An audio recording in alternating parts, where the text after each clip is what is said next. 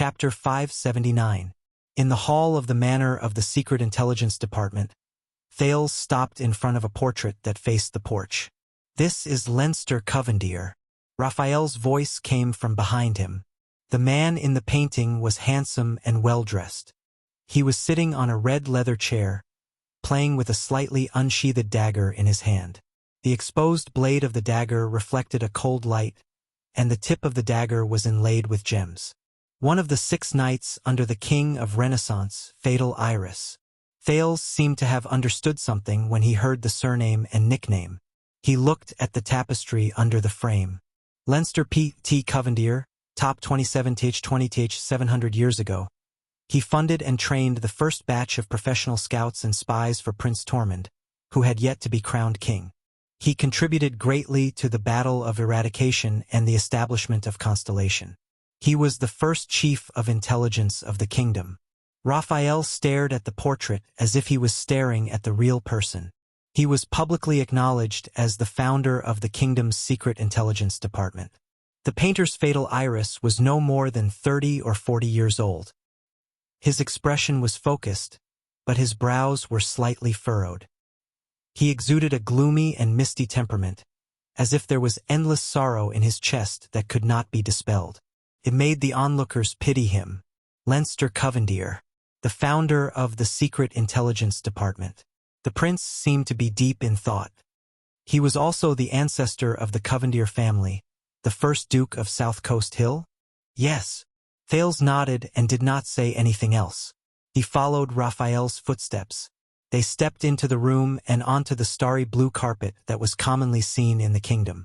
The hall of the manor was wide and bright, completely different from the old and deserted manor outside. Thales looked around. It seems bigger than it looks from the outside.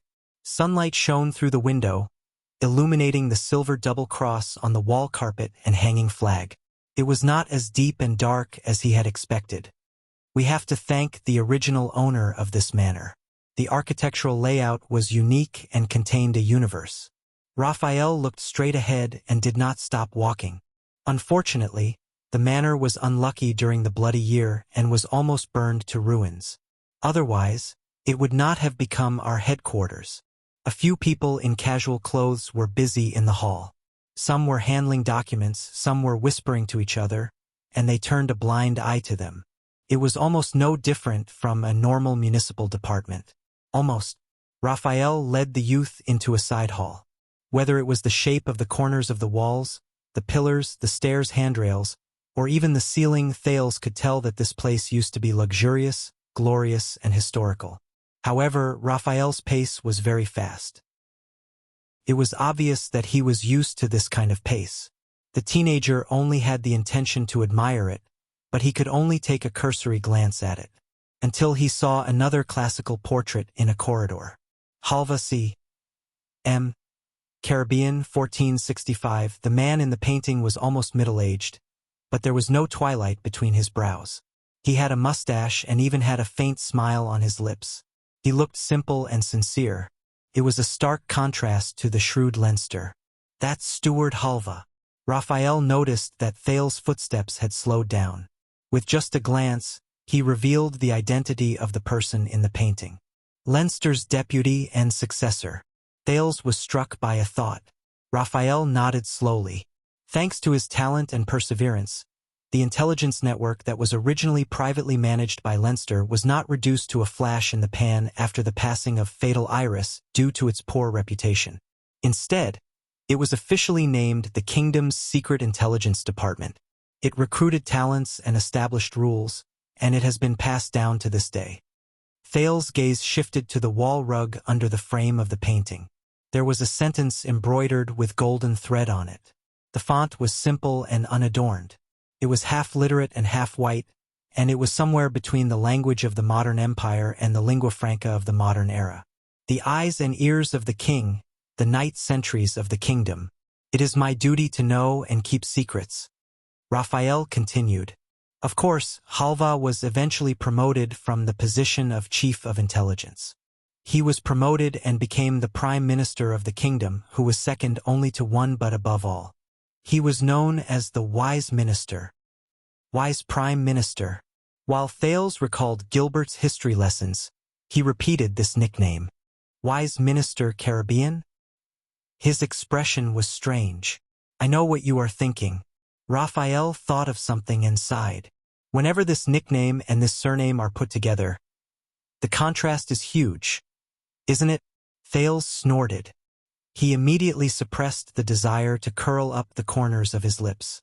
With a stern expression, he continued forward. Their journey was smooth and quiet.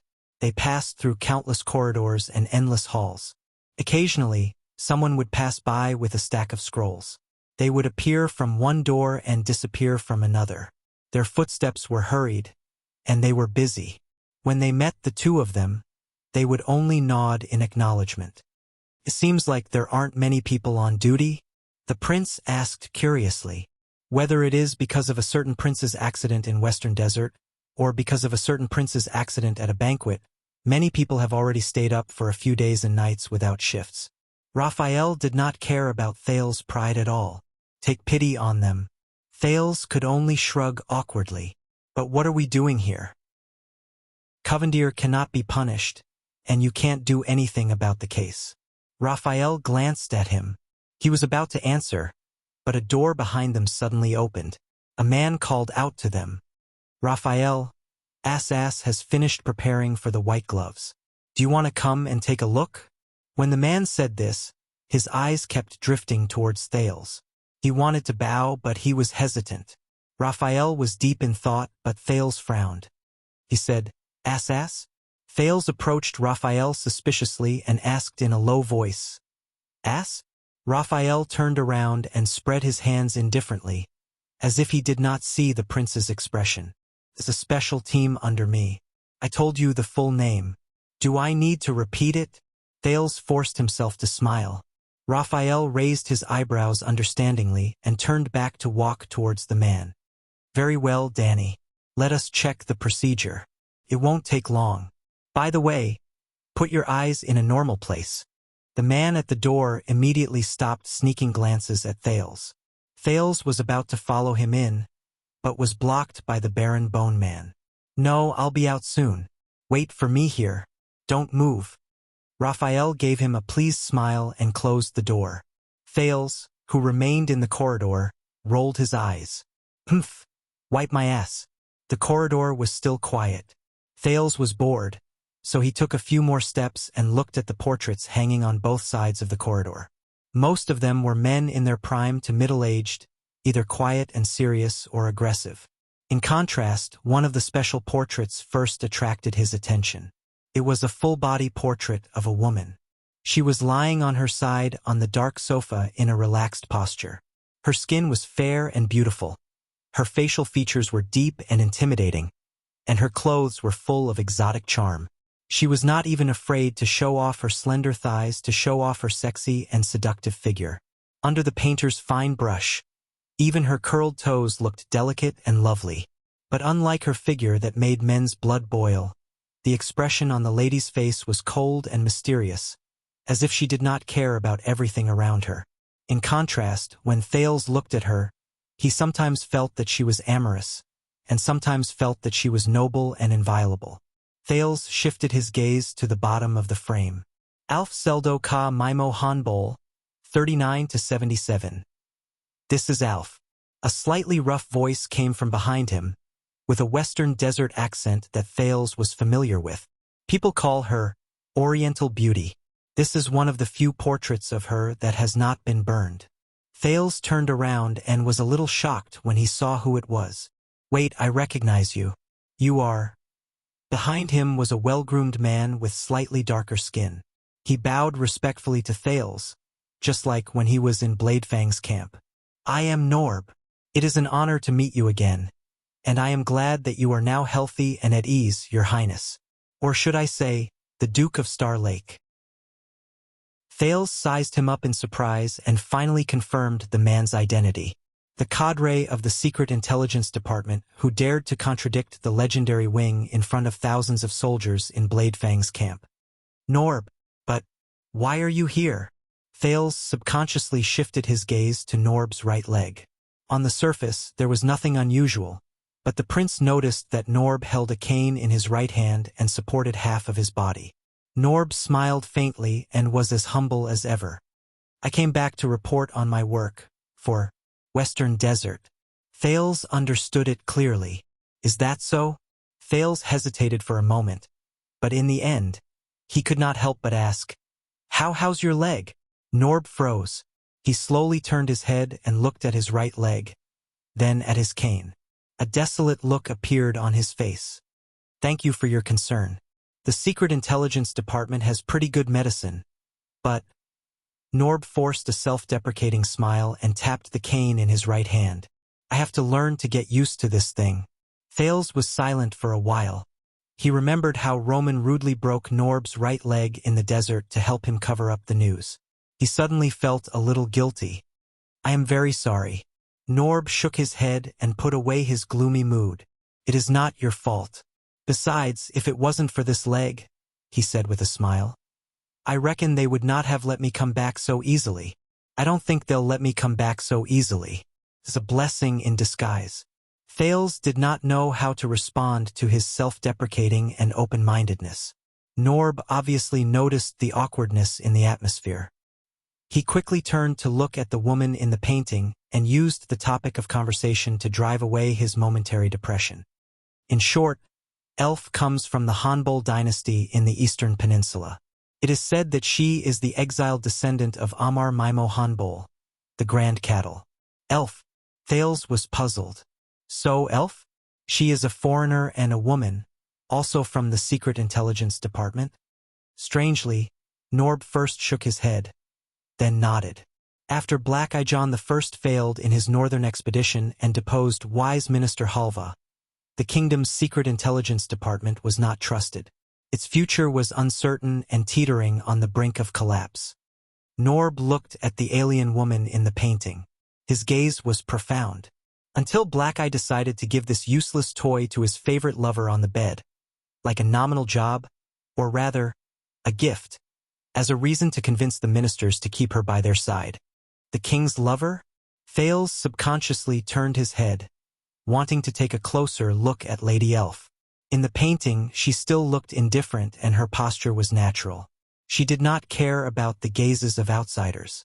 With contempt and hostility from the inside out, Elf withstood the pressure to fight for the budget, reorganized and preserved this dying department with low morale.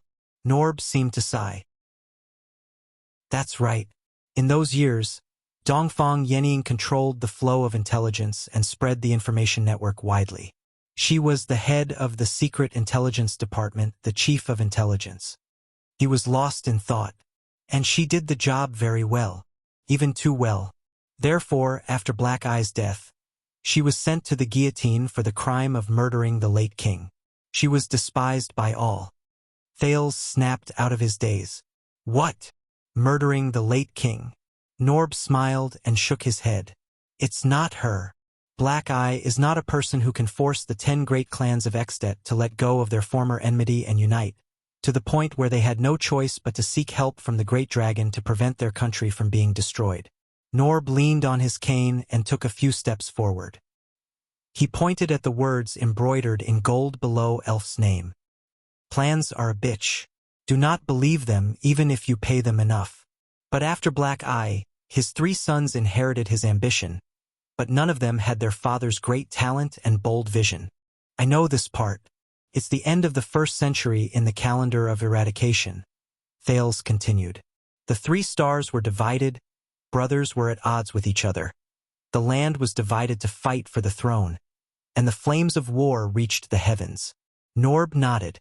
His gaze was profound. So, when you do not have the corresponding achievements and popularity, yet you want to surpass the other 2 and wear the 9-pointed star crown that your father left behind. He looked at Elf and said faintly, the fastest way is to avenge the late king, and if you want to avenge... The prince came to his senses. He raised his gaze in a daze and continued the conversation. You have to have a murderer first. Thales looked at the charming beauty on the wall. I've seen this plot before. At the same time, she was loved by the late king and feared by everyone. She was a foreign spy who was beautiful and skillful, and a whore. The teenager seemed to have understood something. His voice was low. When it comes to murdering the late king, there's no better scapegoat than her. Norb nodded. The prince stared at Elf's beautiful figure, imagining the scene of this former foreign beauty with disheveled hair and dirty face, with clothes that did not cover her body, covered in cuts and bruises, shackles and shackles, limping and walking alone to the guillotine under the cold eyes of the conspirators and the curses of thousands of people.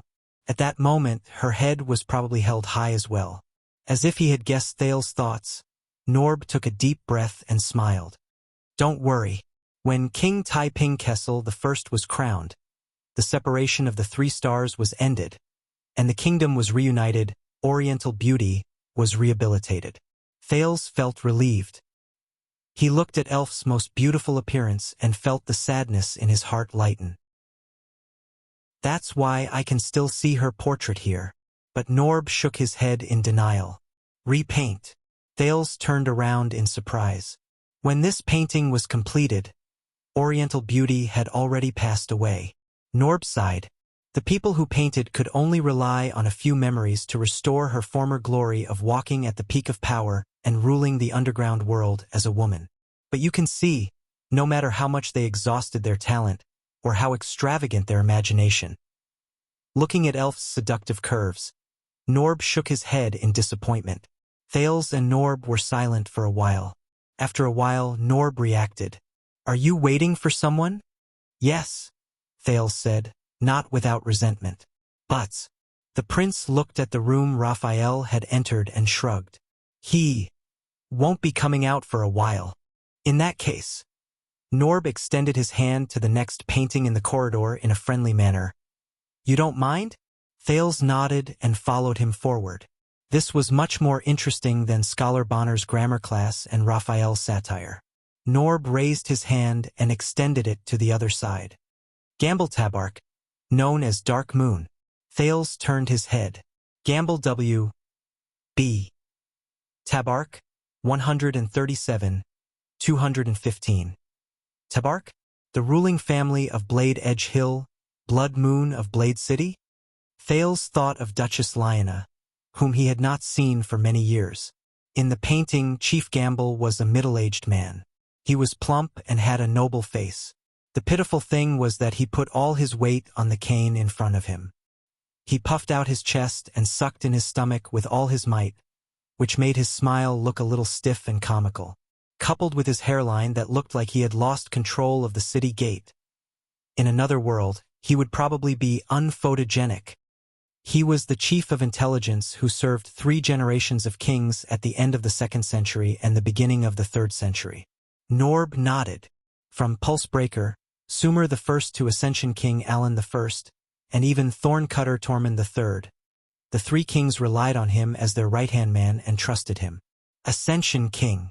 When he heard the familiar name, Thales could not help but compare it to Gilbert's history class. He thought of something and his expression turned slightly cold. Norb's words were filled with nostalgia. Don't judge him by his appearance. People born in our era might find it hard to imagine how great Chief Gamble's contribution to the kingdom was, how significant it was, and how deep his influence was. Why? Norb exhaled. Because in the history books, everyone only saw the king, the prime minister, the generals, and the dukes. They were moved by their foresight and great achievements, but they did not know or turned a blind eye to the filth in the night. Because it is also hard for us to imagine how much power and influence Sunset Church once had within the kingdom in the era before Gamble Tabark's reign. It was as big as seizing territories and ruling succession, and as small as weddings and funerals, daily necessities and daily necessities. An order could be changed, and a word could be spoken. Thales was deep in thought. Norb clicked his tongue and shook his head. At that time, the king's scepter was lighter than a bishop's ceremonial robe. The loyalty of the people came from the piety of their prayers, and the gaze of the gods was the fate of the mortal world. The next moment, Norb raised his head and looked solemnly. But from the time Gamble took charge of the Secret Intelligence Department and assisted the king, to the time he gloriously retired from old age in Blade City, half a century had passed. Sunset Church's believers split into 2 major factions, the church and the temple. They fought endlessly, and the internal frictions weakened them. They could no longer meddle in the royal family's genealogy of succession, nor could they interfere with the kingdom's policies, let alone dictate the daily lives of the people. Thales frowned. Priestess Melgen, who talked about the conflict between the elders and the young in theology class, appeared in front of him. And that nervous little nun.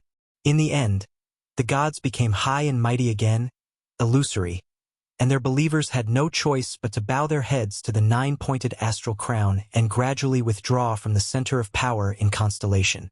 Norb looked at the plain-looking Gamble, and his eyes sparkled. During this period, Chief Gamble hid his reputation, but his contributions were great.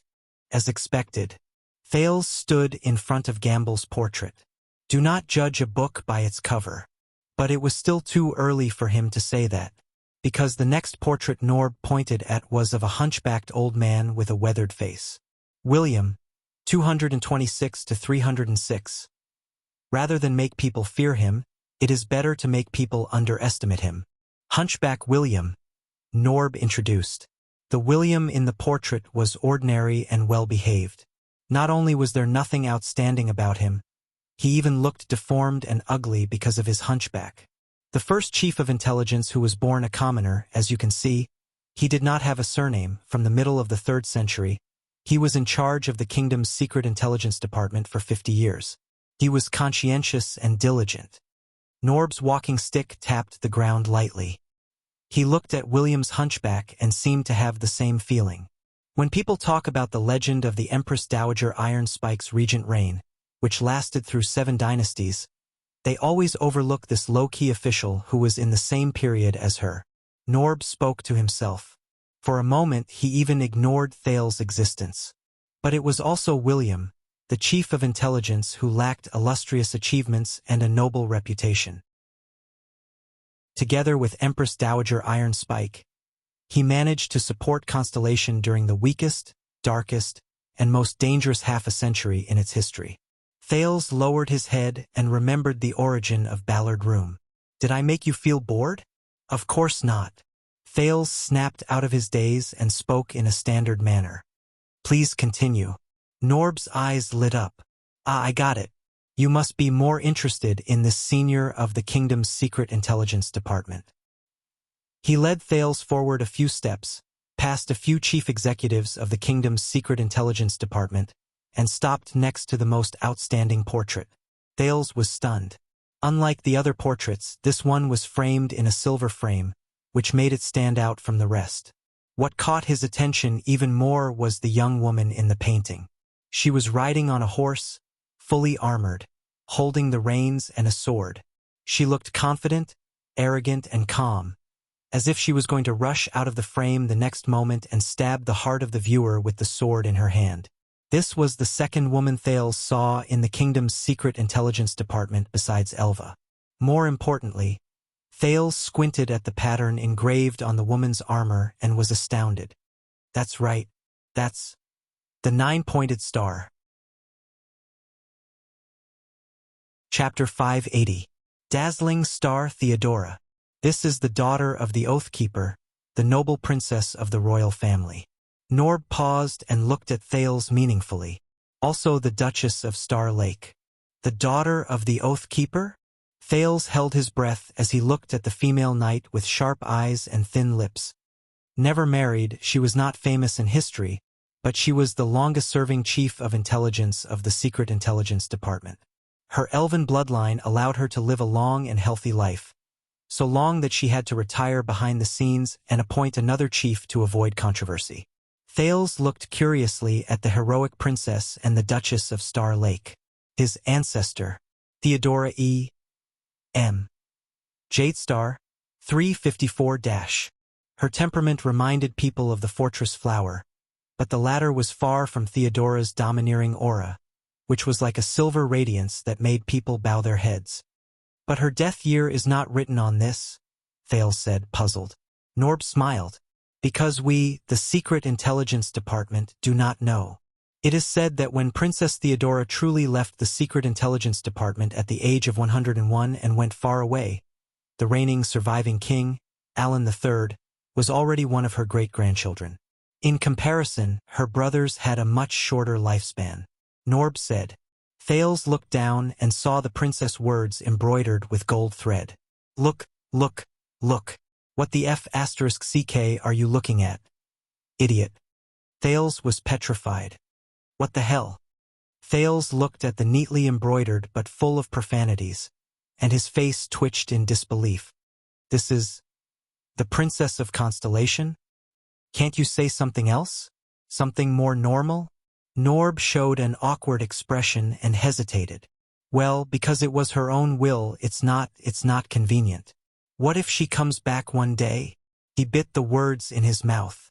Thales narrowed his eyes and understood.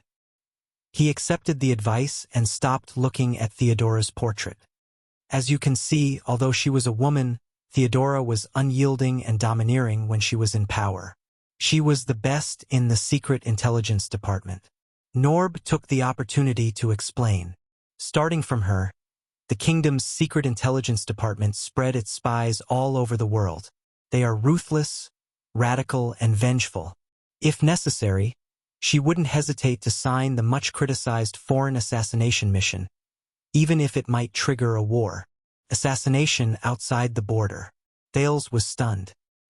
He remembered what King Nuvan had told him that night about the fate of his eldest son. But it was said that during those years, the secret room dreamed of crossing the Great Pine Forest in the south, and Kuntana did not dare to cross the Sea of Eradication. Even though they hated the Secret Intelligence Department to the core, no one dared to touch even a single hair on the spies of the Secret Intelligence Department. Norb stared at the special princess of Constellation. He did not hide the admiration and longing in his eyes. Thales exhaled. Damn the Secret Intelligence Department. In this place, how much history had not been written in the history books. Oh, I'm afraid we'll have to watch the next 3 together. Norb leaned on his crutch with great interest, as if he was still getting used to his new third leg. He pointed at another painting to Thales. In the painting was a tall, handsome man. Noah C. P. Almond, 434 to 462. Loan sale, Noah Almond. Rumor has it that he was one of the lovers of the Conqueror of the North, Queen Erica. The Queen's lover. So, this is the Queen's man? Norb lowered his head and blinked. His previous solemnity was gone. Of course, some people said that the Conqueror of the North liked to chase after women. There was no one in her court that the Queen had not slept with, regardless of gender. When he heard the gossip, Thales looked at the handsome Noah differently. From afar, the Noah in the painting had a fit body and a handsome face. He was indeed outstanding and the best choice. Norb shook his head. Unfortunately, as Queen Erica fell from power, Lone Sail was sent to the guillotine by his deputy-cum-successor. Deputy? By his own deputy?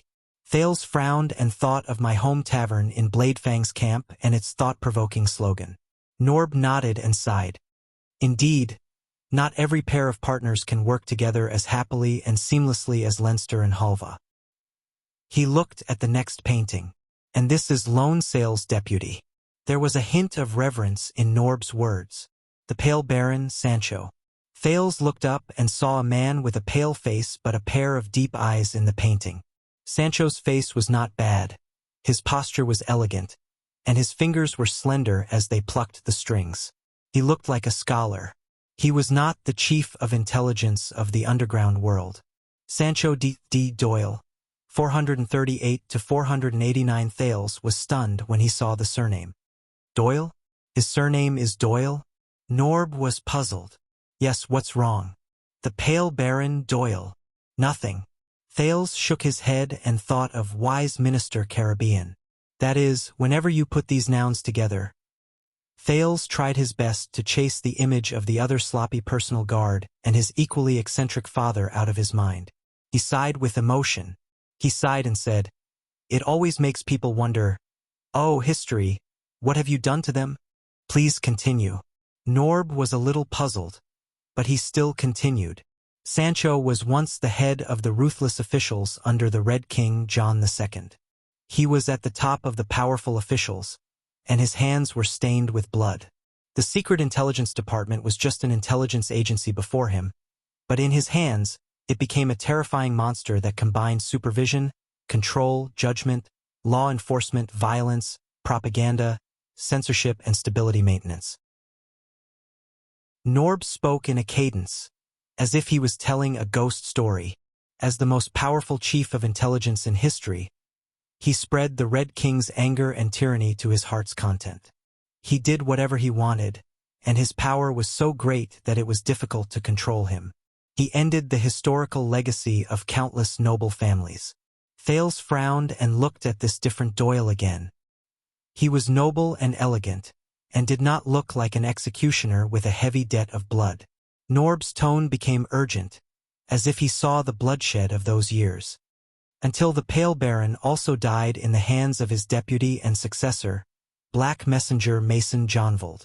Thales raised his eyebrows. Died again by the deputy. He followed Norb's gaze and saw a third person. Mason H.A. Jonvold, 443 to 506. This person stood alone in the darkness. His eyes were gloomy, and his face was not bad, but he appeared harsh and merciless, like a beast choosing its prey in a corner. If one only looked at the portrait, Lone Sail Amund was a righteous and heroic young man. The Pale Baron Doyle was a gentle scholar who admired himself, and the Black Messenger Jonvold. There was no doubt that his gloomy and terrifying temperament made him look like a villain. Norb's voice traveled into his ears.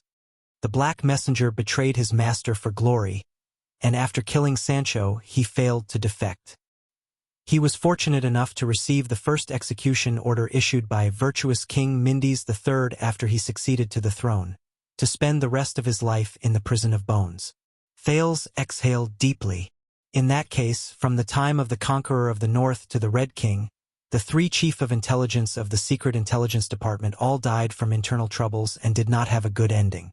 Why is backstabbing popular in the kingdom's Secret Intelligence Department? As if sensing the Duke's sentiments, Norb said slowly, "During that time, the kingdom was in chaos." Thales nodded. A little gossip, perhaps to liven up the atmosphere. Norb lowered his voice and smiled faintly.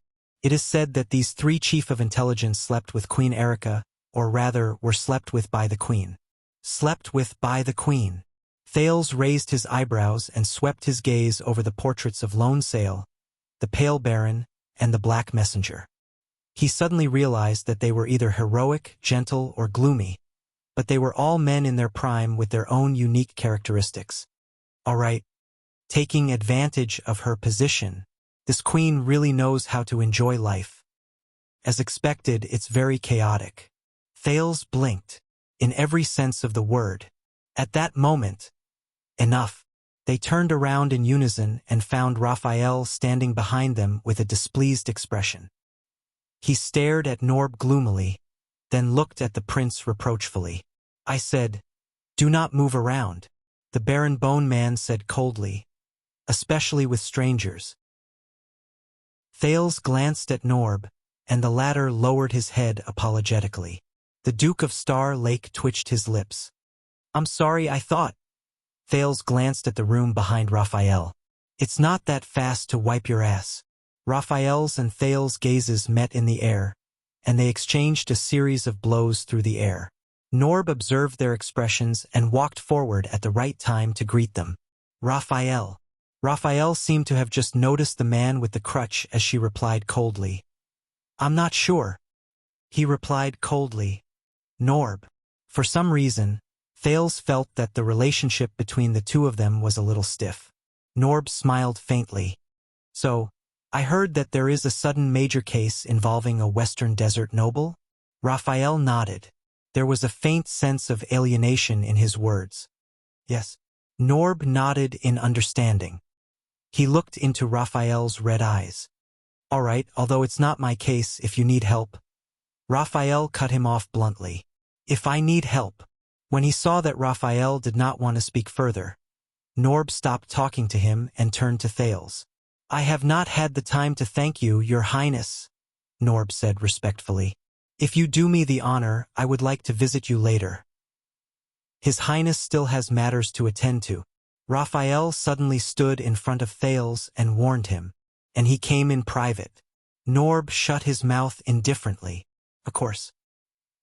He looked at Raphael, who refused to budge an inch, and nodded dejectedly. Of course. Norb bowed to Thales again and limped away with the cane that he was not familiar with. His figure was lonely and a little pitiful. Thales could not bear to see it. What did Norb do? Thales suddenly asked after Norb left. Raphael frowned. What? Thales caught up with the Baron Bone Man. What did he do wrong in the bloody year that he was sent to Western Desert, which is tantamount to an exile?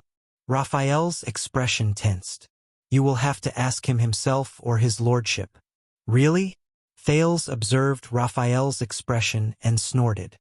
If you want to come to the Secret Intelligence Department for a day, Your Highness, Raphael said unhappily, I can totally satisfy your needs. Why? Are you jealous that I'm so popular? Thales was happy to see Raphael's displeasure. Raphael snorted softly and continued walking. All right, so, tour guide Raphael, who is this? Thales pointed casually. Raphael glanced at it. Lisandro Esposito, no nickname. Or rather, there were too many nicknames, so he simply did not want to use them. Thales moved closer to the portrait. It was a middle-aged man with a humble smile, a kind and humble expression. Lisandro Esposito, 530 to 602. When you know your mistake, you are right. He was born in the year the virtuous king passed away.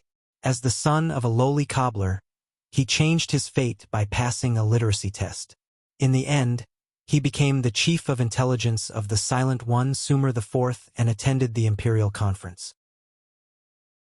Raphael moved forward steadily, not caring that Thales was left behind. Since him, the kingdom's secret intelligence department has swept away its old traditions. It is no longer the king's private toy, but an important national intelligence department with clear rights and responsibilities, efficient operations, adequate budget, and a clear position. Little by little, step by step, we have taken back the disadvantages we have faced against the secret room over the past 100 years. Hence the Secret Intelligence Department today. Raphael's tone was respectful. Thales had to speed up to keep up with Raphael's inconsiderate pace. And he is also Lord Murat Hansen's teacher. Raphael walked out of the corridor and came in front of a specially shaped iron door. Similarly, he swiped at the air with his finger, opened the magic lock in the ripples in the air, and turned into a dark inner room. You mean the Black Prophet? Thales quickly caught up and walked into the inner room. His teacher. But the moment he stepped into the room, Thales suddenly felt a pang of panic. The sin of Hell's river stirred restlessly, but it was different from any previous danger. This feeling was illusory, but it made his hair stand on end. Hiss, hiss, hiss. A faint hissing sound rang in his ears, reminiscent of a slithering snake. Fortunately, this feeling was fleeting, as if it had been there. If it had been any shorter, Thales would have even thought it was an illusion. What's going on? Thales adapted to the darkness of the inner room and followed Raphael's footsteps with trepidation. We usually don't mention this nickname, Your Highness. The Baron Bone Man's tone became cautious, especially in the Secret Intelligence Department. Why? Under the dim light, they walked more than 10 meters forward. Thales was still immersed in the fear he felt just now. He subconsciously asked, "What's wrong?" He subconsciously asked, "Why not?" In the next second, a hoarse voice that he had not heard for 6 years rang out in the darkness. Just like how we usually don't mention star under your skirt, in front of you. Your Highness Thales. This is... Hearing this voice, the prince stopped in his tracks. He did not even have time to understand the ridicule in the other party's words. The feeling of panic attacked him again, even more so than before. The sin of Hell's river was restless. Raphael stopped a few steps in front of him and turned around, revealing the person behind him. Thales' eyes widened. He had expected this to happen, but... Lord Hansen. Thales stared at the thin black figure in front of him. Long time no see. In front of him was King Kessel's current chief of intelligence, the head of the Secret Intelligence Department, the Black Prophet, Lord Morat Hansen, who had been out of sight for many years. He was sitting in a dark wheelchair facing him. The old man in front of him panted painfully while raising his repulsive face, which was only skin and bones, and gave Thales a frightening smile. Thales looked at Morat in surprise. How? He remembered 6 years ago. Although the Black Prophet was old, he was hale and hearty, imposing, and could still threaten Gilbert and Gines with a cane. But now, Thales stared at the wheelchair under the other party.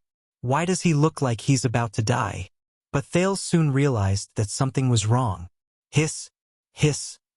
Hell's senses fed him countless hair-raising hissing sounds, which came from the dark and colorless wheelchair. The sin of Hell's river spread to Thales' eyes, allowing him to see the dark room clearly.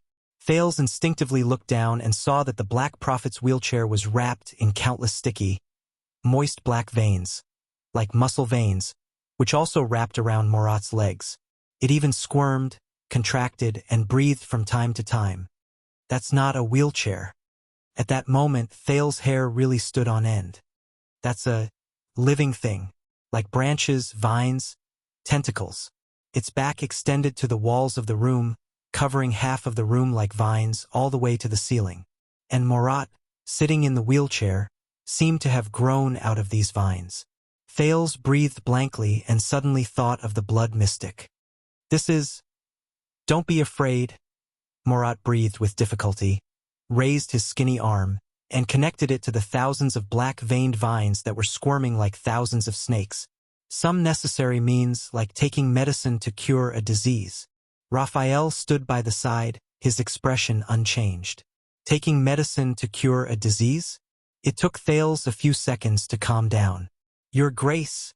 What's wrong with you? Morat laughed, causing the black-veined vines around him to sway. I'm old, Your Grace. The Black Prophet's voice was a little ethereal, but it still chilled one's heart. Time has caught me. Just like how it captured teacher Lysandro and King Adi. Just like it will eventually catch everyone. The Black Prophet's gaze froze, revealing a yearning look. Of course, except for the elves. Thales breathed in a daze. At that moment, he did not know how he should face the monster-like man. I believe you have seen, Your Highness, the kingdom's secret intelligence department has gone through 57 chief stewards. Morat came back to his senses. They are all closely related to Constellation, sharing honor and disgrace. Inseparable. We are not your enemy, Thales. Morat looked at the disgusting living thing wrapped around half of his body and called out the Duke's name. In fact, we are struggling just like you. Thales stared at the black-veined vines and felt his eyebrows twitch. The Black Prophet raised his hand and did something. The black-veined vines that covered half of his body trembled and broke away from the back of his wheelchair, releasing Morat. Hiss! The sound of the vines contracting made one shudder. Only the part that was still wrapped around the wheelchair was still moving back and forth, like maggots surging and pupae twitching. Watching this scene, Thales felt a little uncomfortable in his abdomen. Morat closed his eyes and took a few deep breaths before opening them weakly and nodding at Raphael. Let's begin. The Baron Bone Man bowed his head respectfully, turned to open another door, and disappeared into the darkness behind it. Seeing Raphael leave, Thales suddenly realized that only he, the Black Prophet, and those black things were left in the room. This thought made him uneasy. Mind giving me a push, Your Highness? Morat stretched out his skinny hand towards Thales, opened his deformed mouth, and smiled like a dead man in a coffin. Don't worry, I won't read your mind this time. Chapter 581. In the dim corridor, Thales put his hands on Morat's wheelchair, which was covered in black-veined vines. It took him a lot of effort to struggle with his thoughts before he reluctantly touched it.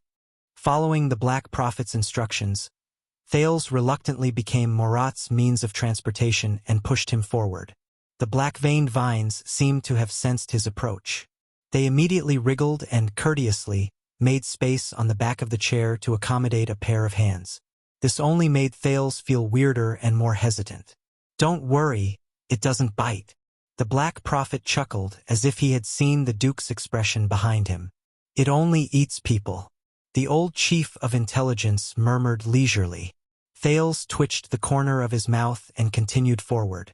It was not that he had not thought of refusing, but since a week, with one foot in the grave, he had no choice but to comply. Since the crippled old man had made such a request, he had no choice but to comply. But, are the people of the Secret Intelligence Department all dead? The teenager complained silently, so much so that a newcomer is needed to help with chores. Shouldn't this job be done by the kind-looking, black-hearted, sharp-tongued Raphael? The wheels covered in strange vines rolled on the ground, but strangely, they did not make any sound. Raphael's figure was hidden in the darkness ahead. Only the faint sound of his footsteps could be heard, barely pointing the way for Thales. They moved forward in silence. Facing the back of Marat's bald skull, Thales felt more and more uncomfortable. Despite the gloves, the inexplicable touch on his hands was still uncomfortable. The places covered by the vines were moist and warm, with a strange stickiness. But Thales still tried to find a gap on the back of the chair as a landing spot for his hands to avoid touching the disgusting black vines, even though it was difficult. This made it even more inconvenient for him to exert force. Is it alive? Does it have its own consciousness? The Black Prophet did not turn his head. Are you alive? Thales frowned. Most people in the world are muddle-headed. It makes no difference whether they are alive or dead, Marat said indifferently. Does it matter whether it is alive or not, and whether it has its own consciousness? Thales sighed helplessly. He had also pushed the wheelchair of Gleeward, a veteran from Dragon Cloud City. In truth, the roads in Shield District at night were bumpy and uneven. There were many twists and turns, and it was difficult to walk. The old cripple from Northland kept cursing and swearing, which left a deep impression on the teenager who needed his help, and he suffered a lot. But now, Thales would rather bear the burden, beat, scold, and push Gleeward's wheelchair for another year than stay with Marat for even a second longer. What the hell is this thing? Oh, Your Highness. The Black Prophet shook his head and sneered silently. You have seen it, more than once. Thales exhaled a long breath through his nose, as if he wanted to expel the man's nagging words along with the anxiety in his heart. Raphael Thales turned his head away unnaturally. He forced himself not to look at the strange vines that expanded and contracted as if they were breathing on the wheelchair. He tried hard to find a topic that could divert his attention. 6 years ago, his palm was clearly cut open, but it was as good as new, and he was still able to communicate with you via voice transmission. Against the fire night, his sleeves were set on fire many times by the rising sun saber, and he always retreated in a fluster. In Heroic Spirit Palace, my attendant mentioned doubtfully that he seemed to have seen his heart pierced. The back of Marat's head was fixed, no longer swaying leisurely. And as the sh*t stirrer of the Secret Intelligence Department on the night of Dragon's Blood, he only behaved in one place. Thales focused his gaze. Bright Moon Temple. They did not change their speed. The road ahead was still dark. There was a slight change in Marat's tone of reply. So? Thales slowed down a little. Devil. The vines on the wheelchair were still wriggling. From time to time, they would change angles and entangle other parts of the wheelchair. The Duke of Star Lake remembered what Zachriel said and said absent-mindedly. Flesh and blood for food, souls for hunting. Revealed in the fire, vanquished before the gods. Thales stared at the vines. This is the flesh of a devil. Marat tilted his head slightly and glanced at the prince. Thales came back to his senses and remembered the other party's identity. Vigilance crept into his heart. He quickly added, I heard it. That's what I heard. When I was a hostage in the north. There was a moment of silence in the corridor. Only the strange rustling of the black-veined vines could be heard. Sometimes it sounded like the crackling of flames, and sometimes it sounded like the gurgling of water. Hey, you can always find the answer yourself. Marat turned his head and smiled. As always, so devils and hell. Thales ignored the other party's sarcasm. They exist here in the Secret Intelligence Department. And developed by you into, Thales glanced at Murat's disgusting wheelchair. Medical prosthetics? Murat seemed to be interested by Thales' words. He shook his head and clicked his tongue. Not us, Your Highness. Not us. We are just inheriting and imitating. We are far from the first batch of people in the world who are unscrupulous and covet the mysterious taboo. Unscrupulous and covet the mysterious taboo. Thales narrowed his eyes. Magic, the prince said quietly. He picked up his pace again and caught up with the faint footsteps ahead. Another legacy left behind by wizards, is it? He said sarcastically. It seems that the kingdom's secret intelligence department is the rightful heir to the magic tower. This time, Murat's tone was cold. I thought Priestess Meljen had already reminded you, Your Highness. Hearing the familiar name, Thales was slightly surprised. Priestess Meljen. You know her? The Black Prophet snorted coldly and did not answer his question. Believe me, Your Highness, magic is not as magical, interesting, and fascinating as it sounds. Its gorgeous appearance is on par with the sins it has committed. But you have a clear conscience in inheriting your predecessor's legacy. The prince looked at the living creature wrapped around the wheelchair and continued with a frown. Whether it is the prison of bones, the magic lock outside, or this, Murat shook his head. Perhaps it is not yet time for you to understand. But let me put it this way. The Secret Intelligence Department is like a lock, locking the door to the world's self-destruction. He was slightly emotional. Just like all the obsessions in this world, going too far is as bad as falling short. Pursuing too deeply will eventually backfire on you. Pursuing too deeply, backfire on you. Thales raised his eyebrows. He suddenly remembered what his two teachers had mentioned to him. The three major covenants of mystics.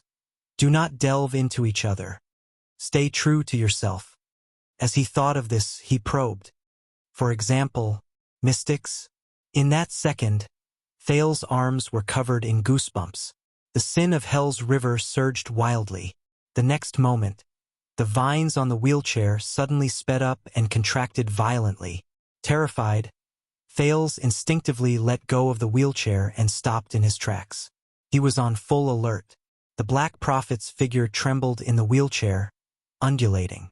He let out a low and strange guttural sound, like dissatisfaction, but also like an instinct when he was deep in thought, like an asthma patient. Thales frowned as he watched. What's going on? A few minutes later, the black-veined vines returned to their original form and became docile again. Are you all right? Thales asked tentatively. After a while, Murat, who looked like he had just recovered from a serious illness, panted a few times and said faintly, I won't die. For the time being. Let's keep going. We're not there yet. Thales put away his uneasiness, put his wheelchair back on and started walking. Look at this thing carefully, Your Highness. Murat said with a sickly voice. Do you think it's something beautiful? Our good neighbors in hell are beyond imagination. They're even more different than the power of eradication. The head of the kingdom's secret intelligence department said weakly. Even the pieces of meat that are cut off from their bodies look different. Thales stared at the wriggling vines and became even more suspicious. And this one? It appears to be extraordinarily energetic and adaptable to its host. It's a surprise gift for doctors when they're at their wits' end. Murat's tone tightened, but it proliferates endlessly in the dark and corrupts its host. It's an unclean thing that the priests abhor. Just like this world, fascinating and deadly. Thales was silent for a while. So it can help you get through this temporarily, but will eventually kill you? Murat laughed. It's worse, child. The Black Prophet's words seemed to be rueful. It's worse than that. Thales subconsciously looked forward. But Raphael's figure had already disappeared in front of him. Don't worry. Murat noticed where Thales was looking and snorted. He's not me. He's still young. He can handle it. The Black Prophet's tone fell silent. He's still young. He can handle it. Thales frowned. Just to save his hands that were maimed by Duke Arund? The Black Prophet silently looked at the black vines on his legs and shook his head. It saved more than just his hands, child. The devil is always there, but the devil does not speak. For some reason, Thales suddenly thought of this sentence. The former crown Prince Midier. For some reason, Thales suddenly remembered something. As the creator of Project Dragon's Blood, he used to lead the Secret Intelligence Department, or at least worked with you, right? Marat looked up, his gaze sharp. Did he use it? Thales looked at the black-veined vines tightly wrapped around the Black Prophet's legs. Using this thing to treat his crippled legs? This time, the silence lasted for a long time. It's not that no one suggested it. It was rare for Marat to express his emotions. He spoke in a nostalgic tone. But Prince Midier, he refused with a smile. He said, Marat stared at his skinny hands, then at the vines on his legs. Without these legs, he can still stand up and be a complete and healthy person. Thales' eyes lit up, as expected of him. It's thought-provoking. He said sincerely, Of course. Marat hunched his chest and could not help but lament. Most of the defects that people need to fill are not in their bodies. Looking at Marat in this state, Thales suddenly had an illusion. In his state of being wrapped in vines, Marat, who was weak and in pain, had lost his once terrifying appearance as the Black Prophet. He now behaved like a sentimental, ordinary old man. Perhaps, facing this Marat, he could gain more. With a thought, he patted the wheelchair, and the vines on it shook. Then how did you get this thing? Don't tell me you have a mind that leads straight to hell? Marat was silent for a while, just when Thales thought he was not going to answer. According to the agreement, the leader of Blood Whistle should be standing here now to continue talking about our cooperation. Marat sighed, but unfortunately he missed the appointment. Thales was stunned at first, then his eyes widened. Who, did you say? Marat chuckled. You know, child. His frail body trembled in the wheelchair. I can read minds. Thales' expression changed. This again? That's right. I know Ricky. I know the disaster swords. And I also know that you spent at least a few hours together. The old man in the wheelchair said flatly. Ricky. Thinking of the strange disaster swords Crassus, Thales put away the surprise in his heart. Continue talking about our cooperation. The Duke of Star Lake remembered Ricky's words in the dungeon. Our relationship with Constellation's Secret Intelligence Department is closer than you think. Disaster Swords and the Kingdom's Secret Intelligence Department. He was just trying, but he actually managed to get some information out of him? I thought you said you wouldn't read minds today. Thales leaned forward slightly and carefully observed the Black Prophet's expression. No. Thales understood. It's Norb. It's him. He came to report to you about Western Desert. That's how he knew I met Ricky. Marat raised his head and met Thales' gaze. Compared to 6 years ago, you've become sharper, Your Highness. He said softly. Even their fear of me has dissipated quite a bit. You're really impressive. Thales pursed his lips. Is that so? Then who was the one who reported the prince's presumptuous and reckless actions to King Kessel's Secret Intelligence Department? But in the next moment, Marat asked softly. Then, Your Highness, as someone who personally experienced it, can you dispel my doubts? In Bladefang's camp, what made the mercenary Ricky break his promise? Give up on our long-term cooperation and run away. Long-term cooperation. Thales caught on to this keyword. His gaze fell on the wriggling vines on the wheelchair. The flesh of demons. For some reason, Thales suddenly remembered what Marat had said earlier about the flesh cut from their bodies. I see. That's their cooperation. The Black Prophet's words pulled him back to reality. Do you know? Thales came back to his senses. What made Ricky break his promise and run away? At that moment, he thought of Zacriel in the prison of bones, of the blade of purification drawn on the paper, of the former king who was the enemy of the world, according to the night of judgment. No, I don't know. Thales really wanted to answer that, but he couldn't, because he knew. Thales remembered Yodel's reminder. He could not lie to Marat. Yes. Thales answered naturally, calmly and smoothly. Williams. The legendary wing used Ricky's mercenary group to create chaos and recapture Bladefang's camp. After that, he threatened him to scram as far as he could. I guess he listened. Williams. The Black Prophet's gaze froze when he heard the name. He was silent for a few seconds. All right, maybe. Very well. Looking at the other party's reaction, Thales said quietly, if Sabo really opened the bet on the evil dog that bit off a certain person's leg, maybe I can really win money. So the Disaster Sword and the kingdom's secret intelligence department are old friends? Thales was determined to continue exploring. He endured the discomfort and tapped the vine, causing it to shudder again. Did Ricky give you these things? The black texture on Ricky's face, Raphael's arm, the Black Prophet's wheelchair. Not just this. The Disaster Sword from 100 years ago, Crassus and the Red King, mercenaries and the kingdom's secret intelligence department. It all adds up. Murat was silent for a while as well. But this time he answered Thales with a low, sinister laugh. It made the second prince flustered.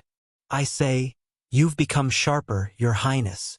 But you're still not cautious enough. Thales was slightly startled. Not cautious enough. What do you mean? Murat stopped laughing and said abruptly, Raphael's report is very correct. Thales had a bad feeling. What report? Murat looked her up and down and shook his head. After 6 years of observation, he said, when you're in trouble, Prince Thales is capable and broad-minded. You're good at collecting information from various sources, combining intelligence, piecing together clues, observing and thinking from a different perspective, and then using your bold and imaginative mind, you go straight to the point and creatively come up with solutions that no one can think of. But his tone changed. You're too stubborn, too focused on the questions you raise, and lack the prudence and rigor required for intelligence work. It's inevitable that you'll be misled by the logic of the story you deduced, and miss out on inconspicuous but important details. For example, your stunning appearance at the national conference. Thales held his breath. You're also too emotional, too concerned about the nature of things, and lack the smoothness and comprehensiveness needed to deal with complex problems. You're often bound by principles and ignore the cost, making impulsive choices that ordinary people cannot understand. For example, your all-out gamble in Heroic Spirit Palace. The Black Prophet narrowed his eyes. Even last night's bravery. Thales felt the arm that was pushing the wheelchair stiffen. Why is he suddenly saying all this? But Murat's words were still unstoppable, like a demonic voice. So, you often fall into unpredictable and terrible consequences after you act decisively to turn the tables. You've guessed the beginning correctly, but missed the ending. The Chief of Intelligence of the Kingdom's Secret Intelligence Department, the Black Prophet, Lord Murat Hansen, said faintly, commonly known as acting smart, shooting oneself in the foot. At this moment, Thales could not help but think of Raphael's team. The prince's ass. A wave of indignation welled up in his heart. But at this moment, Murat raised his eyebrows slightly and brought the topic back to its original topic. I mentioned Ricky, and only said that we're working together, but I never said it was for this thing. He looked disdainfully at the black-veined vines wriggling beneath him. But why did you connect the clues so confidently, and think that this thing must have come from Ricky?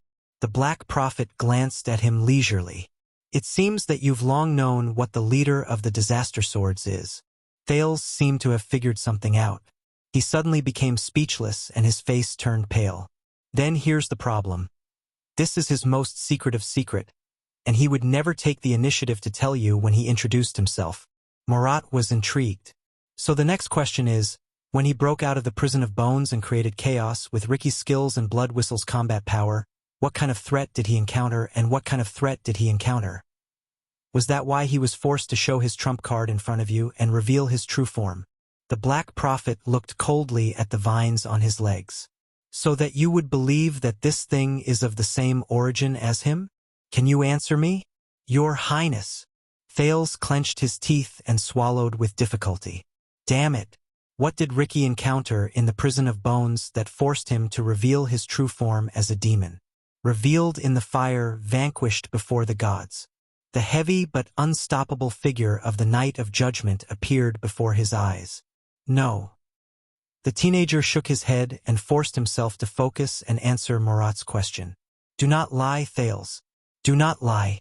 The legendary wing. The prince tried his best to speak calmly. He beat up Ricky for being so audacious. We all saw his face. It looked like it came out of a black mineshaft, just like this. The Black Prophet fell silent again. Very well, you are telling the truth, the chief of intelligence said slowly after a while. At least you think you are telling the truth.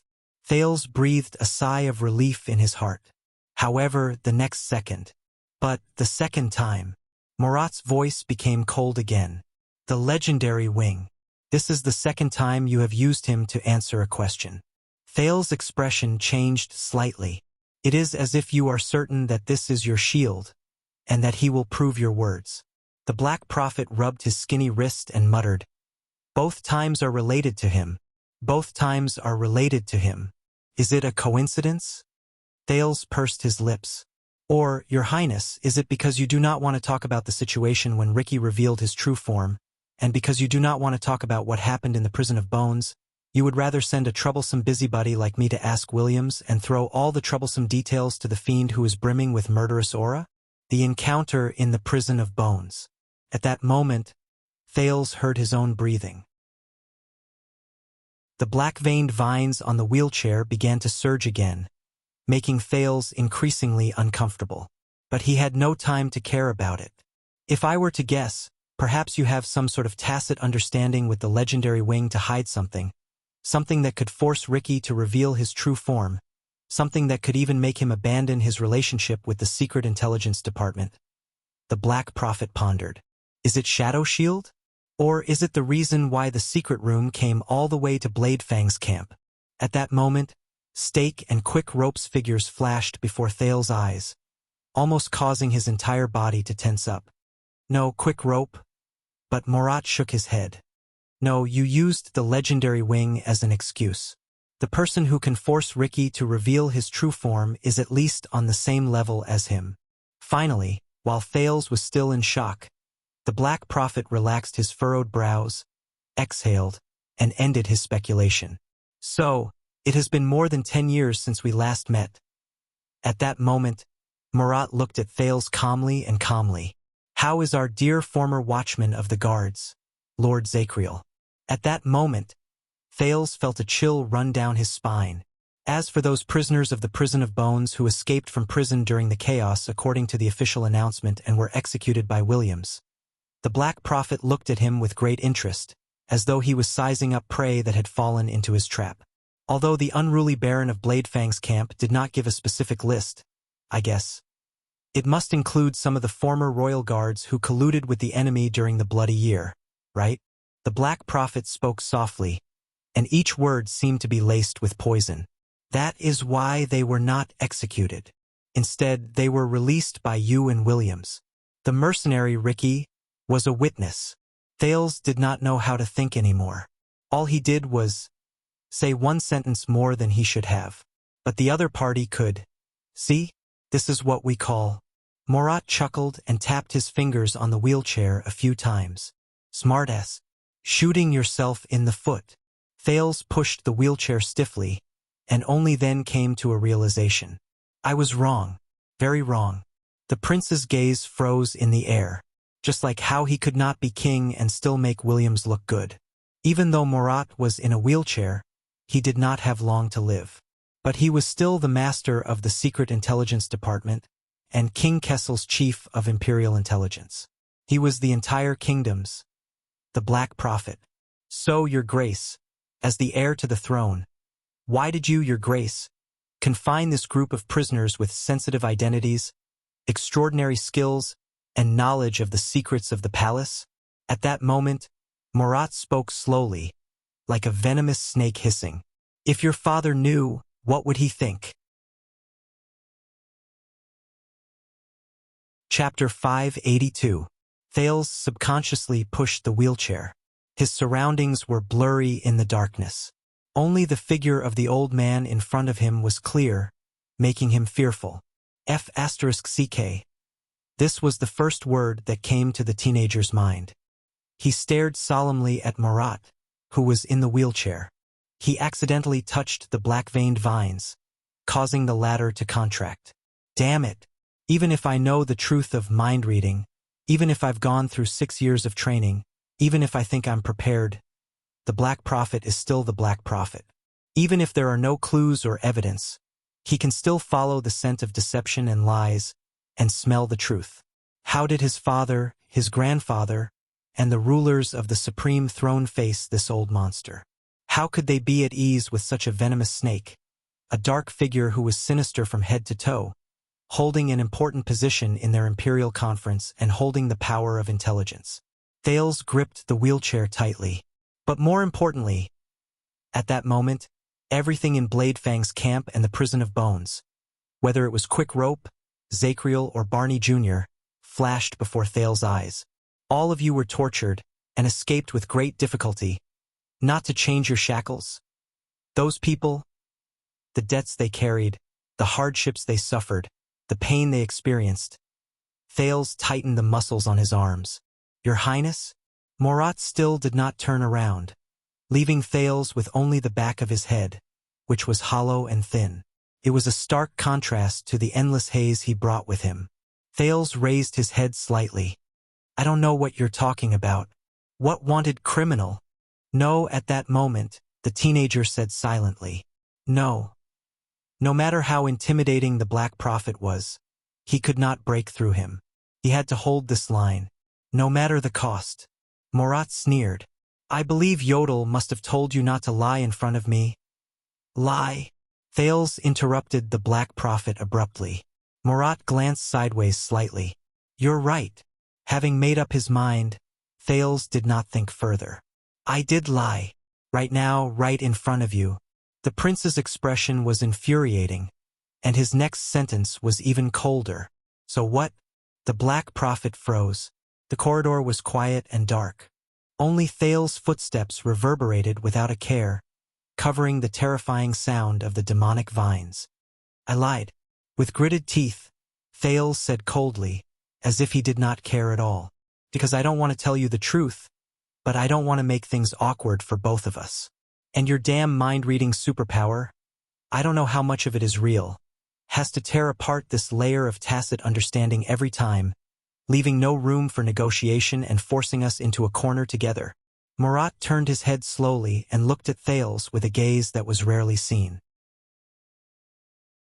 He stared back at the Black Prophet, trying his best to forget the fear that had taken root in his heart since their first meeting.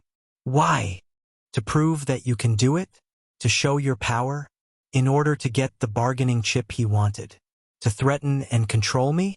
Thales summoned the sin of Hell's River and tried his best to stabilize his heartbeat and breathing, sealing off any possible emotions from leaking out. He imagined himself to have a heart of stone at this moment, invulnerable to blades and spears. The corridor was silent for a moment. Because it's my job, son. Murat opened his mouth slowly. His voice was hoarse and dry, and it was hard to tell whether he was happy or angry. Be vigilant in times of peace and eliminate threats. Thales stopped in his tracks. The wheelchair came to an abrupt stop, causing Murat's body to sway slightly. The footsteps stopped and the darkness remained. Only the flesh of the demon on the wheelchair was left in the corridor, wriggling and curling back and forth. The eerie rustling added a hint of silence to the atmosphere. Then this is my choice, Your Grace. A few seconds later, the Duke of Star Lake's emotionless voice rang. I lied out of my own interests and considerations. So what? From an invisible angle, the Black Prophet narrowed his eyes slightly. And you used the wrong form of address, Murat. The second prince stared straight ahead into the darkness. There is no child here, only Thales Jadestar. Murat was silent for a moment, then snorted softly. Your choice. Even if your choice may endanger the kingdom, even if your willfulness may go against your father. Bang!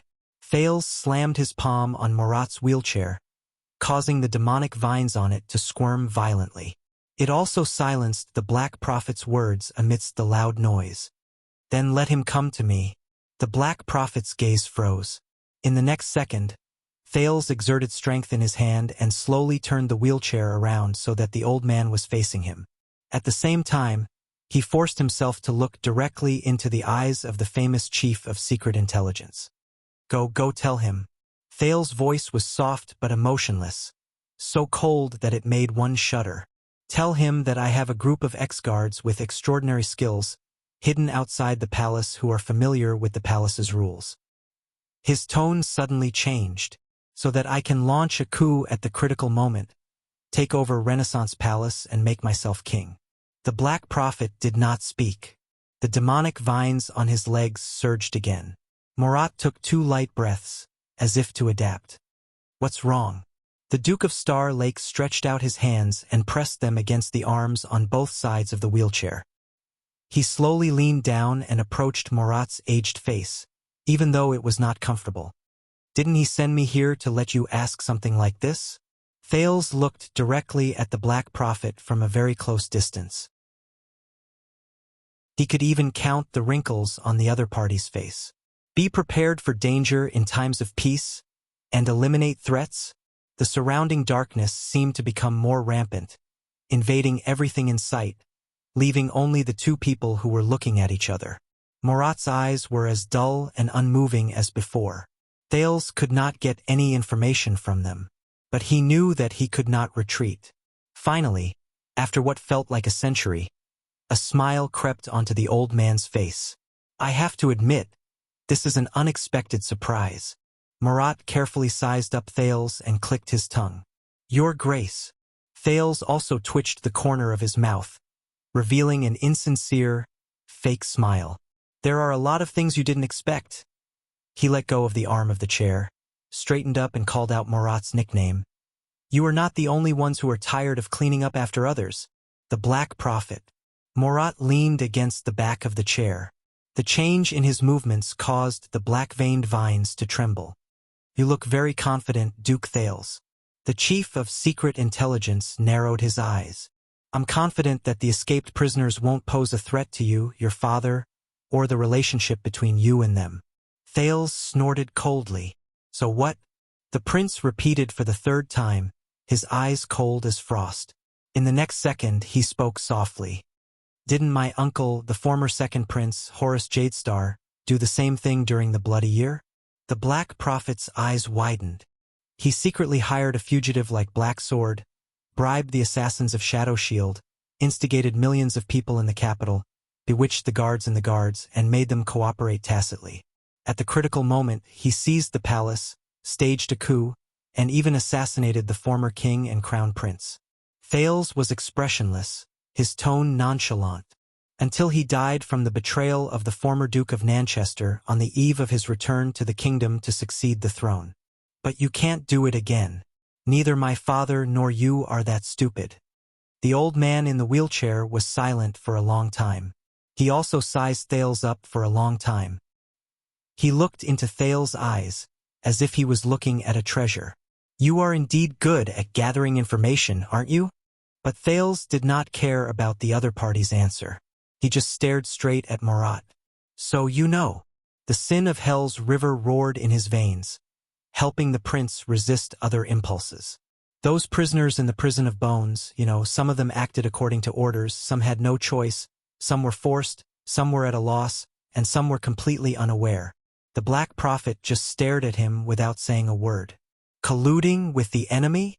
Thales sneered. They may have failed in their duties, but it was mostly because of the Jadestar royal family's internal strife that they had to bear the blame. He thought of Barney Jr. and the deceased Nair and Nalji in the prison of bones. He gritted his teeth and said, Bury the past. Murat closed his eyes and inhaled softly, as if savoring the dim light and oppressive atmosphere. I understand. The Black Prophet slowly opened his eyes and looked straight at Thales. About why you let them go. Thales did not avoid his gaze. He met the other party's gaze and nodded. They have paid the price for not seeing the light of day for more than 10 years. And at least on the day I see them, they have completely atoned for their crimes. He said sarcastically, Much more useful than a certain intelligence department that is full of loopholes and only knows how to clean up after things are done. Murat did not defend himself. He just continued to stare at Thales, his thoughts unfathomable. So I gave them freedom as a reward, Thales continued. His tone was firm and brooked no argument. In the most low-key, safest, most in line with the kingdom's interests, and in a way that does not damage the royal family's reputation. The prince took a deep breath and adjusted his mood.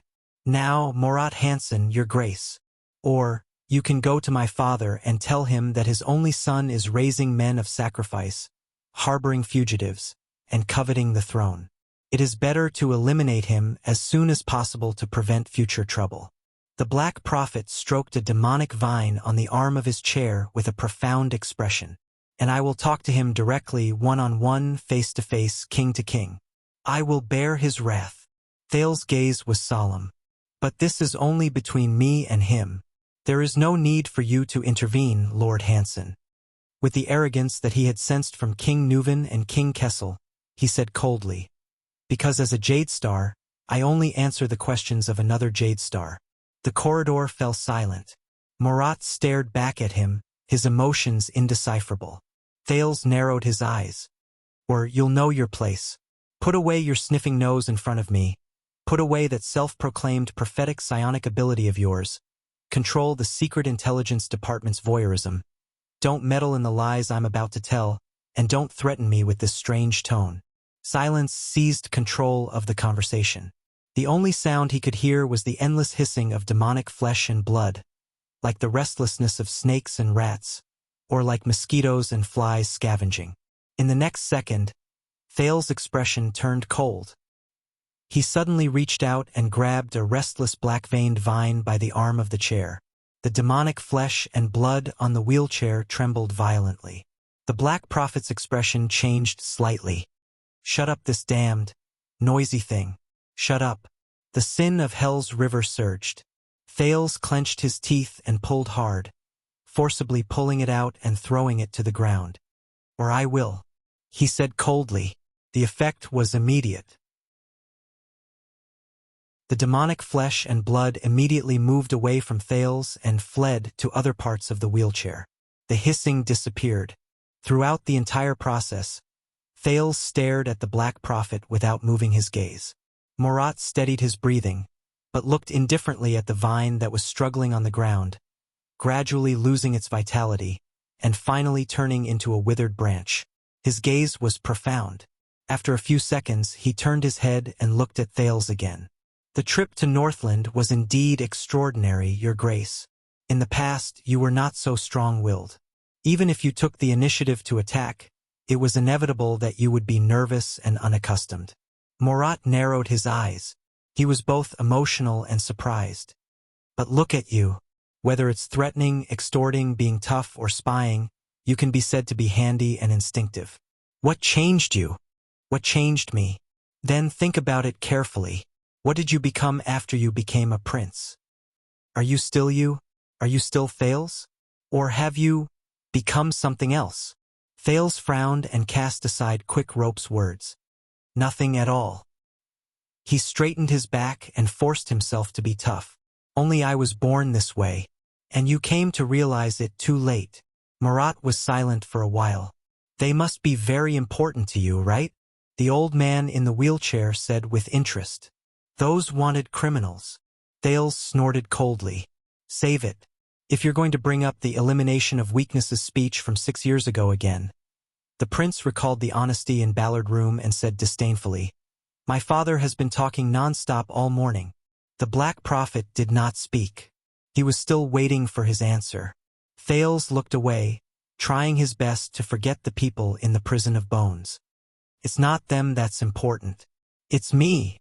He gritted his teeth and said, My principles, my rules, my choices. Loyalty will, be rewarded. The Duke of Star Lake lowered his head and looked straight at Murat. And those who hurt me must pay the price. Do you understand, my lord? This time, the silence lasted especially long. Until Murat, who was watching him silently, curled the corners of his mouth and smiled strangely. The vines on his legs were still wriggling, but they were much more restrained. Looking at Murat's smile, Thales tried hard to suppress the anxiety in his heart. "Don't worry, Your Grace. I'm not that heartless." The Black Prophet put his hands on his knees and narrowed his eyes. "Since you've spoken and vouched for it, we'll give you face no matter what." At that moment, Thales breathed a sigh of relief. Besides, it's been 18 years. Murat tapped the wheelchair gently, as if to appease it. At the same time, his eyes were in a daze. Those old people from Renaissance Palace are long outdated. Their damage is limited and they won't be able to do much. There's naturally no need for me to waste my budget on issuing arrest warrants. Well, except for one person. The Chief of Intelligence snapped out of his daze and grinned. "But, Your Grace, please give us more trust next time." "Trust?" Thales frowned. "Williams is not a professional after all," the Black Prophet said calmly. "It's not like the Secret Intelligence Department can't arrange something like a fake death." He glanced at Thales. "And you don't have to use this method of looking death in the eye to avoid trouble?" Thales' mind froze. He said with difficulty, "Of course." The Black Prophet smiled. "But your father will find out sooner or later. Do you understand?" Thales froze. "Of course. Then can we continue, Your Grace?" Thales took a deep breath, gripped the back of the wheelchair again. The black-veined vines fled to the other side again, turned it in the right direction, and hid Murat's face in the darkness. "Of course." Thales took a step forward. They moved forward again. "Very good. You're starting to get on the right track," Murat said leisurely. Thales was startled. "What?" "I've been in the Secret Intelligence Department for a long time, child." This time Murat's words were tinged with a hint of sadness. "I don't know when it started, but everyone became cautious and timid in front of me, no matter who it was. And as for a person who has no qualms about lying to me, and is not afraid to lie to me, a person who is not afraid to lie to the Black Prophet." Thales thought about this sentence. Murat continued. "Ever since the bloody year, when the late king and crown Prince Midir passed away, only the sunset goddess knows that I haven't met such a person for a very, very long time in my life." He chuckled, as if remembering something, and shook his head slowly. Thales had a strange expression on his face. He could not believe that he actually felt nostalgia and sadness in the words of this notorious intelligence chief. So what about before that? Thales took the opportunity to ask. "My uncle, my grandfather, when they stood in front of you, how did you get along?" The Black Prophet was silent for a second. "Just like you just now." Thales' footsteps faltered, but he quickly adjusted. Whether it was the late king or the late crown prince, they were never afraid or concerned about lying in front of me, even though they knew that I had the ability to detect their lies. In the endless darkness and desolation, Murat said faintly, "And do you know why?" Thales' thoughts paused. 82nd and Crown Prince Midir. They were never afraid or concerned. Lying in front of the Black Prophet? Thales was a little surprised. At that moment, he suddenly recalled the image of the two described by King Kessel in the Star Tomb, as well as the king who was the enemy of the world, mentioned by Zachriel in the Prison of Bones. But he quickly reacted. Power. Thales pondered. Because they have power. They are not afraid of you. And they do not care what you know. He stared blankly at the back of the Black Prophet's head. And as a subordinate of power, you have even less motivation and need to expose their lies. For some reason, at this moment, Thales remembered the night he and Quick Rope exposed each other's identities. This has nothing to do with your power, Thales. On the contrary, the more power you have, the tighter the chains will lock you, and the deeper you will be trapped, the more you will be unable to break free. Just like our father. Well said. The Black Prophet suddenly clapped his hands and laughed. He laughed for a few seconds before slowing down his tone. Power. Only power. Murat's words were full of emotion. Power is not afraid of lying. To a certain extent, it likes to lie, enjoys lying, and is good at lying. The power it possesses can only flow through lies, distinguish between friend and foe, and manifest its existence. His tone slowly tightened. causing Thales to be on guard for no reason. When it really makes people go against their will and nature, it makes those who feel that something is wrong start to become numb and convince themselves to give up questioning and believe in lies. Only then can it become real power. Thales was a little lost in thought. The emperor's new clothes, the elephant in the room. The prince said faintly, "They lie to us. We know they are lying, and they know that we know they are lying. But they keep lying, and we keep pretending to believe them." The Black Prophet pondered for a while, then hummed in puzzlement. "I didn't say it." Thales came back to his senses and coughed. It was a female author who said, "A certain saying from Northland." Morat was silent for a while, as if recalling, then denied. "No, there is absolutely no such saying in Northland." Thales was embarrassed at first, then smiled in relief. "Indeed, there isn't," he said without hesitation. "I'm lying." The Black Prophet smiled. "I know." Thales snorted softly. "Yes, I know you know." He raised his head and looked at the road ahead. A door appeared at the end of the corridor. "So, when I lie next time, please be understanding." Morat heaved a sigh of relief, seemingly satisfied.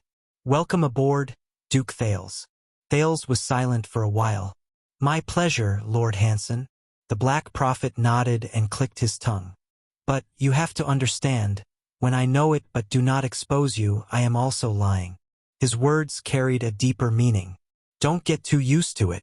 Thales' vision turned blurry. Distorted. Thales. Distorted.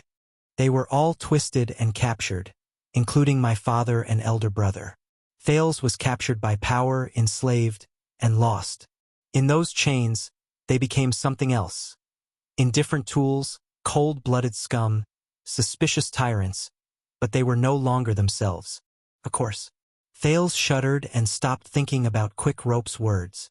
Of course. The teenager's footsteps moved forward steadily. For some reason, after the negotiation and probing with the Black Prophet, he had clearly resolved the crisis for the guards and Quick Rope and blocked the threat. But it was different from all the previous escapes.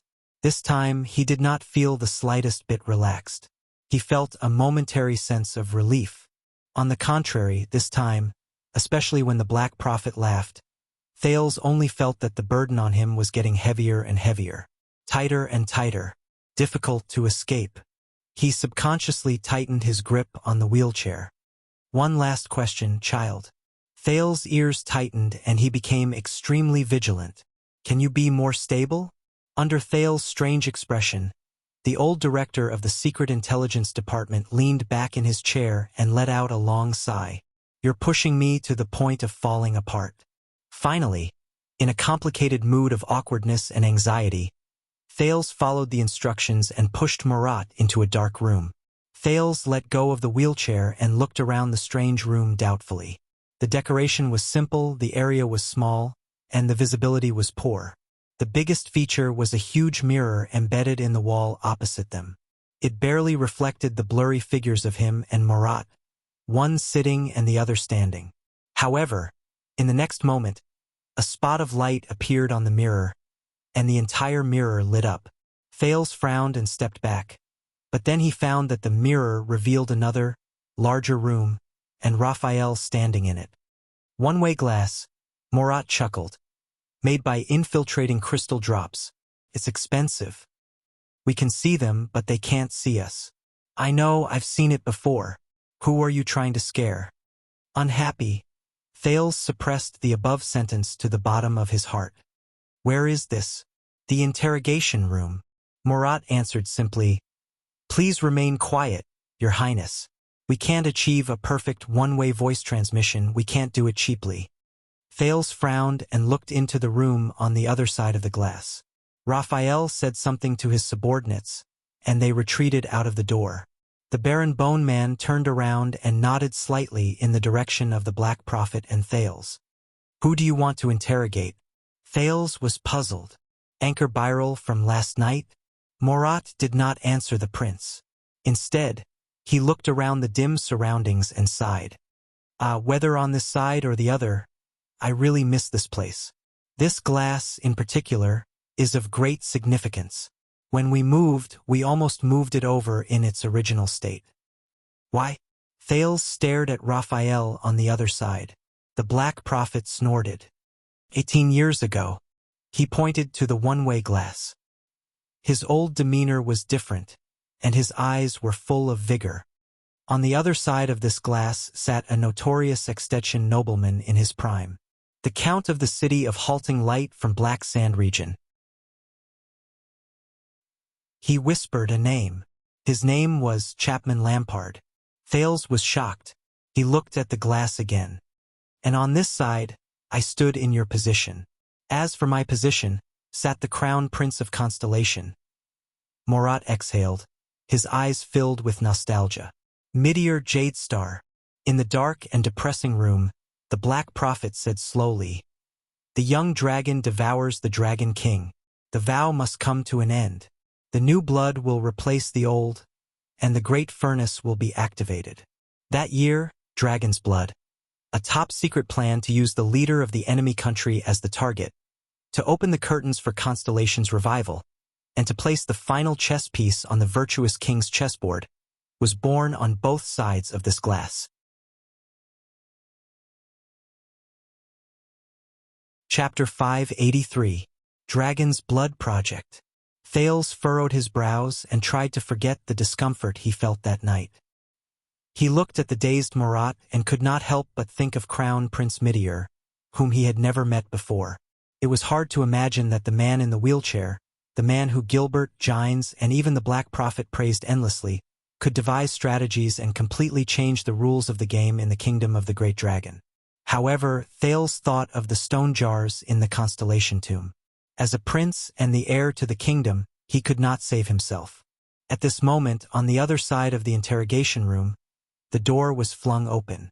Thales snapped out of his daze.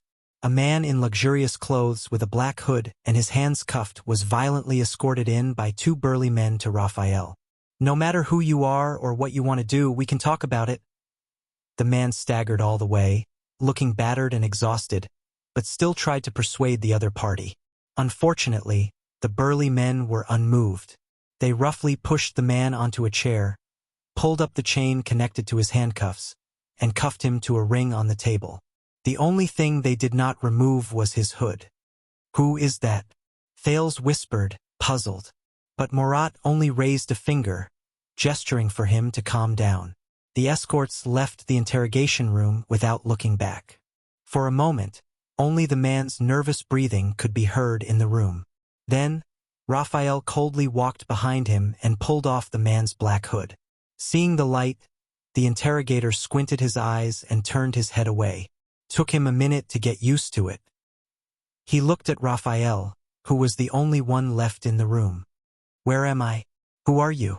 The man was middle-aged. His hair was messy and there was a bruise on his face. It was obvious that he had not been treated well before. Forget it. But seeing the light again made the man feel a little more at ease. He observed his surroundings and cleared his throat. "But I strongly suggest that you let me go before things get worse. My fish is too big. You can't eat it." Raphael did not answer. He just sat down opposite him and stared at him coldly with his red eyes. The man snickered and tugged at the shackles on his hands, causing the chains to rattle. "Ha! That sounds like it. Tell me, brother, is it the Blood Bottle Gang or the Brotherhood?" Thales looked at the Black Prophet in confusion, but the latter was unperturbed and seemed uninterested in the interrogation. Although he looked disheveled, the interrogator seemed to have gradually recovered his bearing. His tone was confident and confident. "If it's the Blood Bottle Gang, Catherine and I are old friends. We are old acquaintances in South Coast Hill. We are not just familiar, hee." Raphael remained silent. The man's smile faded slightly. "If it's the Brotherhood?" The interrogator leaned back in his chair, shook his head and clicked his tongue. "That's even better. I know Senza, he's a man who's been through hundreds of battles. There's also Alpha Wolf Rezanki. I've known him since he was selling goods on the streets. We almost became partners. Fatty Morris also has business dealings with me. However, the Baron Bone Man seemed to have made up his mind not to speak. He only stared intently at the other party. If it's neither, the man calculated, and his expression changed again. Then they must have come specifically for me. The interrogator left the chair and looked at Raphael seriously. Who's your employer? Let me guess. Fragrance Chamber of Commerce? The Carpenters United Guild? Or some noble with a misunderstanding? Or some ignorant country bumpkin? But the man thought of something, and his gaze shifted. I got it. Did my bumpkin subordinates hire you? He leaned back in his chair and snorted. They think that they can. All right, listen, the people who hired you are so poor. No matter how much they pay, whether it's 100 or 200, 1,000 or 2,000, I'll pay double. The man raised his hand with ease and tugged at the shackles, gesturing to Raphael. Raphael was unmoved. The man frowned. If you're not doing this for money, for example, for friendship and loyalty, or if you're their relative, then listen to my advice.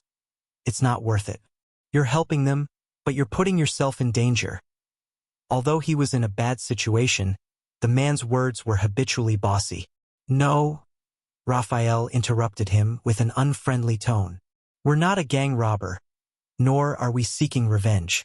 We're not using money to avert disaster. The Baron Bone Man pressed the table, leaned forward, and stared intently at the interrogator. We serve the kingdom. The interrogator was stunned when he received an unexpected answer. Serve the kingdom. The man repeated it a few times, then laughed heartily. You're from the government? Very good. You may not know, but I'm the most law-abiding citizen of the kingdom and a big taxpayer. So where is this? Which police station? You're a plainclothes police officer? How should I address you? Where do you work? He relaxed, tilted his head, and sized up Raphael. He smiled maliciously. Most importantly, who's your boss? Raphael was expressionless. You don't want to meet my boss. Beyond the glass, Thales could not help but glance at Murat. The man narrowed his eyes, and a shrewd glint appeared in them. Oh, you can't be sure. Raphael twitched the corner of his mouth and flipped open a stack of documents on the table. What's your name? After knowing the other party's background, the man became very comfortable. His attitude became a lot more relaxed, and he did not care about the Baron Bone Man's question. And I have a lot of friends in the police station. Many important people, such as Lord Lorbekdera, the head of the Western City Police Station. Raphael sighed. The Baron Bone Man silently closed the documents and methodically took them down from the table. He then raised his voice and repeated. Yes, he raised his voice and repeated. Name. The man shook his head. I'm also an honorary director of the Central Territory Wine Merchants Guild. In the next second, Raphael's left hand turned into an afterimage. He grabbed the chain that handcuffed the man to the table and pulled back. Bang! The interrogator had obviously lived a comfortable life for a long time. He could not react in time and was pulled out of his seat. First, his waist hit the edge of the table, then his nose hit the table. The man whimpered in pain, and blood flowed from his nose. He wanted to get up and look up, but Raphael grabbed the back of his head by his hair and pinned him to the table. Name. Raphael smiled calmly. The man on the table struggled, his expression twisted and exasperated. You damned little. Raphael lifted the man's head, aimed his nose at the table and smashed it again. Bang! The man trembled, gritted his teeth, and grunted. Name. Raphael's smile remained. The man's face was bright red, tears and mucus flowing, but his toughness was beyond expectation. I know this process. Start with simple questions, let the prisoner get used to answering. Without waiting for him to finish, Raphael exerted force in his hand, turned the man's head, and pressed the interrogator's bleeding nose firmly against the table, grinding it back and forth. The man let out a muffled howl like a pig being slaughtered. Watching all this, Thales frowned. Beside him, the Black Prophet laughed softly, causing the black-veined vines on his knees to tremble. Raphael's next sentence was light, like the ravings of a lover. Last name. But it was different for the other party. F***ck. F***ck Moss. Moss. Under the intense pain, the man cursed, but he answered very quickly, yes, Dagori Moss. He protested angrily. Come on. You're working so hard. Did you get paid overtime? The corners of Raphael's mouth curled up slightly. At that moment, the Baron Bone Man looked sinister and awe-inspiring. He let go, and the interrogator named Dagori was able to sit back in his seat. He covered his nose and gasped in pain, indignant. F***ck. Damn it.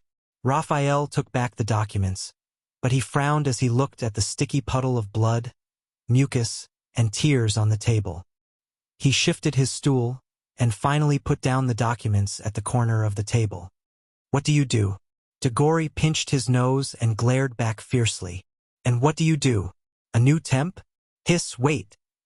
Dagori's expression changed, and he hurriedly stopped Raphael, who was tugging on the chain again. Answer me. The Baron Bone Man smiled brightly and shook the half-torn chain. Or answer it. Dagori looked at Raphael seriously, and finally confirmed the other party's gaze. Wine. The interrogator heaved a sigh of relief, as if resigned to his fate, and answered without hesitation. I'm a wine merchant. I make wine and sell wine. I sell wine in the capital, and many of my customers are high-ranking officials and nobles. Dagori gulped, his eyes never leaving the chain in Raphael's hand. You know, bro, overstepping one's authority and overstepping one's responsibilities is nothing under normal circumstances. But if someone wants to mess with you from the inside, this is a good reason to fire them. Mr. Moss. Raphael ignored him and opened the document. Many of the orchards, wineries, warehouses, and shops under your name, as well as other related businesses, have recently closed down. Dagori rolled his eyes, trying to read the contents of the document, but Raphael raised his head, and the man quickly looked away. If you want to pick a fight with the taxes, you can give up now. Dagori cleared his throat. Back in familiar territory, he was once again in his element. City Hall, Police Department, Department of Finance, City Defense Team, Department of Discipline. All the departments in the capital can prove that I'm a law-abiding citizen, a great philanthropist who repairs bridges and roads. If I go to trial, I can hire the best defense lawyer. Many high-ranking officials and nobles will be willing to vouch for me and even testify in court. In fact, I've not only paid enough taxes, but I've also paid quite a bit more. You know, quite a bit. He stared at Raphael, his smile sly and arrogant, but the smashed bright red nose somewhat ruined his image. The chain in Raphael's hand tightened again. So, Mr. Moss, why have you closed so many wineries and shops in recent weeks, and laid off a large number of workers? Dagori stared at the chain with a sour expression. Well, let's be polite. I'm a businessman. What other reason could there be for closing them? Of course, it's because the market is bad. Raphael raised his eyes. But you're one of the largest wine merchants in the Central Territory, the wine supplier for many aristocratic families' banquets. Dagori raised his eyebrows and laughed fearlessly. Ha, so you know. Raphael still ignored him. So, the many people who work in your winery industry, farmers, workers, craftsmen, assistants, including a few venture partners and some raw material merchants upstream and downstream, as well as distributors and retail wine merchants, totals up to hundreds of people. Raphael looked at Dagori. They intend to file a joint complaint and send you to trial. The wine merchant's expression changed. It was first indignation, then disdain. Ha, I knew it. He spat harshly, his eyes fierce. That bunch of little bastards, ungrateful bumpkins. On the other side of the one-way glass, Thales frowned at the Black Prophet. This guy is an experienced and cunning businessman, but I don't understand why I'm here to see this. Relax, Your Highness. Morat raised his finger to his lips and said softly, Some things may be small, but you can see the big picture. Some things may be small, but you can see the big picture. Some characters may be small, but they can understand everything. Thales was stunned. On the other side of the room, Raphael smiled slightly. So, Mr. Moss, do you know why they're suing you? Why? Dagori seemed to have regained his confidence. As you know, the wine market has not been doing well recently, and sales have not been good. My cash flow is not good, and for the sake of costs, I have to relocate my business and make difficult choices. Closing down some wineries is just one of them. Raphael narrowed his eyes. Really? As if he did not hear Raphael's suspicion, Tagore continued to speak. In the process, I may have had some minor disagreements with a very small number of employees on the issue of salary. Raphael smiled coldly.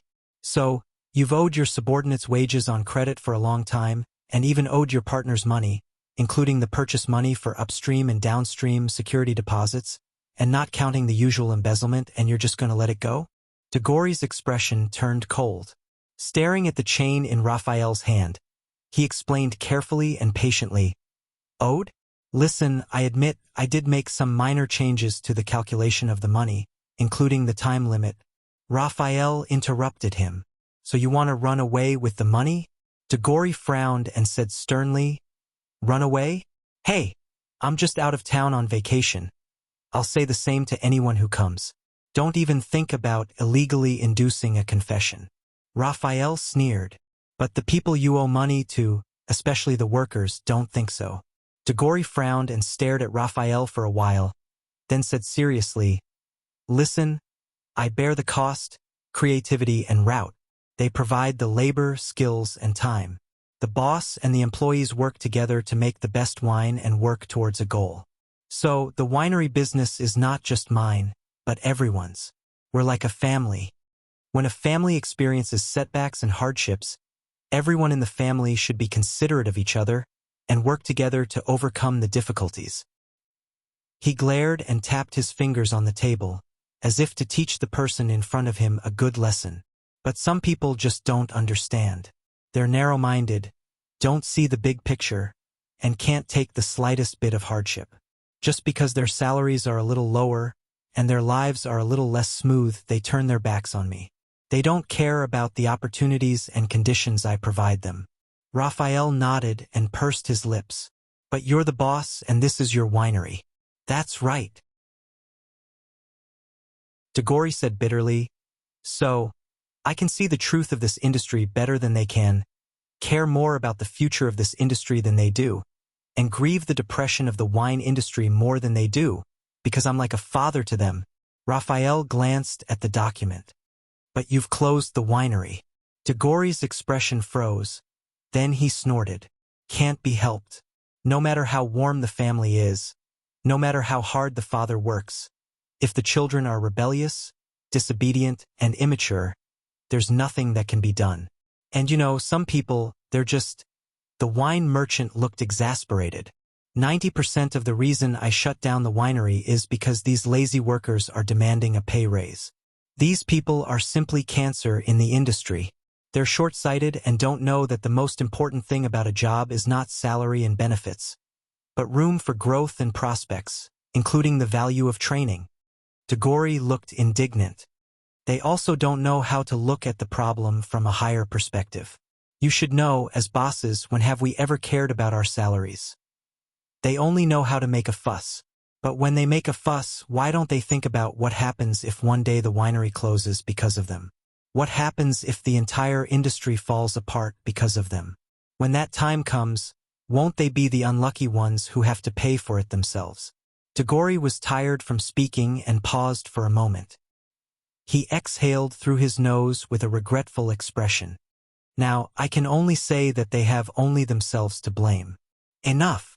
Raphael was obviously tired of listening to his speech. We don't care about your business. The Baron Bone Man leaned forward and said coldly, And we don't care if you're another shameless and unscrupulous boss. We only care about one thing. Tagore exhaled and smiled coldly with an expression that said, It's finally here. Well, let's get straight to the point. The wine merchant said scornfully, How much target did your boss give you? How much money to let me go? Raphael stared at him, his eyes cold. He said coldly, I want to know the real reason why you closed the winery and withdrew from the wine industry. Tagore was puzzled. What? Raphael sneered. Before you closed it, you said at a private gathering at the Winemakers Guild that the wine industry has no future? So you'd rather withdraw your investment and run away? Degori's expression changed at first, then he said indignantly, I'm not running away. I'm just going abroad for a vacation. But Raphael repeated emotionlessly, Answer me. Degori was stunned for a long time, but he finally shook his head. I've given you all the answers you want, and to be honest, you're suspected of illegal torture. Raphael smiled and flipped to the next document without changing his expression. In fact, I have a list of bad debts that you've accumulated over the years by robbing Peter to pay Paul. Degori's expression changed. Raphael continued as he observed the other party's watch. And a list of your assets outside of the wine business. 6 estates in the Central Territory, 2 long-distance merchant ships docked at Maiden Harbor, a large plantation in South Coast Hill, a saltworks in the Land of Cliffs, a large field in Blade Edge Hill, 2 foreign titles bought at a high price, your wife's private garden, the positions of your 2 sons, as well as the assets under the names of your 3 mistresses and 8 other illegitimate children. Seeing the change in Degori's expression, Raphael narrowed his eyes. If I send them to the Department of Finance and the Department of Justice. Degori swallowed, but he said firmly, You're right. Then go ahead. Raphael frowned. Degori got up from the back of the chair, leaned against the table, and gritted his teeth.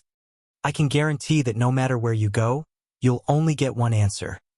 That's my legal income, with all the necessary documents and clear property rights.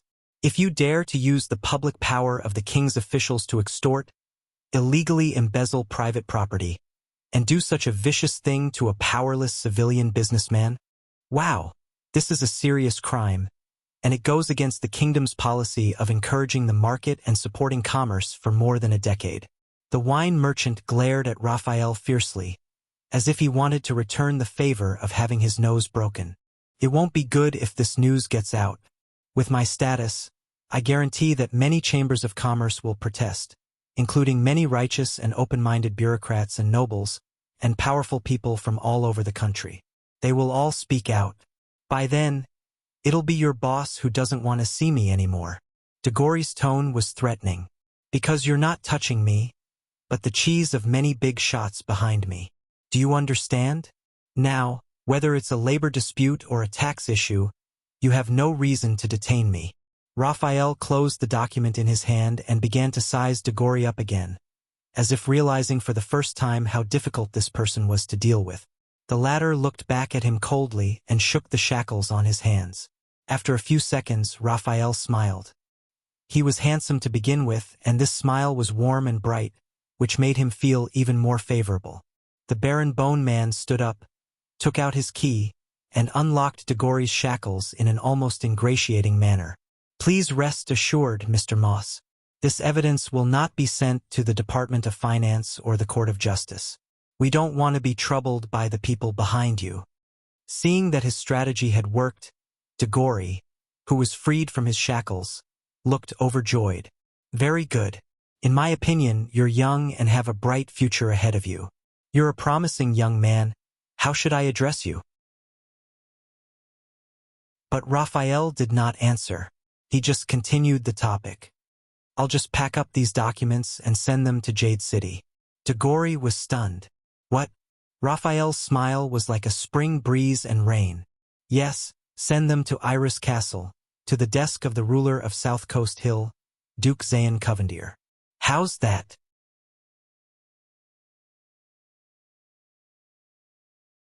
Chapter 584. Zayn Covendier. At that moment, Degori froze. On the other side of the glass, Thal's expression also changed. Why? The wine merchant asked subconsciously. You know why. Raphael's smile did not falter. Degori sat up straight and said nervously, This little brother. You said you serve the kingdom? Which department is it? Raphael nodded and became even more interested. That's strange. You're not afraid of the bone-sucking Department of Finance, nor are you afraid of the fiendish police department. You're not even afraid of the Transcendent Court. It was only when I heard the name of a foreign noble that I lost my composure. Degori shuddered. He understood something and looked around nervously. This isn't any police station, is it? Who exactly do you work for? Raphael snorted. Oh, perhaps you're afraid that the Duke of Iris Flowers will find out that Degori Moss, the capable businessman who received his help, grace, and mission as his representative in the Central Territory wine business, has been pocketing his own money behind his back, reaping huge kickbacks for so long, and running so many private businesses elsewhere. Thales saw Degori tremble with every word Raphael uttered. Raphael smiled amiably, and he actually dared to say that the business had failed, and that he would go back and complain to the Duke that he was poor? Degori's breathing quickened. He swallowed hard. Listen, little brother. There must be some misunderstanding between us. I don't understand a single thing you're saying. Raphael picked up the documents and left his seat, looking like he was going to pack up and leave. Don't worry, we will arrange for a carriage to send you home with great fanfare in front of everyone to thank you for your cooperation and confession. Right after the evidence is sent to Jade City and into Duke Zayan's hands. Degori froze. The confidence and arrogance on his face were gone. You can't. He wanted to say something, but he was tongue-tied. Raphael turned his head sideways and smiled wickedly. He threw the last straw. After all, you know that the kingdom's secret intelligence department is not allowed to interrogate people illegally. In that second, Degori shuddered violently. What? You said you're the king? What king? The wine merchant asked blankly. The Baron Bone Man just smiled and turned to leave. Wait! I remember. Perhaps the last sentence was too powerful. Degori threw himself off the chair and got up from the ground in a panic. His voice was choked with sobs as he said, Today, I have a large amount of funds coming in. I guarantee that those who are owed wages and debts will soon receive the money. There is still a large amount of surplus. I want to donate all of it to you or your department to support your work. Can you just pretend that I have never been here? But Raphael smiled wickedly and remained unmoved. Don't worry. You are very familiar with Boss Catherine, right? When you go out, the Blood Bottle Gang will definitely treat you well. Or I heard that the custom of Jadeite City is to sail a ship and bring people out to sea. No matter what happens on the high seas, it has nothing to do with the laws of the kingdom. He narrowed his eyes and smiled. We can't do anything even if we wanted to. It seemed that with every word Raphael said, Degori could remember something. As a result, his sobbing grew louder, and his gaze grew more terrified. No, please, you're killing me. I am also a citizen of the kingdom. You can't leave me in the lurch. Raphael came to his senses and smiled apologetically. Of course not. The Duke of Iris Flowers is so magnanimous and approachable. Maybe he won't mind? After all, you have such a big family. You have to support them too. Support them? Degori shuddered. He stood rooted to the ground and stared at Raphael blankly. Raphael smiled as usual and looked back at him happily, patiently waiting for a response. After a full 10 seconds. Damn it. Finally, under Raphael's gaze, Degori could not bear the pressure and fell limply to the ground. All right, whatever you want, I'll give it to you. He completely broke down. Tears and snot flowed down his cheeks as he sobbed. Just don't tell the Duke. I just want to make a fortune before I retire. My family. Raphael smiled very happily. Welcome to the kingdom's secret intelligence department, Mr. Moss. Satisfied, he bent down and helped the trembling Degori to his feet. Don't worry, with our care, you won't retire so soon. Degori stared blankly at the young man in front of him, his face numb. At the other end of the room, Thales turned around in disgust. Is this how you recruit and win people over? The Black Prophet in the wheelchair chuckled. I know you despise such tactics. I don't despise it. It's just... The prince shook his head and said uncomfortably, It reminds me of Shadow Shield. That's right. Morat sneered. Because this is our division of labor. We stay in the dark and do the dirty work. You stand in the light and are responsible for condemning the dirty work. It's a pleasure working with you. Thales glanced at the Black Prophet, his frown deepening. On the other side of the glass, Raphael finally pacified Degori, who had broken down and surrendered, and rearranged him in a chair. Now, can you answer my question? Tagori's eyes were red. He was wiping his nosebleed with a handkerchief when he looked up in a daze. What question? Raphael repeated patiently. Why does the kingdom's wine industry have no future? Perhaps frightened by the experience of the past 10 minutes or so, Tagori froze for a moment before reacting. Yes, the wine merchant replied bitterly. Although it was only a rumor before, it was confirmed last night. Now, it should have spread among the wine merchants in the country. Raphael's eyes flickered. What's wrong? Tagori, who had just experienced a drastic change in his life, pursed his lips and said reluctantly, "That prince." Hearing his own news, Thales was taken aback. Tagori said sullenly, "Our wise Prince Thales, the Duke of Star Lake, doesn't like wine. At yesterday's banquet, the wine that my family brewed was placed on his table. He didn't touch a drop. Not even a drop," he said resentfully. Even during the toast, he deliberately spilled it and refused to drink it. Raphael snorted. "Perhaps your wine doesn't suit his taste?" "Ha, the prince doesn't like wine, or wine doesn't suit his taste. What's the difference?" After Raphael destroyed his psychological defense line, Tagori, who started the conversation, went on and on. He looked like he had given up on himself and was ready to give up. "And not only does he not drink," the wine merchant said unhappily, "he doesn't like others to drink." Thales looked up in surprise. Raphael also frowned. "Really?" Tagori laughed, his face full of sarcasm. "I didn't go to the royal banquet yesterday, but a friend of mine did. He saw it with his own eyes. Before the hostage incident, there was a noble girl. She was very beautiful and had a good family background. She asked the prince to dance. In the end, just because she drank 2 glasses of wine before talking to the prince, she was publicly reprimanded by His Highness and came back in tears." Raphael was still skeptical. "Are you sure? It's all over the socialite circle." Tagori spat on the ground. His Highness rejected every girl who drank. Even his own aunt had a few more glasses of wine. He showed no mercy and kicked her out of the banquet in advance. There's also a servant who testified. After the banquet, when His Highness spoke to Duke Zayan alone, he only drank water. Raphael pondered for a moment. That's it?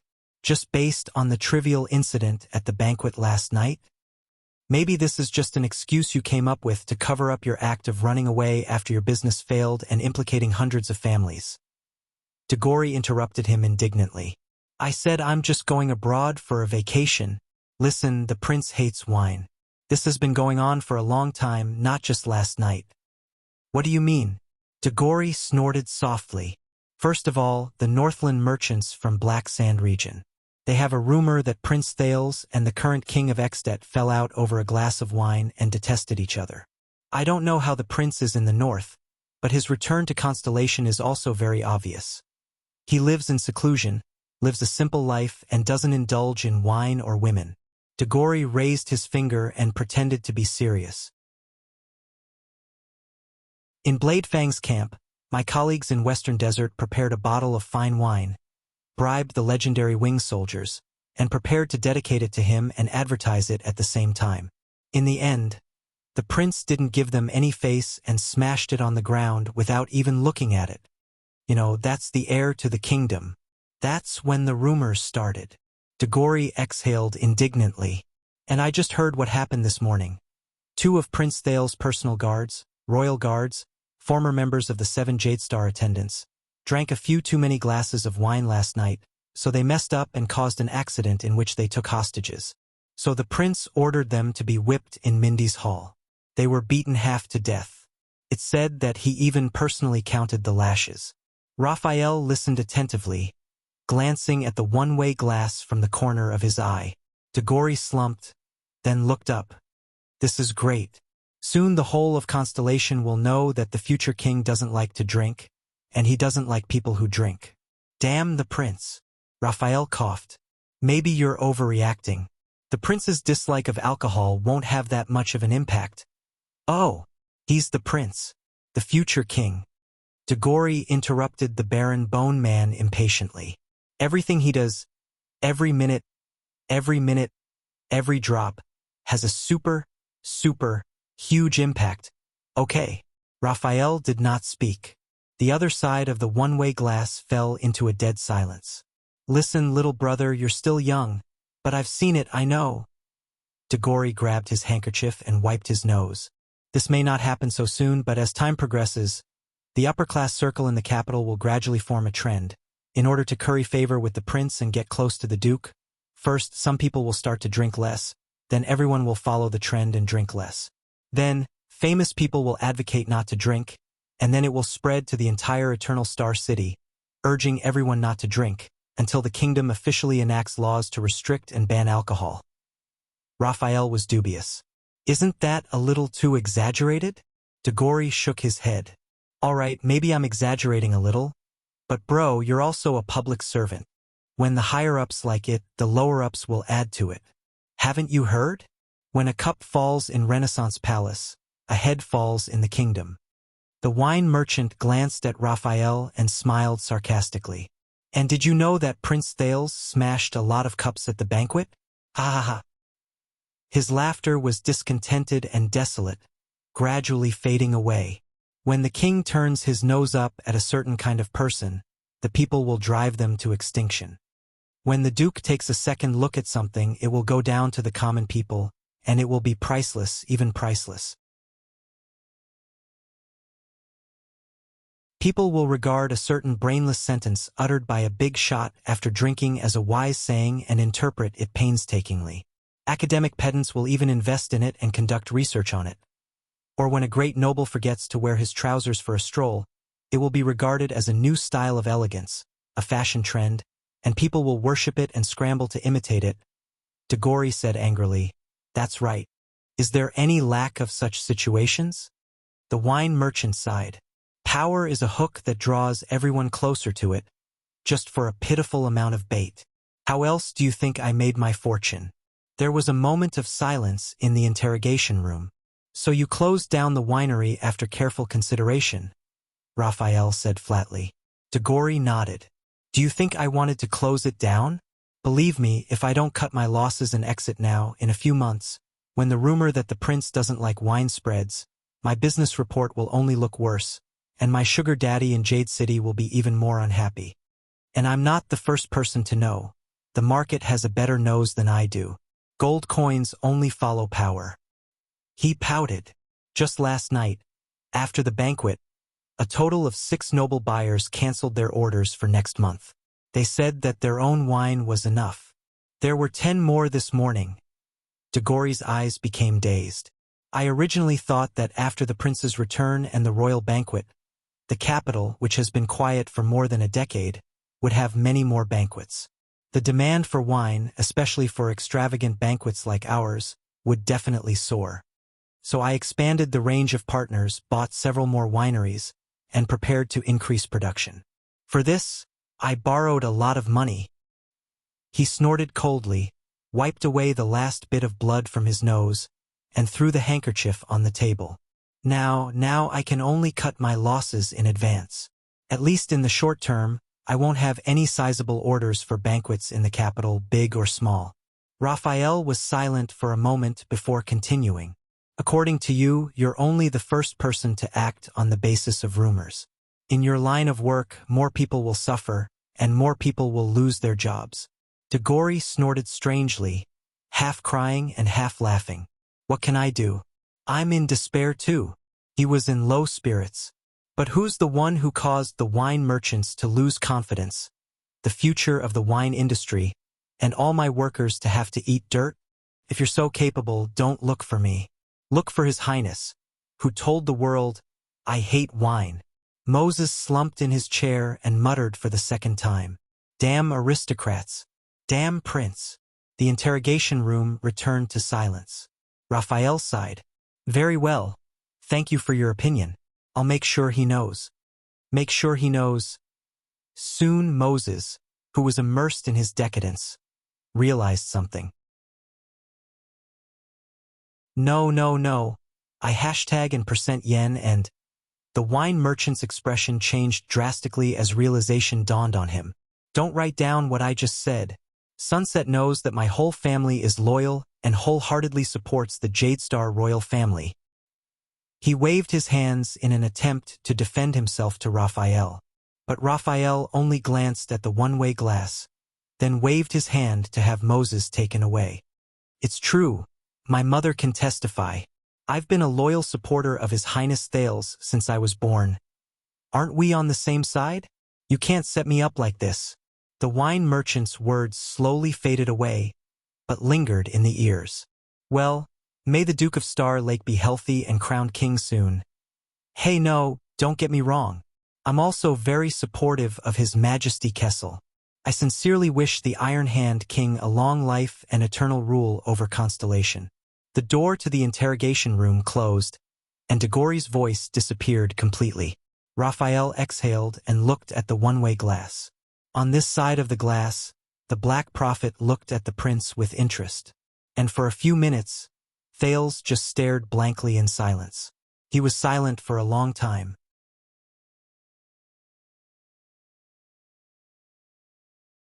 Chapter 585. It took Thales a long while to recover from his discomfort and confusion. What is this? He turned to Murat, who was sitting calmly. The Black Prophet smiled mysteriously. What do you think it is? Thales was silent for a few seconds. My father, when he sent me here, he said. The prince's voice was heavy and gloomy. Let me see my own mess. Thales was in a daze for a while. Murat said faintly, Then you've seen it. At least, the liquor industry in the capital will be in a state of panic and depression for a while. Thales clenched his fists. Damn the prince. Everything he does has a super, huge impact. Okay? The voice of the wine merchant, Degori, still seemed to echo in his ears. But I didn't do anything, Thales muttered. The Black Prophet's sneer reached his ears. At your level, not doing anything is also a form of attitude, whether you mean it or not. Thales frowned hard. Drink a little. A few sips is good. Princess Elisa's words to him on the day of the banquet rang in his ears. I bet that by tomorrow you'll feel like everyone is looking at you. Everyone is looking at you? Thales took a deep breath and exhaled painfully through his teeth. They shouldn't interpret it that way. But they did. Murat's voice seemed to come from another room, but it was no less grim. And you left your home for the past 6 years, went to the far north as a hostage, and was placed under house arrest within the high walls? The demonic flesh on the Black Prophet's knees surged. With all due respect, that's your luck. My luck. Thales' expression was gloomy. As his thoughts flowed, the interrogation room welcomed a new guest. Name. Raphael picked up his pen, turned to a new page of the document, and looked coldly at the stout, thick-limbed old man opposite him, whose face was full of anxiety. The newcomer was treated much better than Degori's. Although he was also brought in with his head covered, the old man was not shackled and could move freely on the chair. Gibbon? I'm Gibbon, sir. In stark contrast to the arrogant wine merchant, the old man on the chair was obedient. There was even a hint of flattery in his tone. Gibbon Filson. Everyone calls me Old Gibbon or Old Bull. Raphael pursed his lips. Now, Gibbon Filson, do you know why you are here? Gibbon forced a smile. To be honest, I don't really know. May I ask who you are? Police station. Raphael didn't even raise his head. Compared to the previous interrogation with the wine merchant, the Baron Bone Man's attitude this time was cold and distant. The old man was stunned for a second. Impossible. Old Gilburn was all smiles as he shook his finger at Raphael. I have a relative who works at the police station. I know their procedures. It's definitely not like this. The Baron Bone Man raised his head expressionlessly. But the old man observed his surroundings. His eyes lit up as he thought of something. He was excited and curious. I know this way of doing things. Old Gilburn had a mysterious and slightly smug look on his face. He leaned forward to the edge of the table close to Raphael. You are the kingdom's secret intelligence department. Am I right?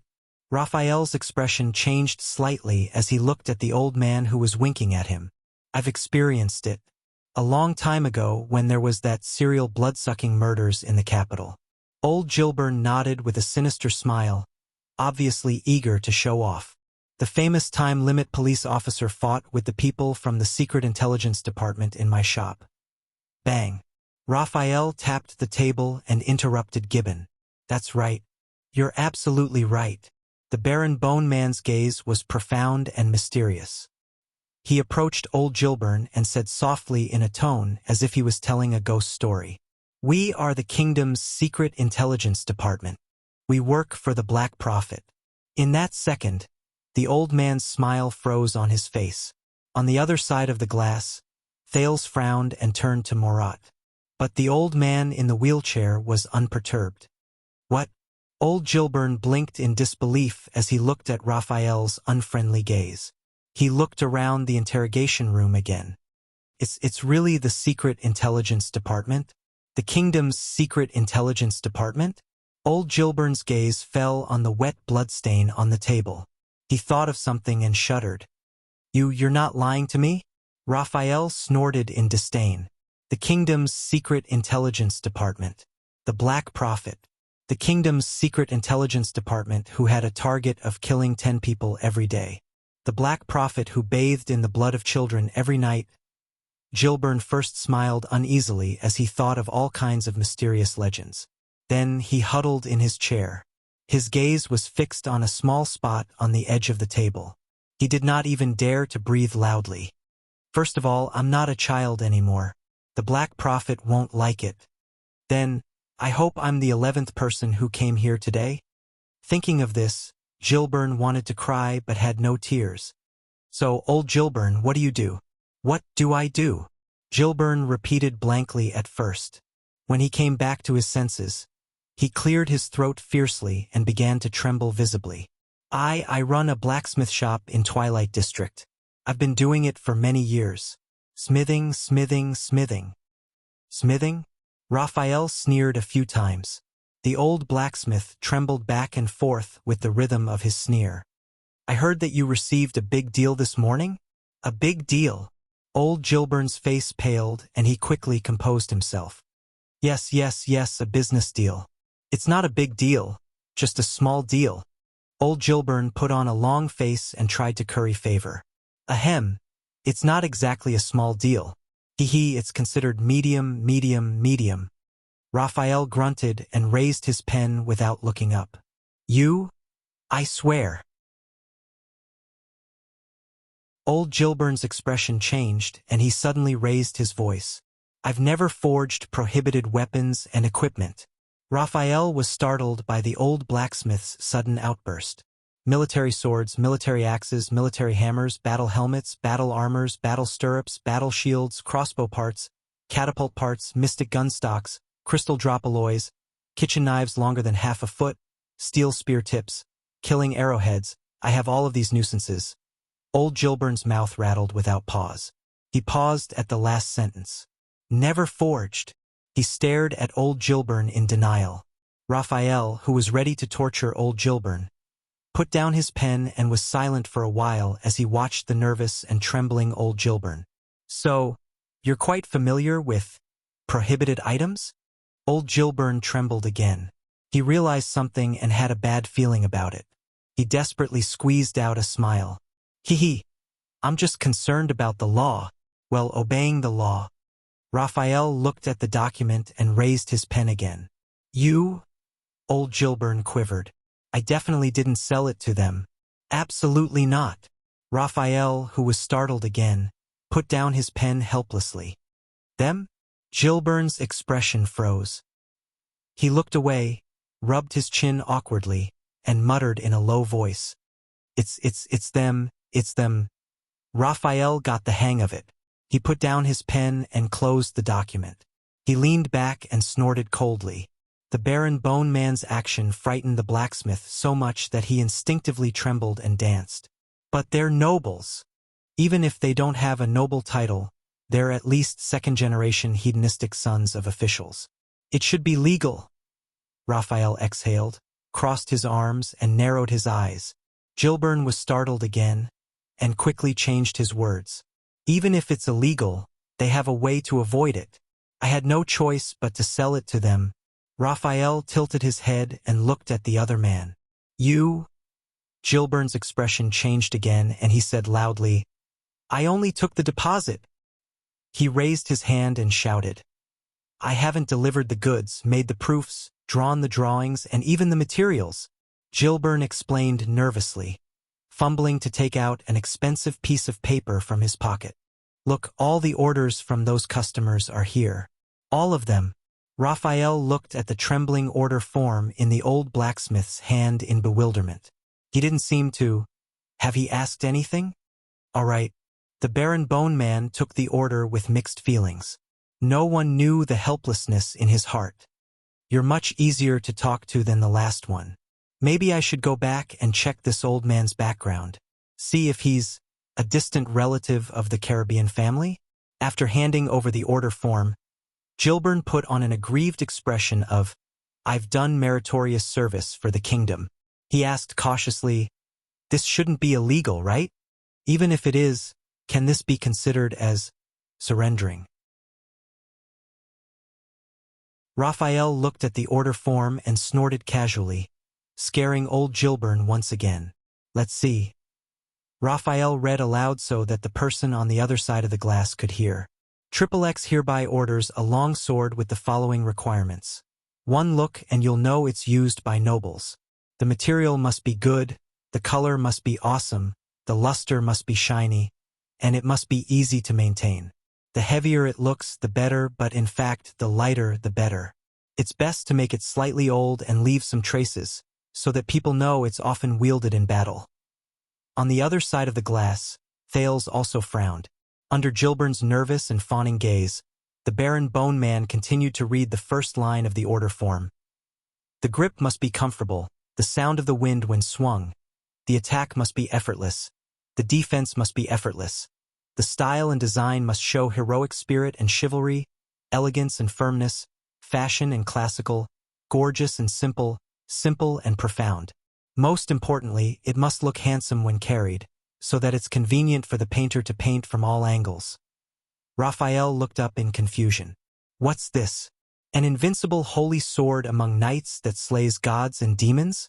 Well, the old blacksmith rubbed his hands in embarrassment and lowered his head shyly.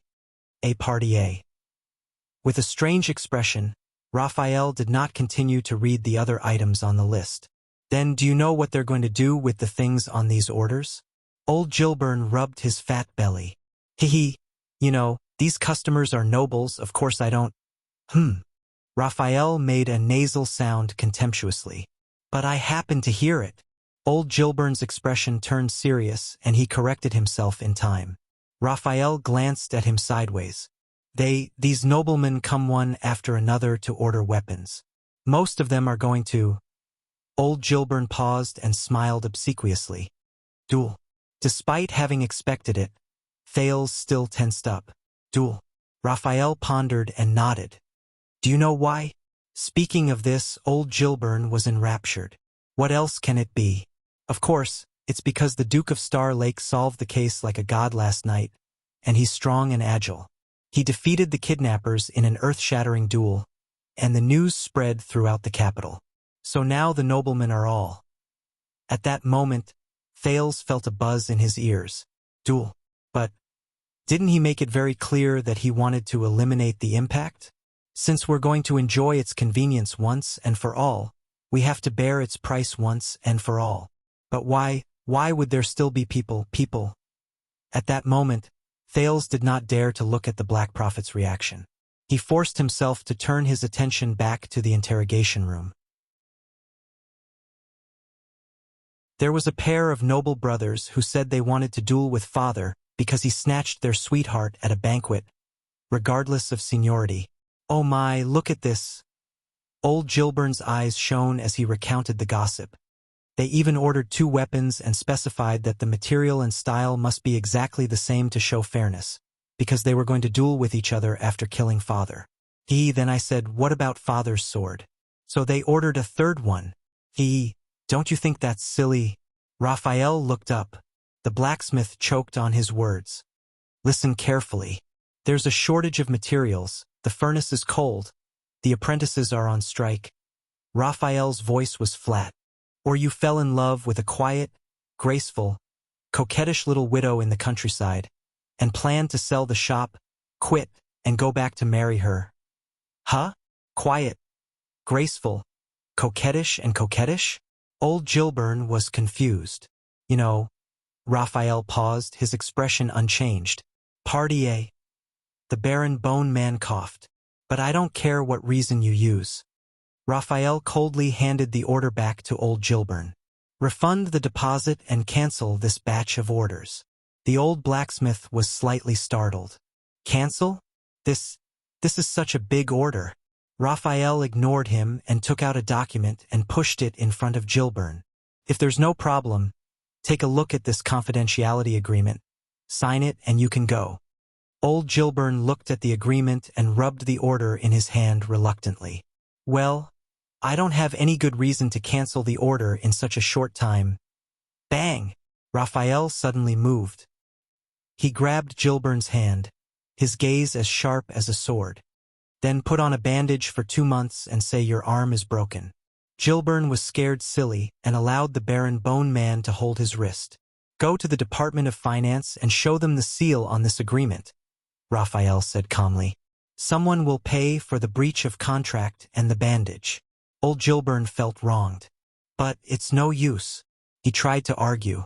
There's more than one blacksmith in the capital, although I'm indeed the best. But I'm alone.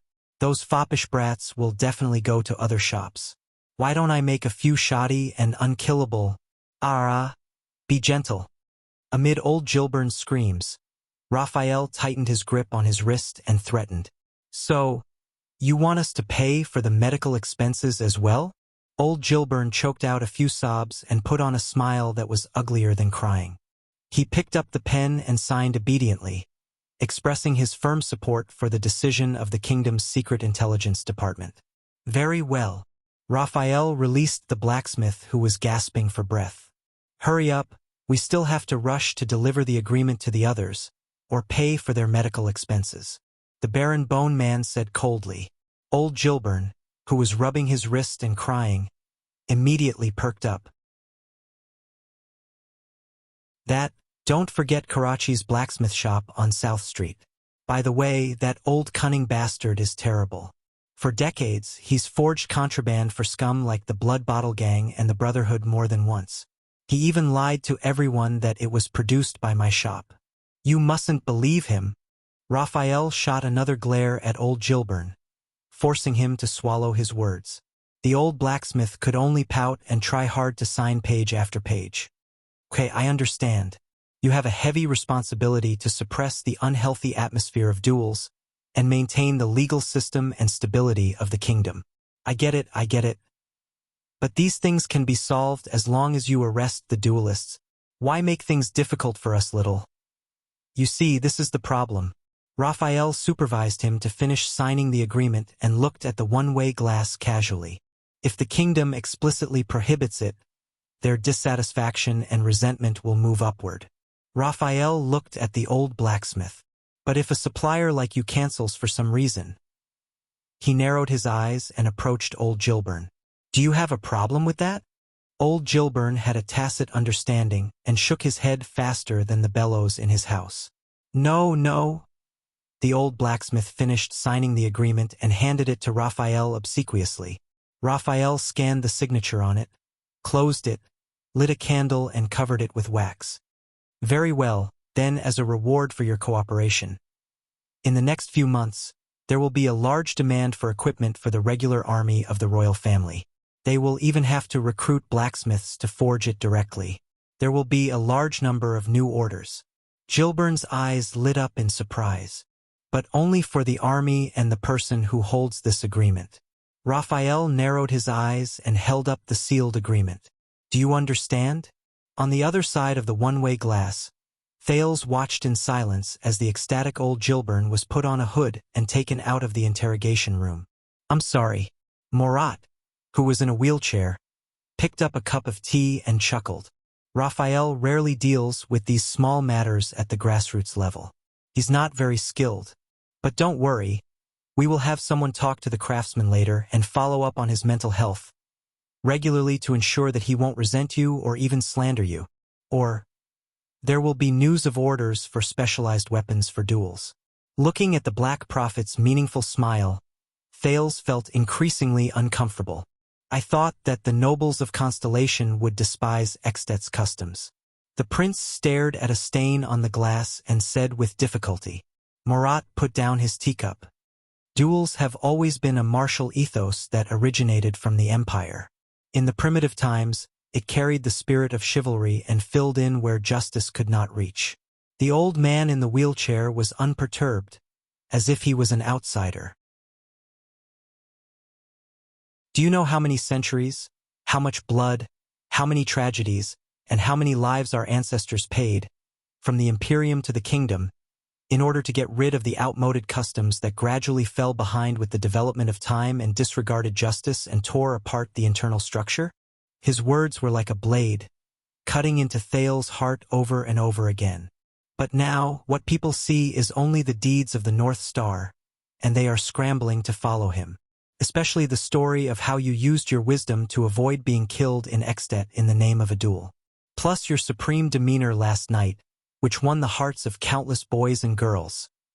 The Black Prophet shook his head and did not continue. But that was enough.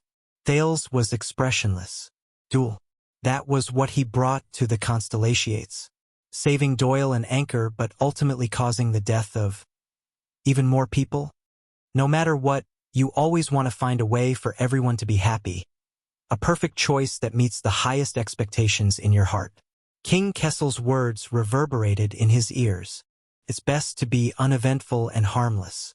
Avoid the ugliness and sacrifice that you don't want to face the most. Thales raised his left hand with difficulty and looked at the scar on his palm. But doesn't the damned fate give you a damned response every time? Just as Thales' thoughts were heavy and his heart was in turmoil, the interrogation room welcomed a third guest.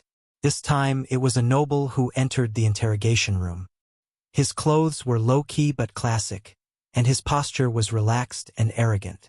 He sat steadily on the chair. Similarly, he was not shackled. His performance was steady and his bearing was extraordinary. As if he was the interrogator. I know who you are. Raphael also changed his way of asking questions. His words were concise and went straight to the point. And I believe that you also know who we are. The noble across the table slowly raised his eyes. He did not look around like old Gilburn, nor did he put on a fierce front like DeGory. Of course. You are the darkness of stars, the noble said slowly. But what I don't know is, without the king's warrant, does the Secret Intelligence Department still have the power to secretly interrogate the kingdom's nobles? His gaze was fixed on Raphael, unbearably sharp. Raphael smiled. Of course not, so this is just an interrogation. The Baron Bone Man did not ask for his name, so Thales had no way of knowing. I see. The noble sneered and made a sarcastic remark. It seems that your interrogation invitation is a sack and rope?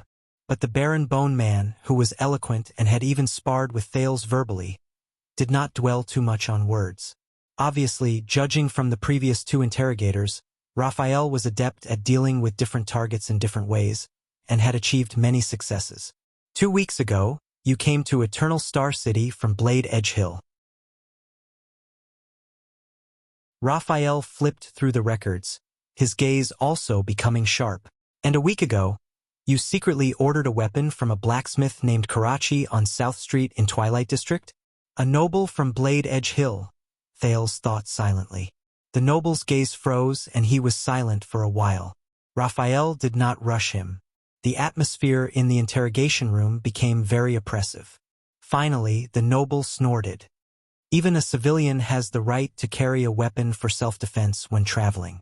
And I'm a noble of the kingdom with the right to carry an armed force. Did I break the law by carrying a sword for self-defense? Raphael smiled kindly. Of course not. But either you are a supreme class elite, or your enemy is, Raphael said with a click of his tongue. Otherwise, You wouldn't need to order a total of 20 longswords, right? The noble from Blade Edge Hill's gaze turned cold.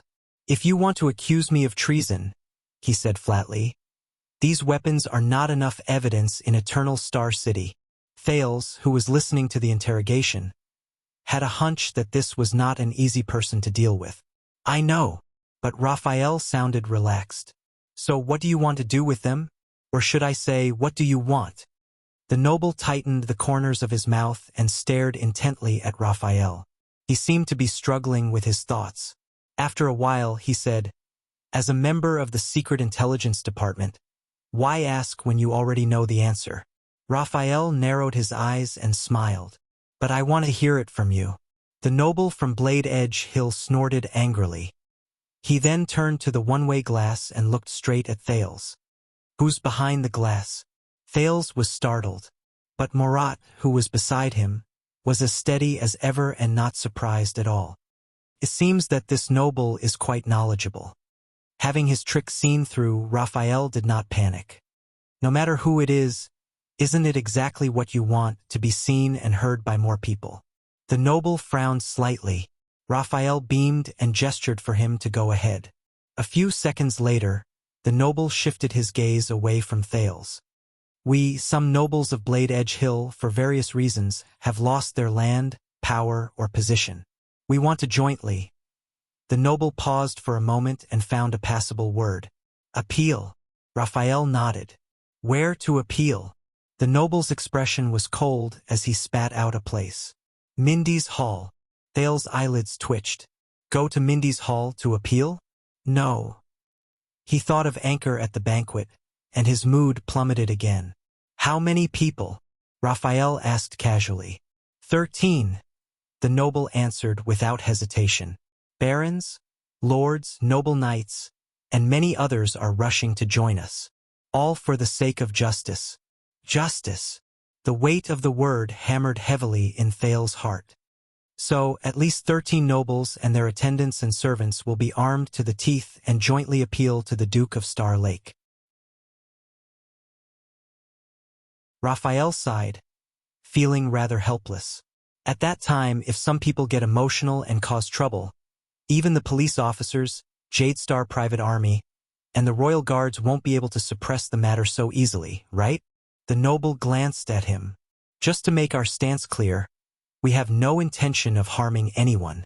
Raphael chuckled and asked further. Then why Mindy's Hall and not Renaissance Palace? The noble stared at him with an unfriendly expression.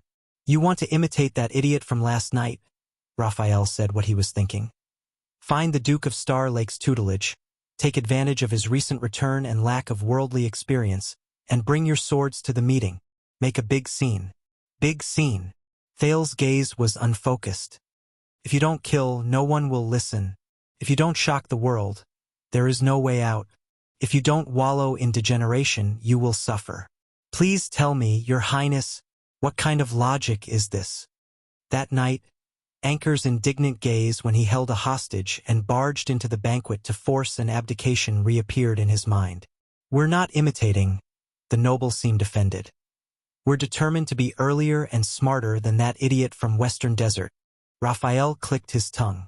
But you must have been encouraged by the precedent, especially since that idiot survived. So you've made up your mind to knock on Prince Thales' door and force him to see a problem that only His Majesty can solve? Encouraged by the precedent, a problem that only His Majesty can solve. Thales subconsciously clenched his fists, but then he remembered that the Black Prophet was still watching from the side, so he forced himself to loosen his fingers. He's also a Jadestar. The noble leaned against the back of his chair. His speech was neither fast nor slow, and his words were clear. He held the Northland hostage, went on expeditions to the desert, and was even revered by many noble families, including the Four-Eyed Skull. Last night, he displayed wisdom and skill, courage and drive, as well as the ambition to reform the kingdom. He also displayed benevolence and loyalty, magnanimity and generosity, and would not turn a blind eye to us. Raphael nodded as he listened and said sarcastically, And this is your repayment to the great philanthropist, Prince Thales, as a group of loyal subjects and good aides. carrying 20 swords and visiting Mindy's hall as if to force an abdication? The noble of Blade Edge Hill suddenly looked up. He's our future king. His voice was like steel, and each word weighed a ton, making it difficult for Thales to breathe. He can afford it. Raphael was silent for a while and did not look at the one-way glass.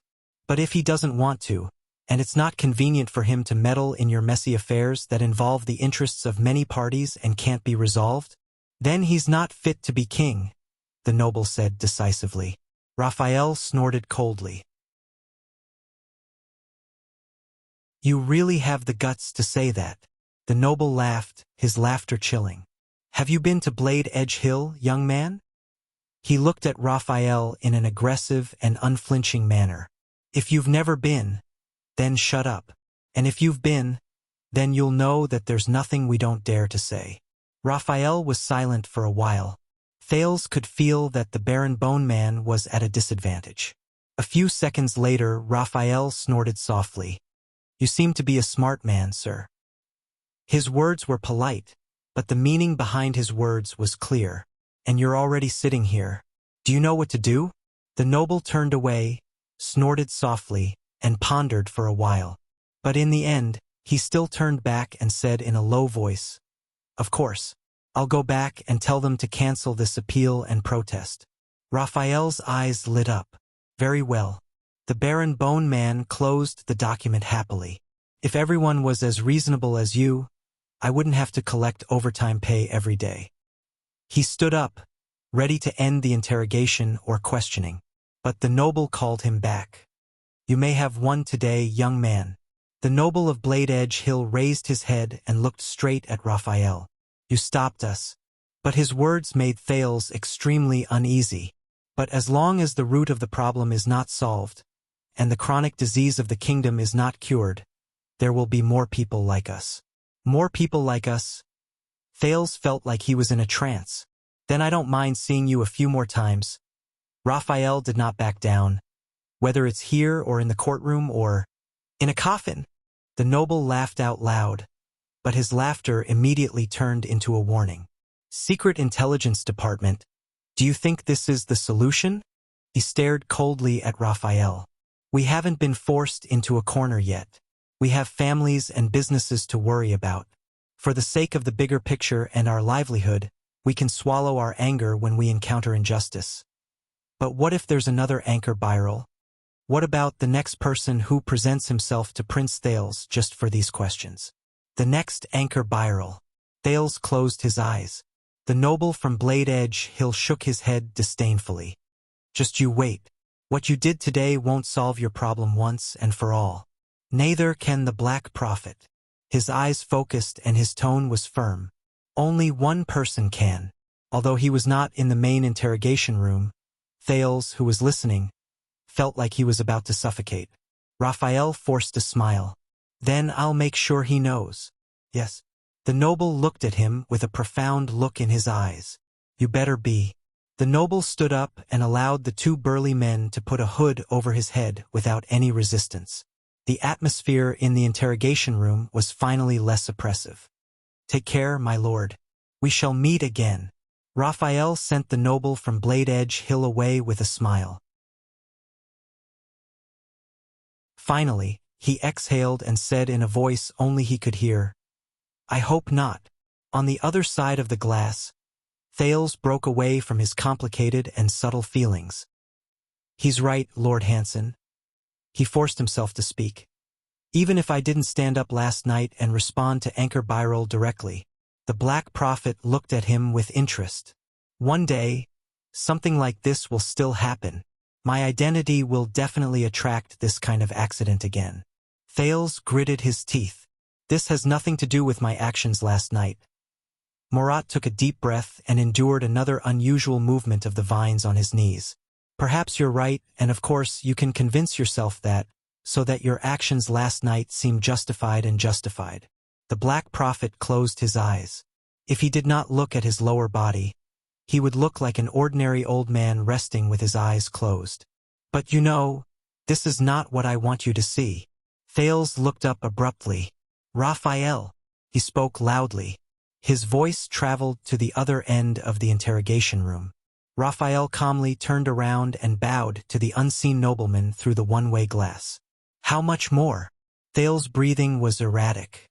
He clenched his fists, gritted his teeth, and raised his voice. Cases like this that are related to my behavior last night, as well as the things that have happened since my return. How much more?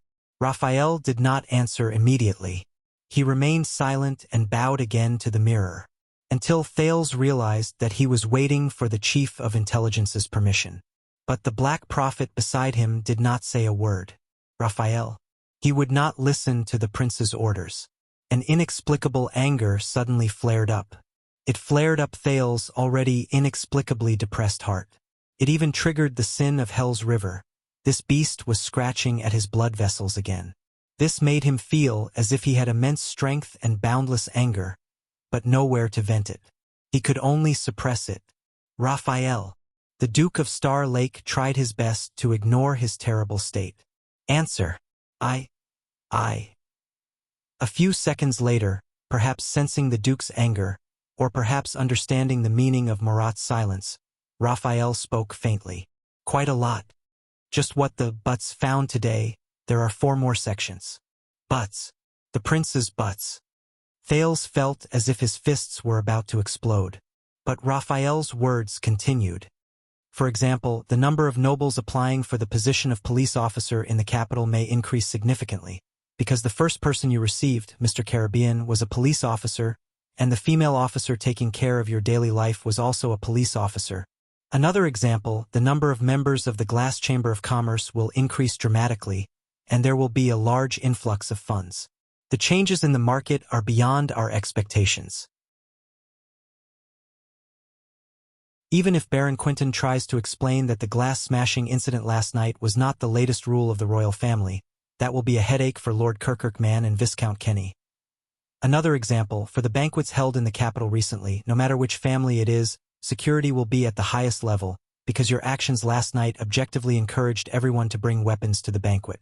Take revenge if there is a grudge, and take revenge if there is a grudge. Perhaps you might even get a response and sympathy.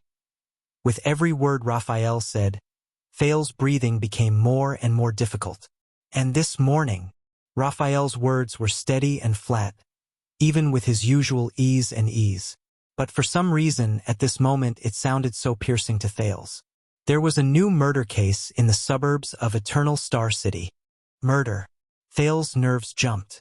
According to the preliminary investigation by the police station, the deceased is an agricultural tool merchant, and the murderer is a farmer working in the fields. He confessed to the crime, and it should be an impulsive crime. Thales swallowed the discomfort in his body and spoke with difficulty. Why? Raphael hesitated for a moment, as if searching for the right words. Then, the Black Prophet coughed unhurriedly. Raphael sighed slightly. An eyewitness said that the agricultural tool merchant, who is also the deceased, had a conversation with the murderer before the crime. He changed his mind at the last minute, and wanted to sell the lettuce seeds that the two of them had previously agreed on. Increase the price by 20 times. Thales was stunned. Lettuce. Increase the price. No, in an instant. An inexplicable sense of loss and confusion took over his body and mind. It is said that the farmer was poor and struggling to make ends meet for his family. So, in his agitation, a conflict broke out, and the other party died from his injuries. Raphael's voice sounded like it came from the bottom of the water. It was erratic, but it was real. And according to the eyewitness, the reason the deceased raised the price at the last minute was, "The prince loves it." As soon as he finished speaking, Thales' figure swayed. The prince loves it. In that second, all his anger and indignation seemed to realize the absurdity of his existence, and disappeared from his senses. The prince loves it. Even Raphael, the Black Prophet, the rustling of the black-veined vines, and the entire interrogation room disappeared together.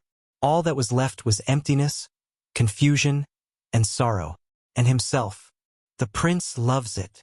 Thales closed his eyes in a daze, leaned against the wall behind him, and slowly leaned back. But at that moment, The teenager felt that what he was leaning against was not a wall, but a bottomless, endless, and never-ending abyss. The prince loves it. Dark, depressing, cold, dead silence, suffocating. The prince loves it.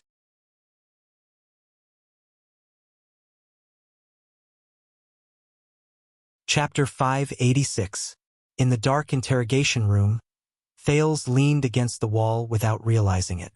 His face was completely submerged in the darkness. The Black Prophet stroked the armrest of his wheelchair and observed the black-veined vines squirming on his knees as if they were breathing. He did not even look at the prince. At this moment, they seemed to have reached a tacit understanding.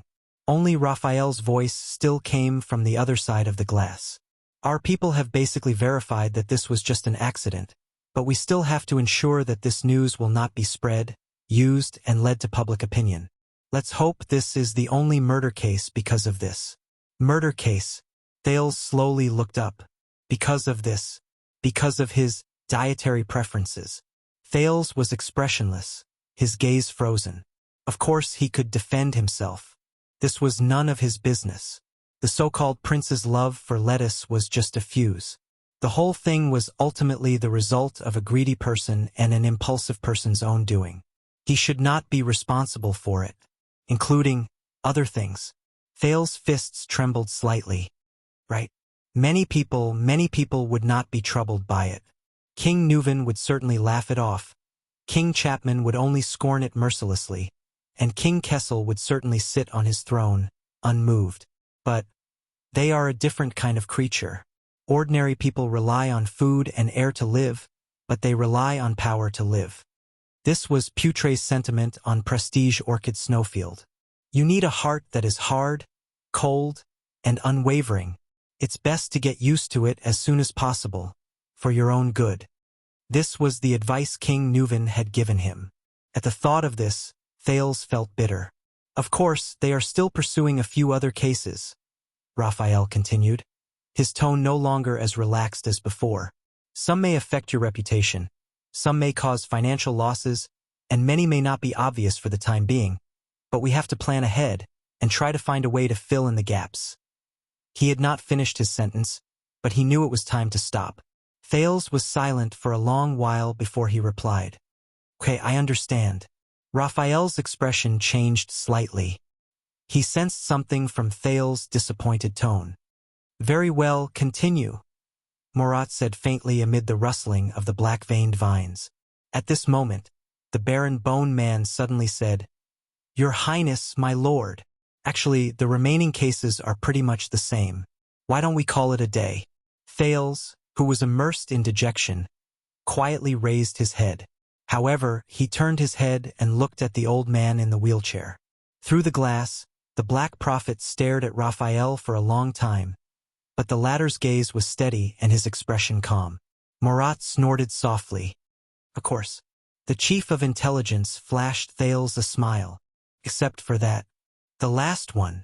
Raphael was silent for a moment, then nodded respectfully and listened to the order.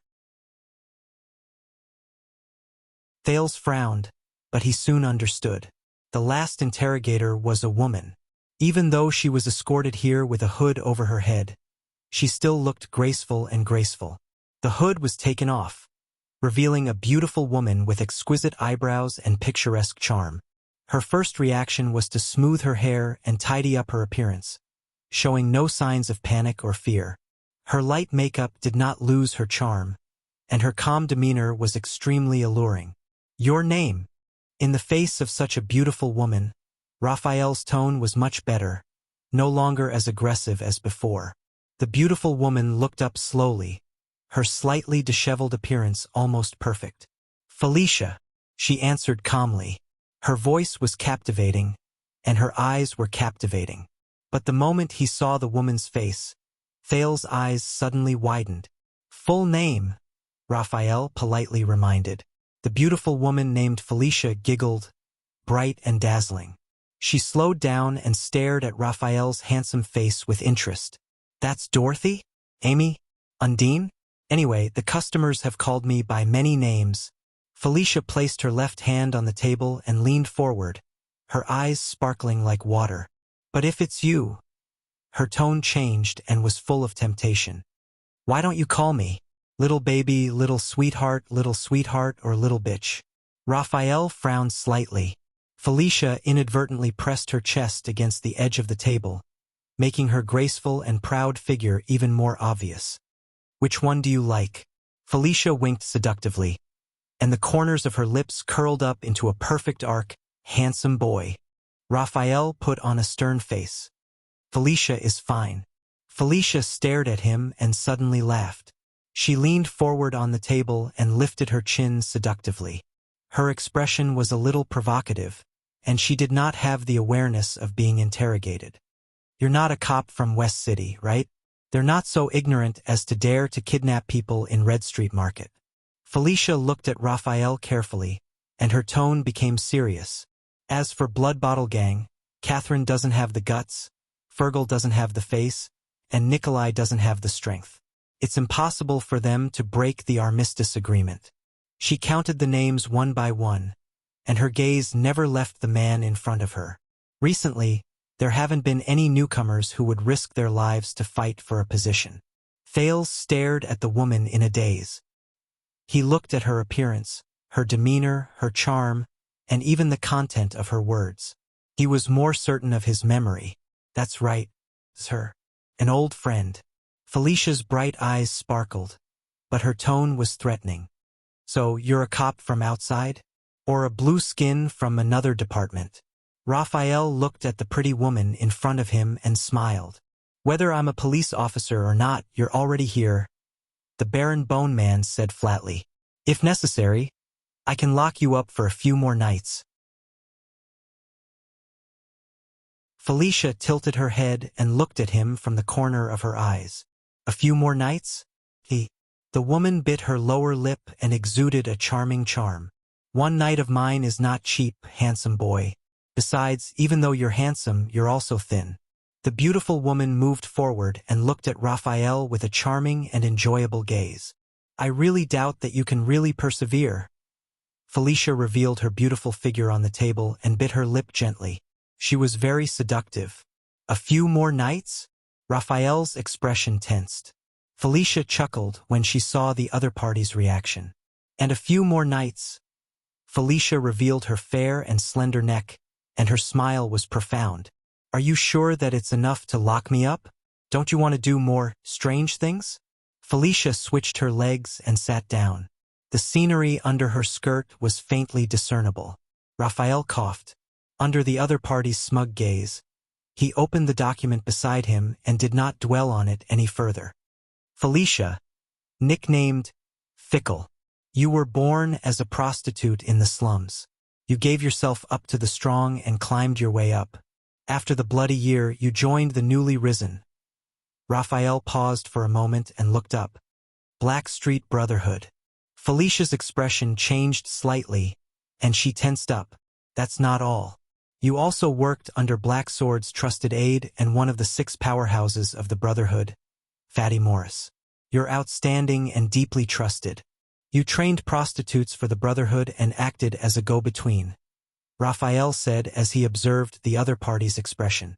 So much so that the sleepless eye, Lance, had to rely on the flowers in your brothel as a source of information. So, it seems like you're not cheap, Miss Fickle. Or should I call you a madam of a gang?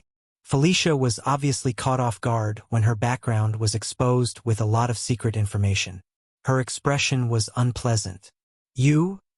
The Baron Bone Man smiled confidently. 6 years ago, the Black Street Brotherhood defeated the Blood Bottle Gang in the one-night war. From then on, you went to Red Street Market with the little flowers under you. You took over the empty space left by the Blood Bottle Gang. You controlled from behind the scenes and expanded the Brotherhood's prostitution business. Felicia's expression was unpleasant. Now you have 2 choices. The first is to cooperate with me, and everything will go smoothly. As for the second, it's much more violent. Raphael closed the document and played down the situation. On the other side of the glass, Thales sighed inwardly. Felicia. He remembered her. A long, long time ago, during his life as a child beggar, This woman had appeared countless times in Black Street, the Underground Street, Sunset Pub, Abandoned House, and other places that Thales was familiar with. She even often went in and out of Chief Morris's mansion. She spoke harshly to Rick and was full of disdain for Quiet. But occasionally, when she met child beggars, she would wave her hand with a coquettish smile and lavishly sprinkle a lot of copper coins. She dressed fashionably, was clean and witty, and had a bright and confident smile. She was impudent, passionate, and unrestrained. The men around her were always changing one after another. Once, when she and her lover, Leork, were doing something in the room, they happened to see Thales squatting outside the window, resting and counting money in a safe corner. But the moment their eyes met, the woman did not panic, blush, or feel displeased. She did not even warn the Brotherhood's killer, Leork, who was working hard under her. At that time, Felicia, with her hair disheveled, just lazily pulled up the blanket to cover her beautiful breasts and bare shoulders. She pressed her index finger to her red lips and flashed a meaningful smile at the disheveled, dirty, and terrified little beggar under the window. Then the beautiful woman laughed and threw her head back. Her long hair fluttered in the wind, and she continued to moan, which made people's imaginations run wild. The child beggar, Thales, was scared out of his wits. His face turned red, and in the end he had no choice but to flee. Thinking of the past, Thales felt a wave of melancholy. In the interrogation room, the Baron Bone Man's gaze was aggressive, and he would not stop until he achieved his goal. Felicia looked back at Raphael, a little at a loss. But in front of the Secret Intelligence Department interrogator, who had a sharp gaze and was cold and ruthless, she was soon defeated. The Brotherhood, giving yourself to a powerful person, clinging to a higher position, and calling yourself a brothel keeper, looks like you've found out everything, police officer.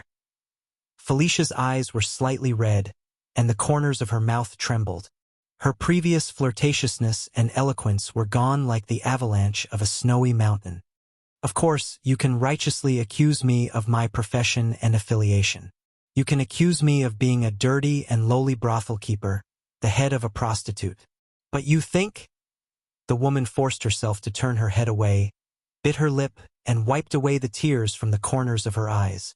You think I willingly walked down this path and did filthy things for the Brotherhood? Raphael, who was about to follow up on his victory, suddenly froze after breaking through his target's defenses. Set off by her slender neck and graceful figure, Felicia was like a lonely flower on a cliff, stubborn and poignant. Since I was young, men only looked at me and my body with dirty eyes, especially after I reached the age of wearing skirts. They became even more. Raphael was obviously uncomfortable as he listened to her words. He furrowed his brows. Those people, those scum with knives in their hands, when they forced themselves on me. Felicia smiled mournfully. When I resisted, they beat me even more fiercely. When I didn't resist, they thought that I liked it very much, thought that I was enjoying it, said that I took the initiative to give myself to a higher position, that I was cheap, that I was licentious. But I was just a weak woman. What could I do? What could I do? Commit suicide to show my determination? Felicia wiped away her tears roughly. She was trembling all over, but she still looked straight at the Baron Bone Man with determination, like a winter plum blossom standing proudly in the frost and snow. Seeing that he had ignited the other party's emotions, Raphael cleared his throat. For a moment, he was at a loss and did not know how to reply. I just want to live, but they won't let me, unless I consciously spread my thighs. Even a greenhorn like you only wants to put his hand under my bra and skirt and strip them naked. Raphael paused again. Felicia realized something. She shrank back with her tear-stained face and tried to pull up her sleeves and skirt to prevent more of her skin from being exposed. At the same time, she stared fiercely at Raphael. Raphael became even more embarrassed when she stared at him like that. He could only look away uncomfortably. Felicia covered her chest, front, and thighs, and stared at the Baron Bone Man. Her tears could not stop falling. And of course, I could only do as they said. I just want to live. In the hands of men like you. With tears in her eyes, she spat, "Bah! Threatening me with violence? Come on. There are plenty of people in this world who have been violent to me, and you're not one of them." Felicia's breathing became heavier and her tears fell like rain. Stubbornly, she had to raise her sleeve to cover up her tears, but it was not effective. Soon, a large patch of her clothes was soaked. Raphael sighed deeply. He looked at the document in his hand, not knowing how to continue. For a moment, the interrogation room was filled with the woman's sobs and gasps. On the other side of the glass, Thales had mixed feelings. Beside him, the Black Prophet was interested. He whispered, "Very good. I like this girl." Murat lowered his head and whispered to the demonic vine on his knee, "Tell Raphael that it's her." The black-veined vines on his wheelchair surged in response. In the interrogation room, Felicia's crying did not seem to have any intention of stopping. Raphael, on the other hand, sensed something and glanced at the glass. Thales might have seen this before, but it still made him uncomfortable when he saw the back and forth between the vines. Raphael took a deep breath and hesitated for a moment. Finally, he took out a handkerchief and handed it over.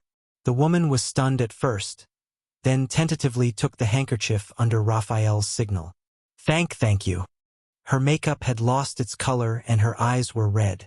Wiping her tears with the handkerchief, she timidly glanced at Raphael, ashamed. I didn't want to cry. I'm just sorry." Raphael sighed again, his expression bitter.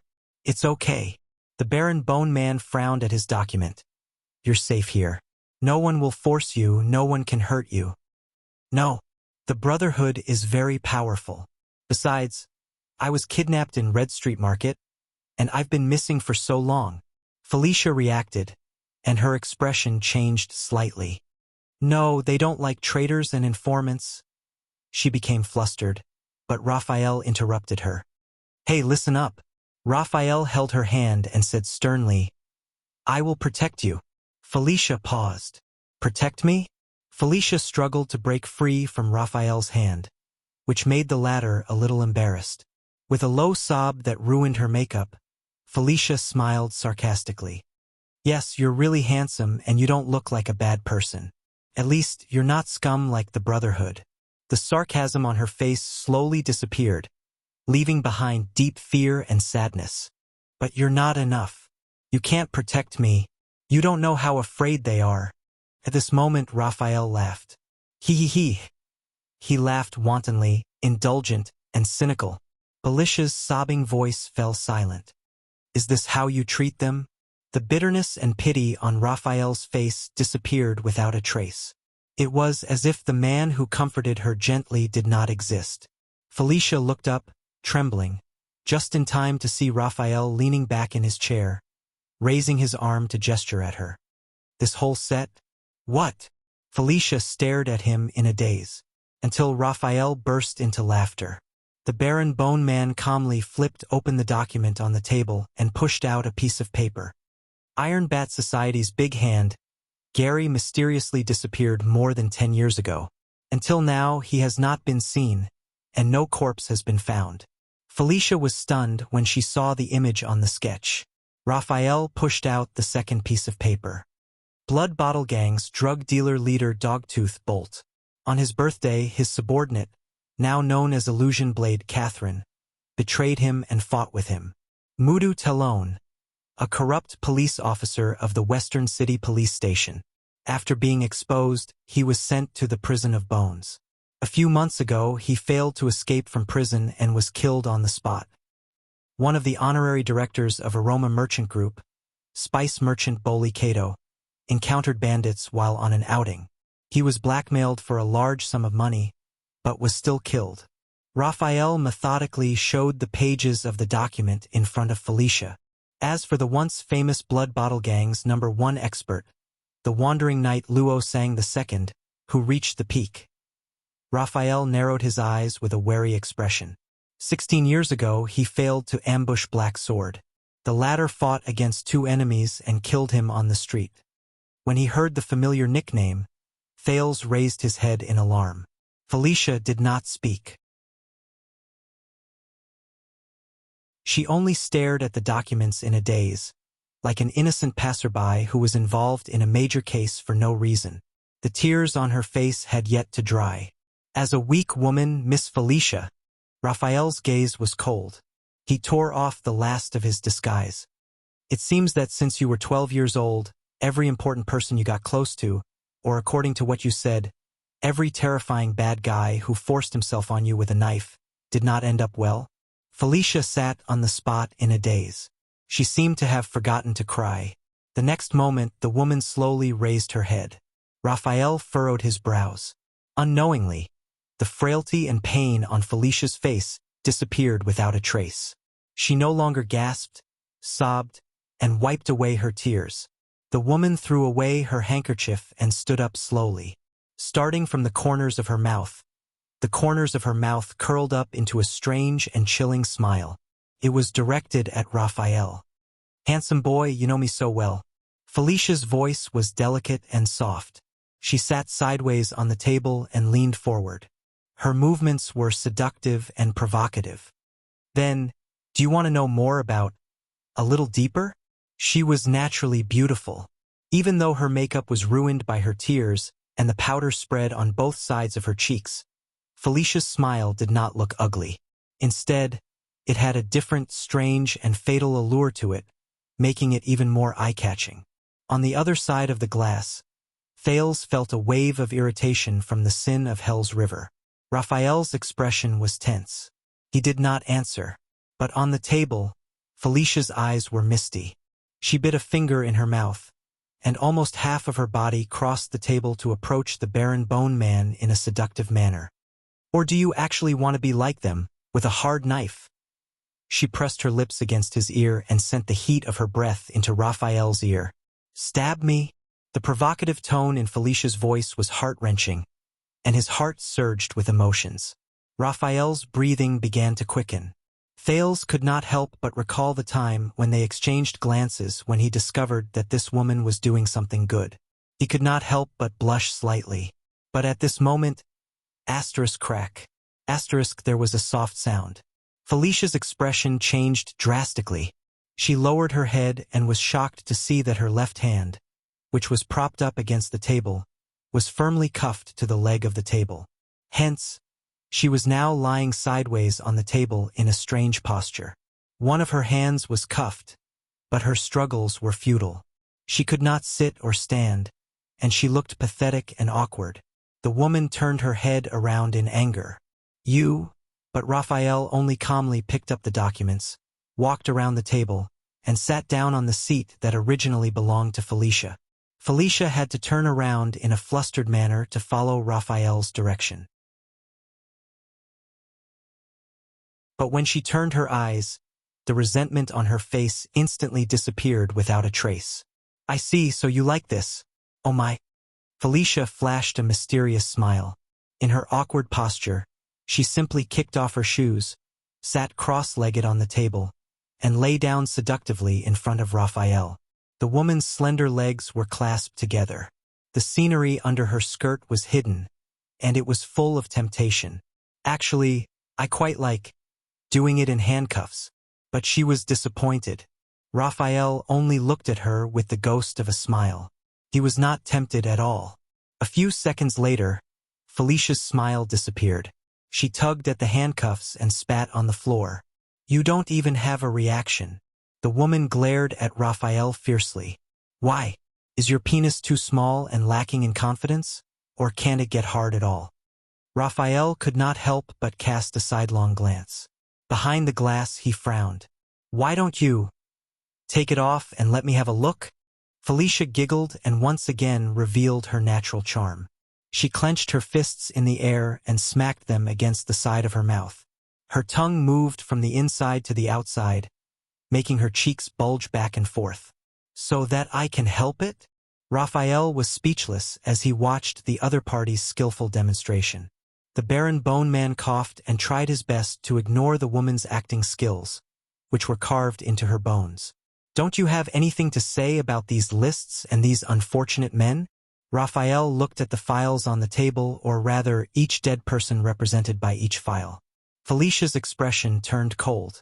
She swept her gaze over each file on the table, her eyes full of disdain. Humph.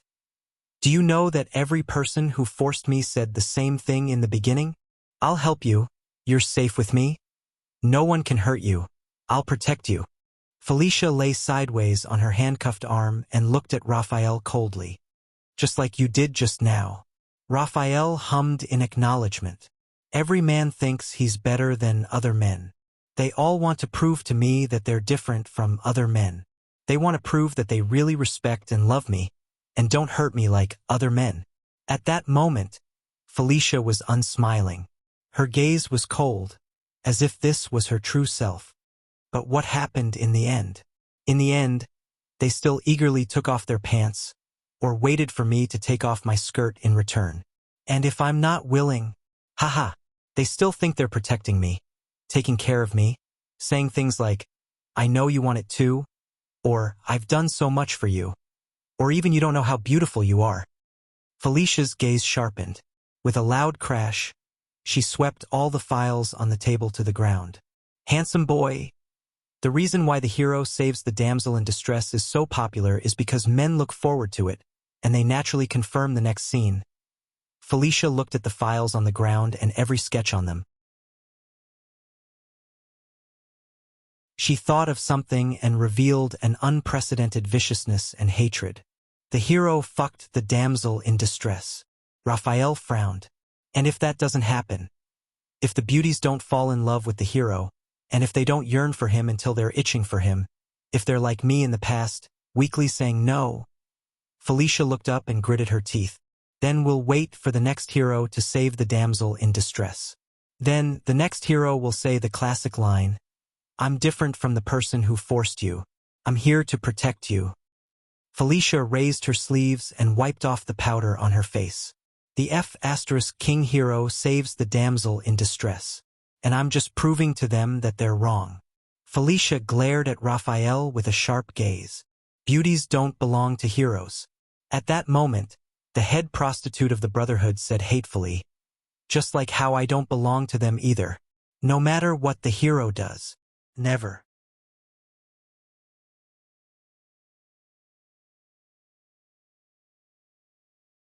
Chapter 587. But the moment it was updated, this chapter was blocked by the back end. Swordless was also dumbfounded. What to do? Kingdom Bloodline, Chapter 80. The hero saves the beauty, currently typing. Please wait a moment. After the content has been updated, please refresh the page to get the latest update.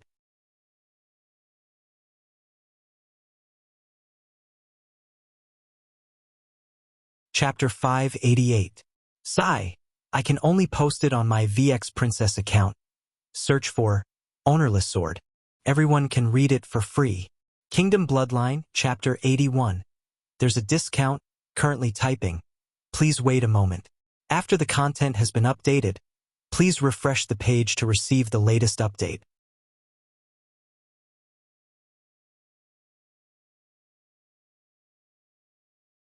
Chapter 589. In the interrogation room, Felicia and Raphael both left. Thales stared motionlessly at the empty room on the other side of the glass. His eyes were still and his emotions were complicated. Sunset Pub, Jayla.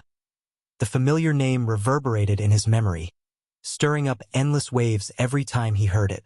Ever since he finished chatting with Gilbert that time, as a prince, he, who carried a heavy burden, had buried their sadness in the deepest part of his heart. Until just now, Thales subconsciously clenched his fists. The sin of Hell's River was not threatened by any external force, but it was still surging and roaring in his veins. Your Highness, do you mind giving me another push?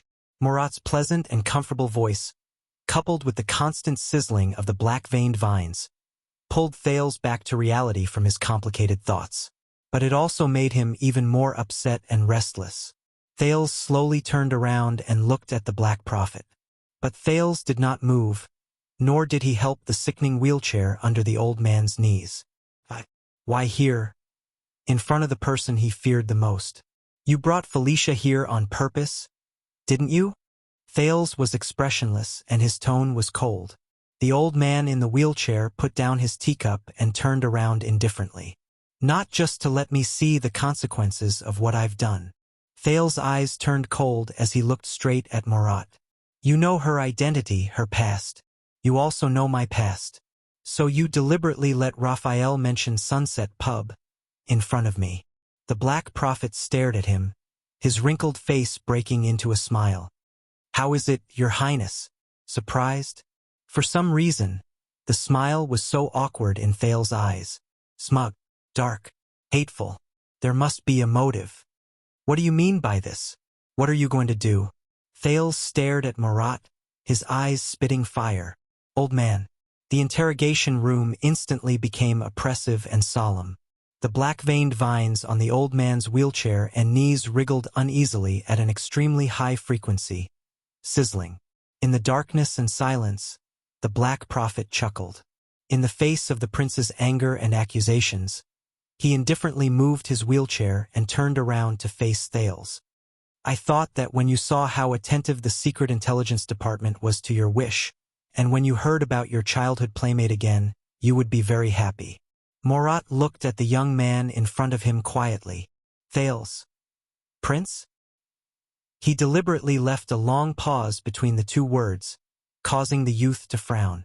It was as if they had returned to that afternoon in Mindy's hall.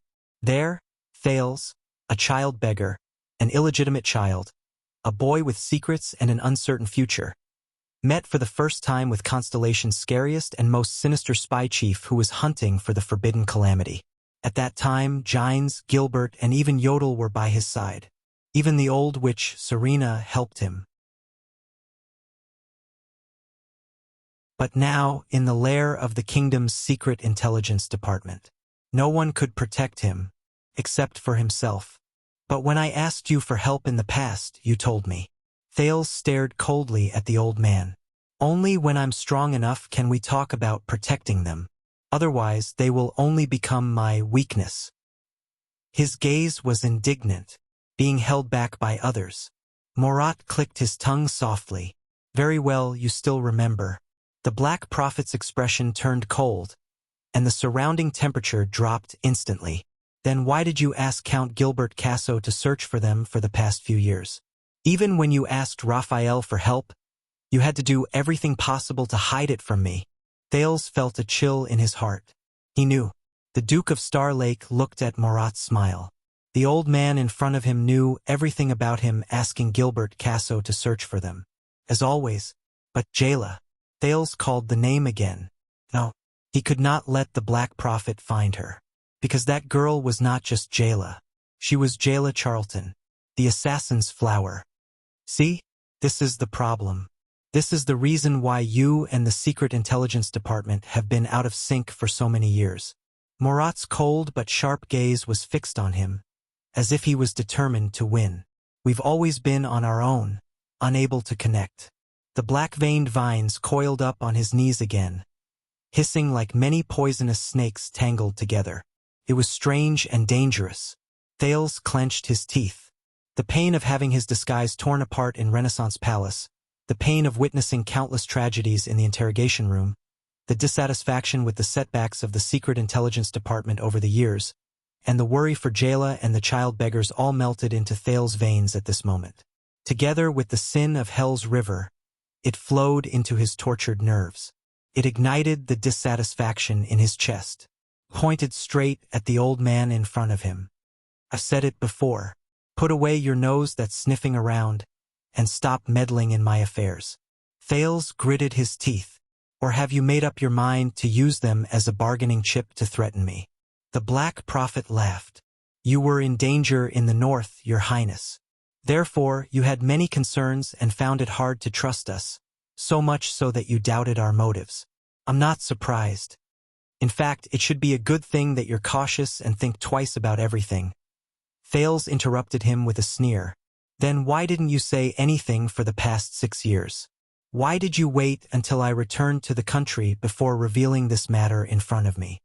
Murat paused for a while, deep in thought. "You're right, Your Highness." We began to pay full attention to this matter. The old man's tone became stern. "It's precisely because you've returned to the country. Because as the Duke of Star Lake, you're now, to be precise, when you expressed your dissatisfaction with my wheelchair just now. That's when you're truly powerful." Morat looked at the other end of the interrogation room. "That's why we let you see that scene just now. Your weakness." "Weakness?" Thales was shocked. "What do you mean?" The Black Prophet grinned. "Your Highness, you're young and intelligent. I don't need to say much to understand His Majesty's intention in sending you here. Regarding the mess you saw," the old man turned to the empty room on the other side of the glass. The black-veined vines swayed back and forth, as though they were staring at Thales all the time. "What do you think?" "Mess." Thales felt empty. Without waiting for his answer, Morat said slowly, "The unemployed workers at the winery? The order for dual weapons from the blacksmith shop?" The nobles of Blade Edge Hill protested. With every word he said, Thales became more absent-minded. "The murders caused by lettuce? And the Northland girls in Red Street Market? These are all—" Thales' lips moved slightly, but he could not squeeze out even a word. "I know." Morat's tone softened. "You feel very wronged, very depressed, very sad, very indignant. All of these were actually not your intention. But this is the power of power. The power of power." Thales was speechless. The Black Prophet continued to stare at him, full of smiles, but there was no warmth in his eyes.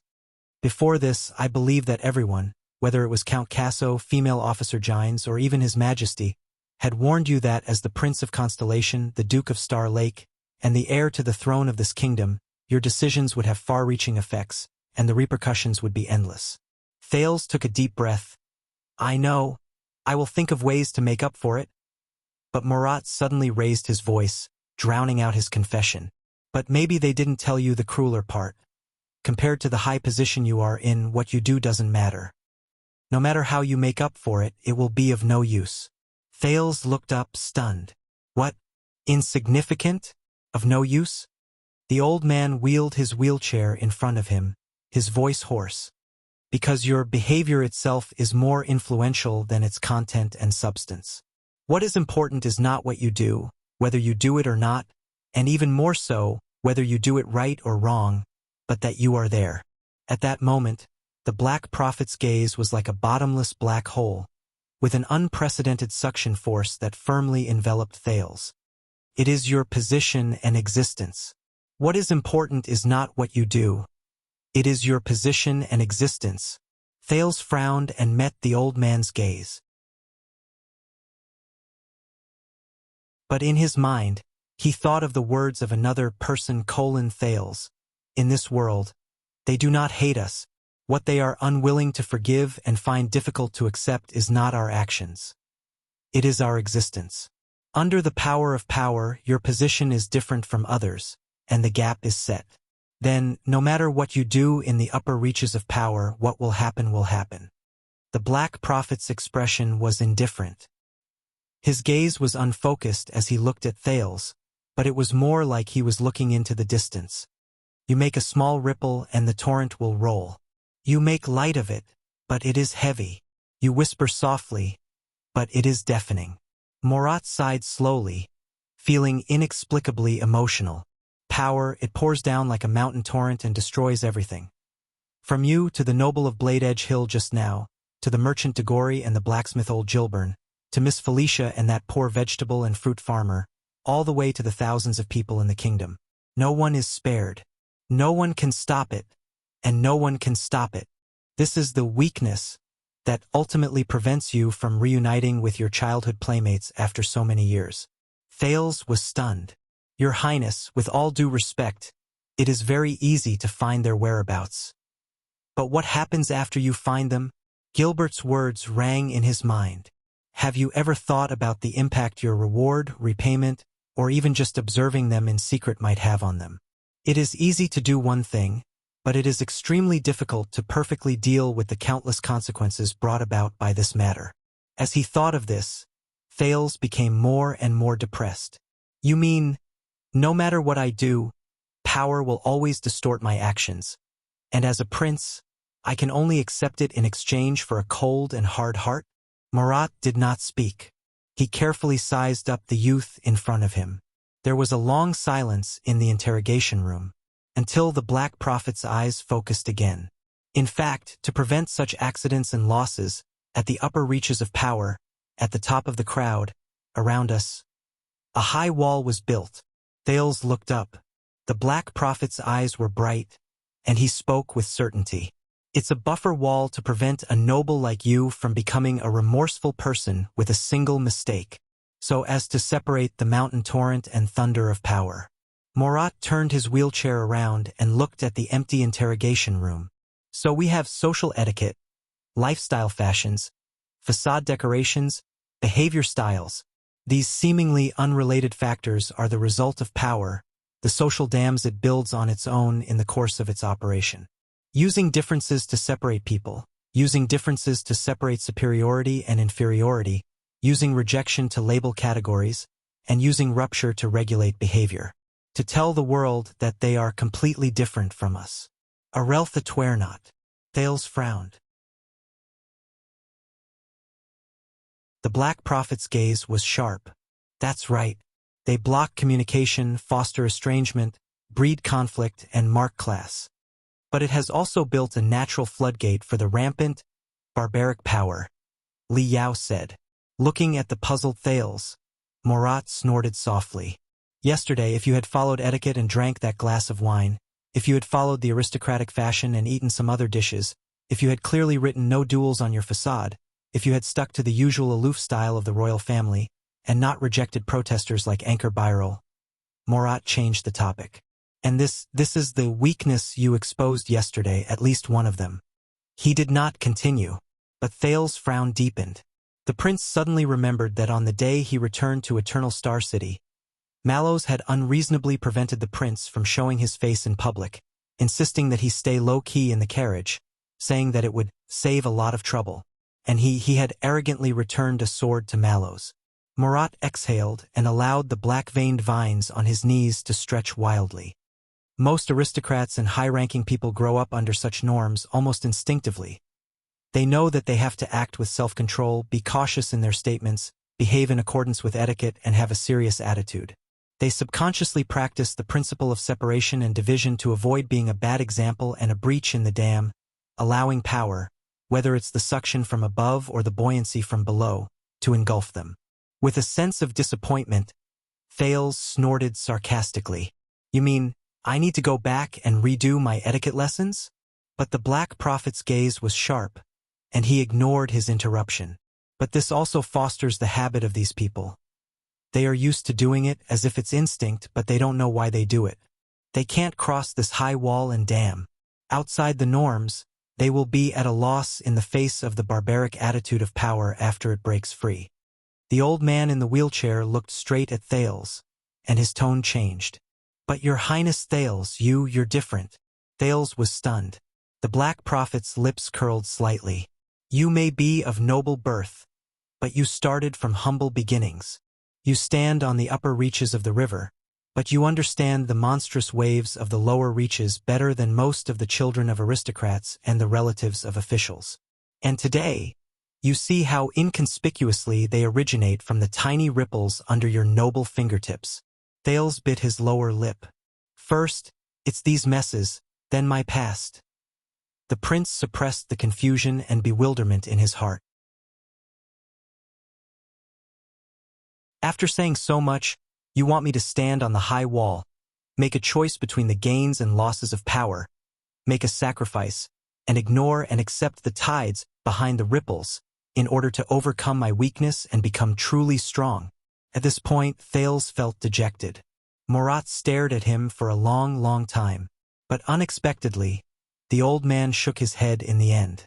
No, I told you to eliminate your weaknesses, but you don't have to be restricted by your means. In the next second, the Black Prophet's tone became urgent, and every word was full of strength. A slight ripple and a torrent will roll. It's just an understatement, yet it's so colorful. A whisper is deafening. Marat's eyes flashed. as if there was a blade in them. From another perspective, this is not a weakness, but an advantage. This is the true power of power. A power that many people dream of. At that moment, Thales had an illusion. The old man in the wheelchair before him had turned into the deepest point in the endless darkness, devouring all light. King Neuven, King Chapman, King Kessel, these people seemed to be looking at him from the other end of the darkness. The black-veined vines made an ominous sound and squirmed more violently.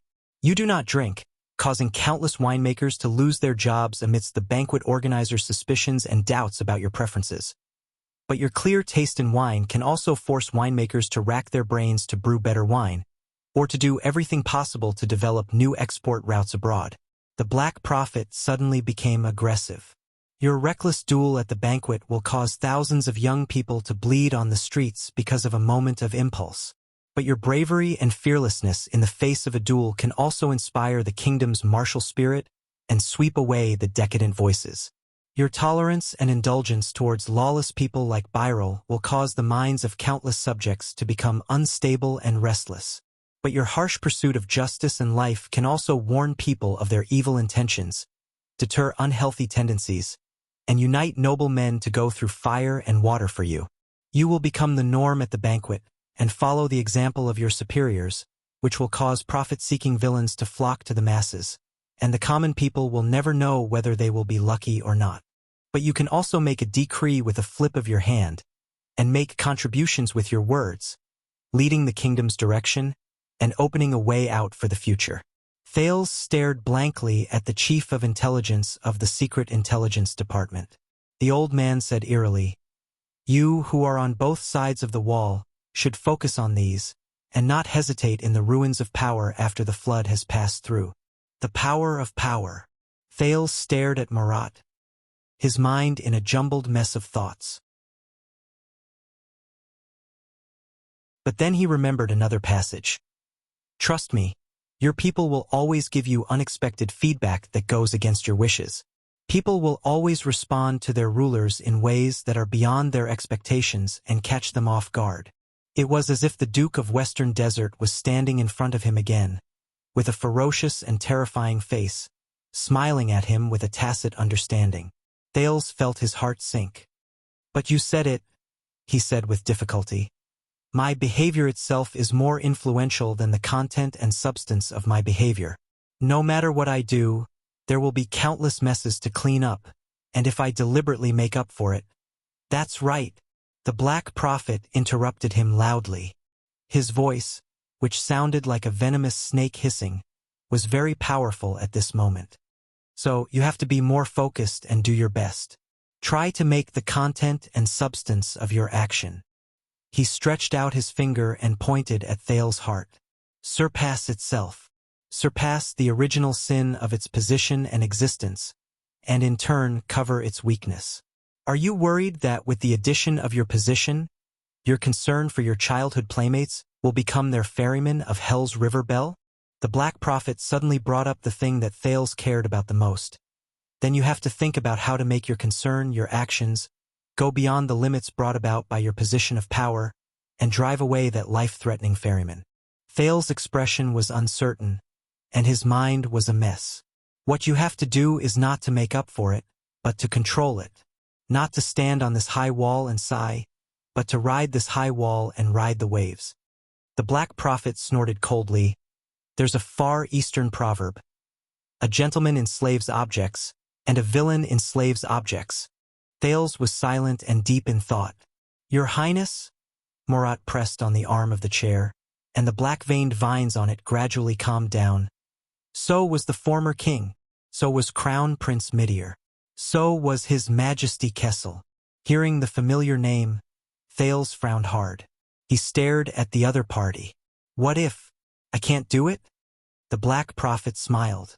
"You can do it." Marat turned his wheelchair and turned his back to the prince. "From the moment you returned to the country, you could do it. You were ready a long time ago. Just one step away," he said sinisterly. "It's just that you're too cautious, too fearful, and too wary of its unpredictable power and possible consequences." Thales gritted his teeth, his thoughts unsettled. A few seconds later, he looked up abruptly at the Black Prophet's back. I don't like you. I know. Morat did not turn his head. But as I said, it doesn't matter whether you like me or not. What matters is whether the fact that you don't like me can transcend the established position between you and me, the old man said slowly. Under your control, it will bring about its true effects. Thales's expression changed slightly. Morat took a deep breath, turned his wheelchair, and prepared to leave. At this moment, will you be lonely?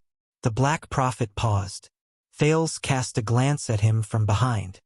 Lord Hanson, you said before that it's been a long, long time since you've met someone who can feel at ease in front of you without any burden, and who is not afraid to lie to you. That must feel very lonely. Morat did not speak. Only his back moved. Then, Thales's tone changed slightly. The Red Witch. At that moment, Thales saw the black-veined vines on the Black Prophet's wheelchair sway. It said that Madame Kalshan, who can deceive you and is not afraid to lie to you, is she one of them? Morat remained silent. Only the black-veined vines wriggled back and forth, more and more jubilant. The atmosphere in the interrogation room became very delicate. A few seconds later, please forgive me. I'm old and my energy is limited. I'm going to rest first. The Black Prophet did not move, but the demonic vines on his knees swayed horribly, covering the wheel of the wheelchair and dyeing it into endless darkness. Raphael, entertain His Highness well. Make sure he feels at home. Thales turned his head in shock, only to find that Raphael was already standing at the door. The Baron Bone Man bowed respectfully. Covered by the dark vines, Morat's wheelchair rolled in a strange and astonishing manner, carrying him forward and disappearing outside the door. The interrogation room regained its peace and relaxation. Thales stared blankly in the direction where the Black Prophet had left. So, his wheelchair can actually move on its own. He murmured, "There's no need for me to push him." Raphael came to his side and smiled. "Sometimes, some people just need a push," Yizichin said. Thales sighed. "How did you get along with him all these years?" Raphael raised his eyebrows and looked at the door where the Black Prophet had disappeared. He said, the Baron Bone Man said calmly, "And I listened." Thales snorted with a gloomy expression. "I guess so." Raphael smiled lightly and gestured to the door. "As I said, you'll only feel worse when you get to the Secret Intelligence Department." The prince sighed and followed Raphael out of the interrogation room. Felicia, that girl left? With complicated feelings, Thales walked past the portrait of Princess Theodora, the glorious star. "I'm not even looking at you. Why the F***ck are you scolding me? You narcissistic idiot." Thales vented his anger at the incompetence in his heart, and asked in a non-committal manner. Raphael nodded. "Why? Do you want to spend some more time with her?" Thales frowned at him, looking displeased. Raphael smiled lightly and raised his hand in surrender. Thales glared at him and snorted softly. "What about you, Cohen?" "He'll be fine." Raphael did not blush or pant. He did not look ashamed at all. "When she realizes that he's not me." "But you won't," Thales said coldly with a hint of bickering. "When he realizes that you sold him out, it's okay." Raphael did not feel burdened at all and was relaxed. He's used to it. "And Cohen..." Raphael paused for a moment. The corners of his mouth curled up and he kept what he wanted to say in his heart. "He can't beat me, Raphael." The two of them walked in silence for a while before Thales suddenly spoke. "Do you guys do this often?" "Wipe my ass." Raphael frowned and turned around. "Morat said that I've always been incompatible with the Secret Intelligence Department. We've always been on our own, and there's no communication between us," Thales said faintly. "I've brought you guys a lot of trouble?" Raphael sighed slightly. "Probably," he replied casually and did not say anything else. Thales snorted softly. "Is that so? But it's not all trouble, right? I should be of some help?" Thales thought of the mess he saw today and the mess the Secret Intelligence Department had wiped for him. What you need to do is not to make up for it, but to control it. Raphael was silent for a while. Do you want me to tell the truth? Thales looked at the barren bone man. National Conference, Dragon Cloud City, the Great Desert, Bladefang's camp. Raphael's expression did not change as he counted the locations. Basically, all the times you acted freely and saved the world by yourself, the people you helped, were all hindrances. Thales' expression changed. It can't be?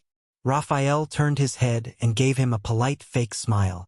But Thales caught up with him and said indignantly, National Conference, if I hadn't persuaded Zayn, we had a backup plan.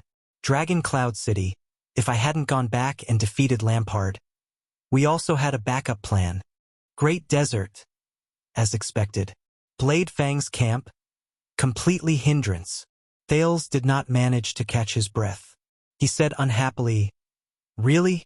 Raphael shrugged. The kingdom's secret intelligence department is the place with the most meticulous planning in Constellation. We have records of any accidents, including you. The prince's butt is one of them. When he heard this name, Thales took a deep breath and reminded himself not to get angry. All right, let's take the most exaggerated example. 6 years ago, when you carried out Dragon's Blood, did you think that you would lose control like this? Charlton? Shadow Shield? Secret Room? Chapman Lampard? Raphael looked back at him. Of course, it was all within expectations. Thales was stunned, and he immediately laughed in anger.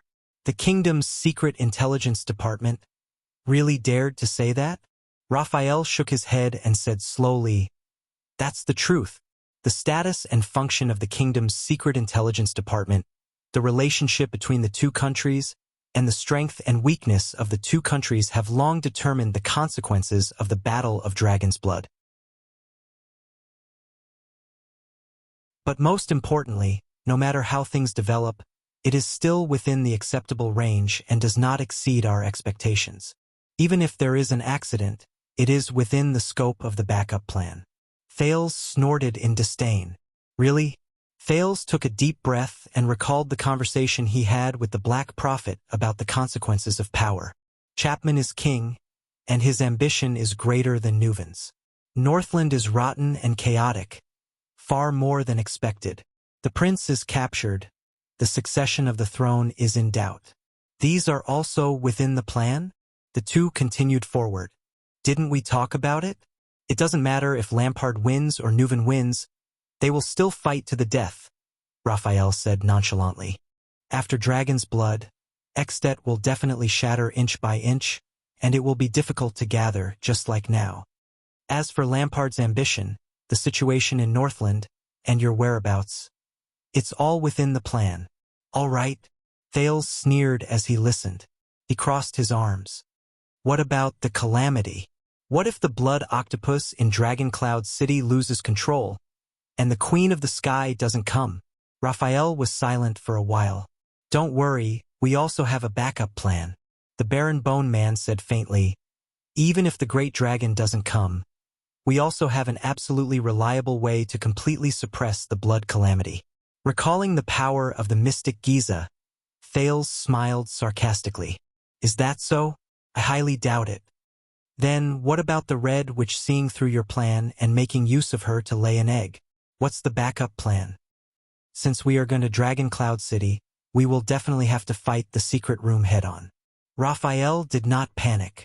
Being stopped by them is also within our expectations. Didn't you come out safely? Thales curled his lips and shook his head. It sounds like he's being stubborn. What about when King Chapman entered Heroic Spirit Palace and prepared to gather the Archdukes to join the coalition army to invade Constellation? The prince said coldly, Don't tell me that was also within your expectations? You also have a backup plan? Raphael did not even turn his head. Of course. Thales shook his head in disdain. He said sarcastically, Yes. The backup plan is to make the little boy break into the chimney of Heroic Spirit Palace. Raphael suddenly stopped in his tracks. They stopped. Thales turned around, puzzled. This should be a top secret, But, Your Highness, since you are so suspicious. At that moment, the prince suddenly realized that the Baron Bone Man's expression was extremely serious. Let me put it this way. Raphael's red eyes stared straight at him. Do you think that if Lampard had successfully framed you as King Neuvin's assassin, and even persuaded the archdukes to send troops south, we would really have no countermeasure? Countermeasure, Thales frowned secretly. Furthermore, you've been standing here for the past 6 years, thinking that you've saved the world by yourself and turned the tide. The prince's expression changed slightly. Raphael's tone was very mysterious, with a very deep meaning. How did you know that on that day in Heroic Spirit Palace? An ally who secretly communicated with us and cooperated with us? Raphael said faintly, only Lampard. His voice faded away. Time seemed to stop at that second. Thales was completely stunned. Only Lampard. What? In the quiet corridor of the Secret Intelligence Department, Raphael looked at the stunned Thales expressionlessly.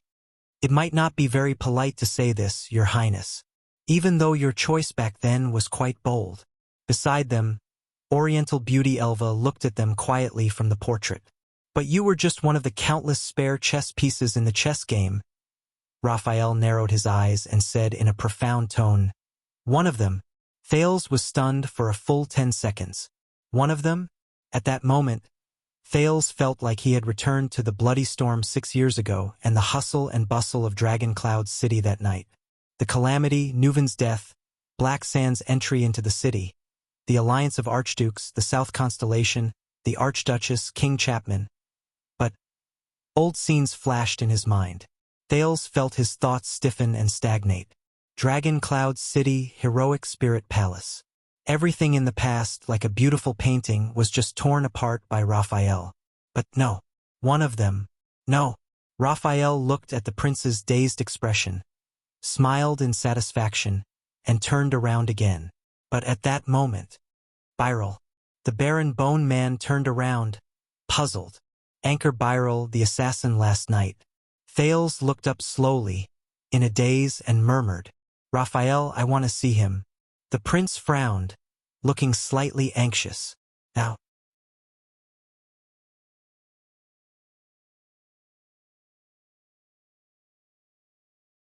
Chapter 590.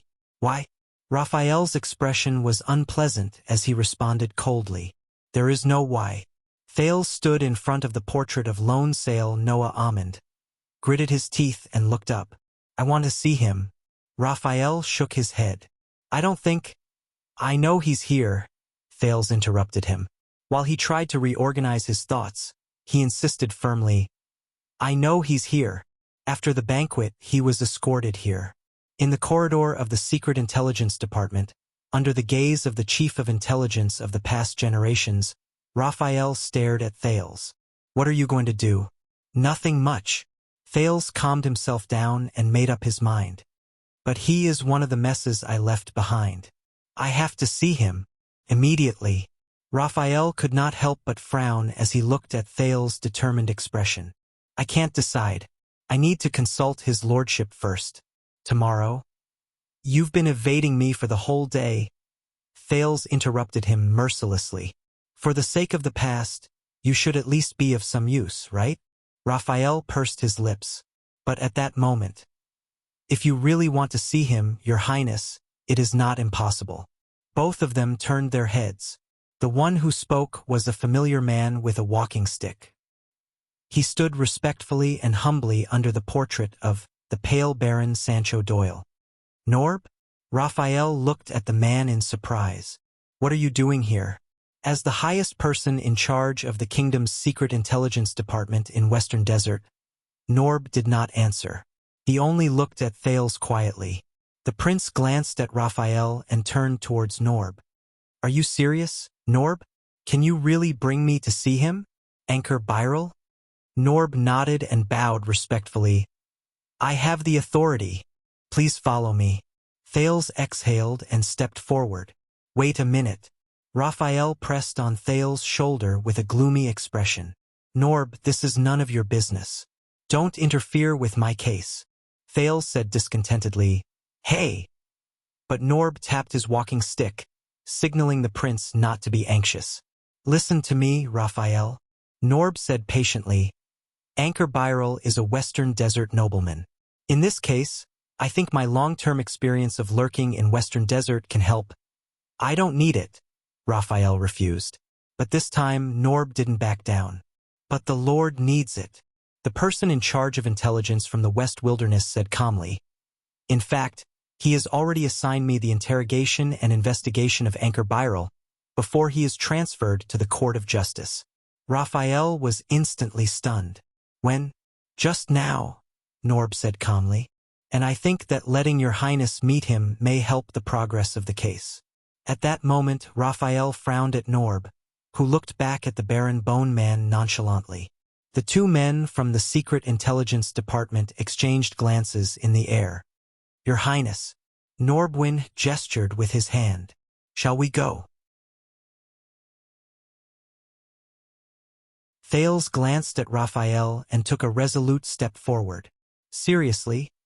As he walked past the Baron Bone Man, Thales cast a displeased glance at Raphael. "What do I need you for? Cohen Caribbean?" Raphael stood rooted to the ground. His expression seemed to have sunk into an icehouse. Norb smiled faintly and turned to lead the way. "If you're worried, Raphael, you're welcome to accompany us." He became friendly and humble again. Raphael said nothing and remained expressionless. The figures of the prince and Norb gradually disappeared into the distance.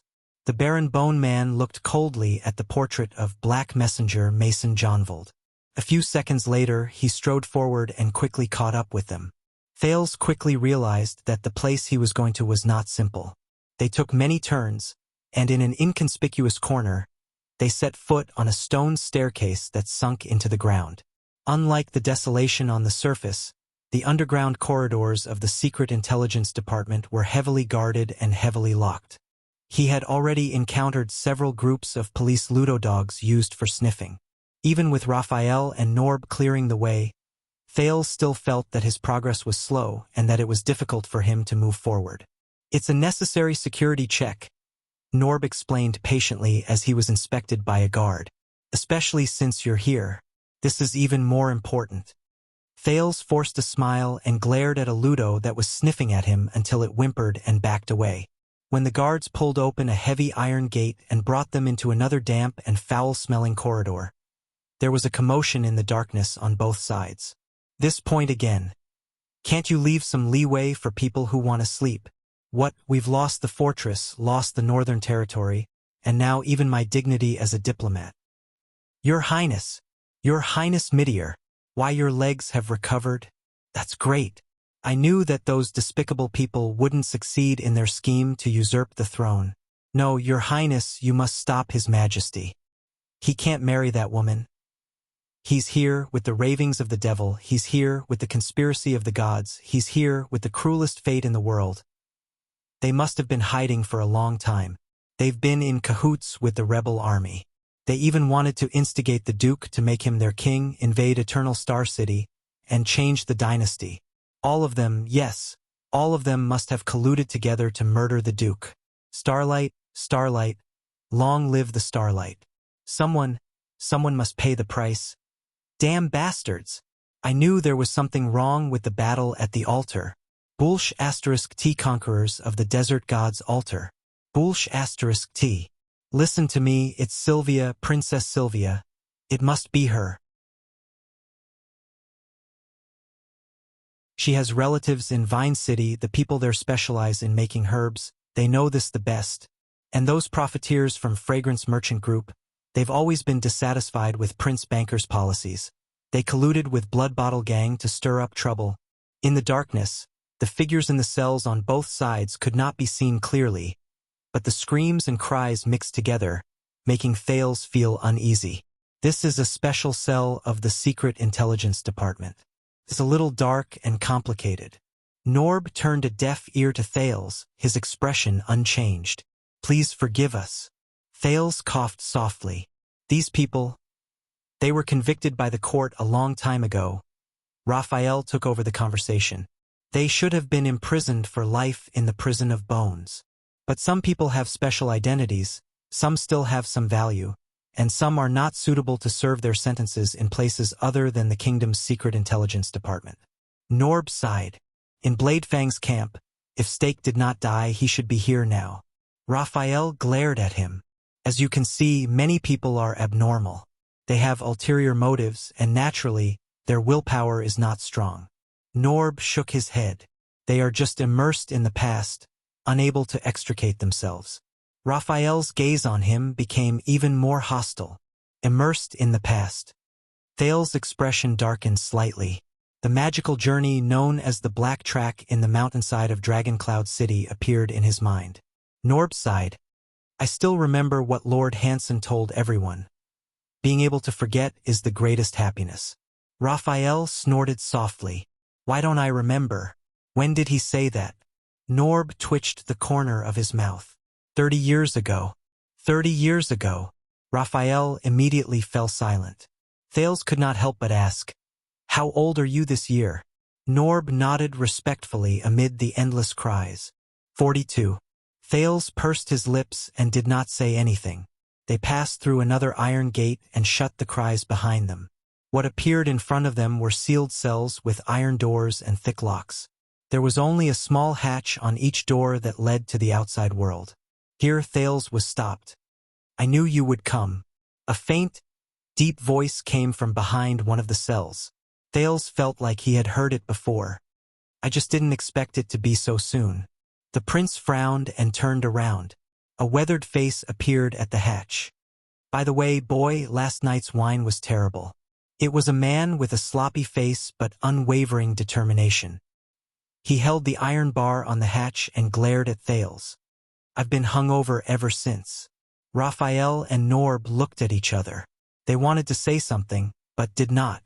Thales was silent for a while before he snorted coldly.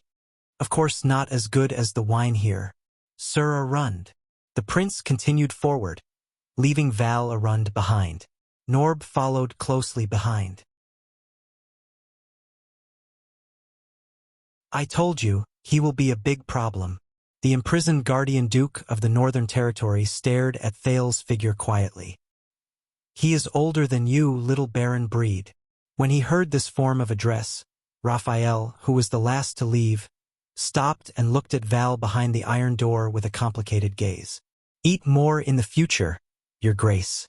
Raphael stared at him for a while before he slowly said, Don't just drink. Once he finished speaking, the Baron Bone Man turned around and left. Wait. Raphael turned around. Val pressed his elbow against the iron door. After a few seconds of silence, he slowly passed a folded letter out of the hatch. Raphael frowned. You know, she won't reply to your letter.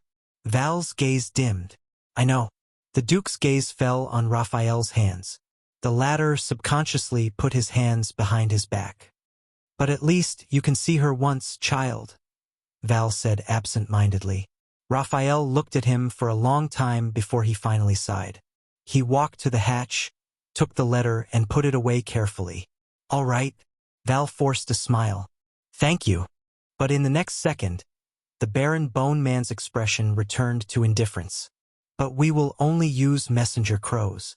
Once he finished speaking, Raphael roughly closed the hatch. He shut Val's face in the darkness. Under Norb's guidance, Thales finally arrived at his destination. A spacious room. There was a young girl, beautiful and kind. Fate was not good. She lost her mother at a young age. But before they could step into the room, they heard an awful ballad. Here came an old pervert, drunk and groping the bed. The girl's eyes turned. There was meat soup on the stove. The song came from a man. He sounded smug and interested. That was my subordinate. Norb apologized to the prince awkwardly. I asked him to scout out the place first. Thales nodded. They entered the room amidst the man's humming ballad. The place was dark, damp, and depressing. The first things that entered his sight were all sorts of terrifying machines. Torture racks, head crushers, stretching wheels, skinning beds, spiked chairs, blood cradles. These were just the ones that Thales could recognize. When he was young, There were similar places in the Black Gold Casino beside Black Street. As for the ones that he could not name, there were even more small tools and gadgets placed on carts. Thale's heart sank. The figure of a fat man appeared in the middle of the room. His back was to the door, his upper body bare, wearing an apron, gloves, and a hood. He hummed a song and shook his shoulders as he rhythmically arranged the various tools on the cart. Wrapping an egg with a pair of tongs, twisting and turning, the pervert wakes up and cries in pain. The girl spins with a smile. Just treat it like a skewer, turning it 9.5 times, pressing the knife against the stick, the tip of the knife in, peeling the skin and opening it up to carve a small funnel. Anchor Byrel, the criminal who trespassed on the royal banquet, was lying motionless on the recliner in the middle, naked, with his eyes closed. He had obviously lost consciousness. His limbs were bound, and his body was covered with cuts and bruises. Only his lower body was covered with a thin, blood-stained blanket. Thales looked at the bloodstains on the recliner under him and his heart tightened. Perhaps it was the soundproofing effect of the hood, but the humming fat man did not notice the movement behind him. He held a hammer in one hand and a pair of tongs in the other. He twisted his buttocks, swung his waist, and danced wildly while singing. The pervert cried, "Girl, don't mess around. You were in a good mood last night. Why are you so violent tonight?" The girl smiled. "You're mistaken. I'm a flesh-eater. I didn't eat much tonight. How's the broth in the girl's pot?" In the bloody, terrifying, dark, and sinister torture chamber, this fat man swinging his fat and dancing passionately was such a refreshing sight that Norb could not help but cough awkwardly. Gomez. The fat man did not seem to hear him. He continued to move his buttocks, swinging his waist, and the hammer seductively brushed past his buttocks that were facing the three of them. Norb had to increase his volume. Gomez. With two clangs, the hammer and tongs fell to the ground. The fat man froze in place, maintaining his posture of stroking his buttocks. The song stopped. The room fell silent. The fat man named Gomez trembled as he took off his hood and stumbled around. He was the first to see Thales and was startled. "Wow!" Gomez breathed a sigh of relief.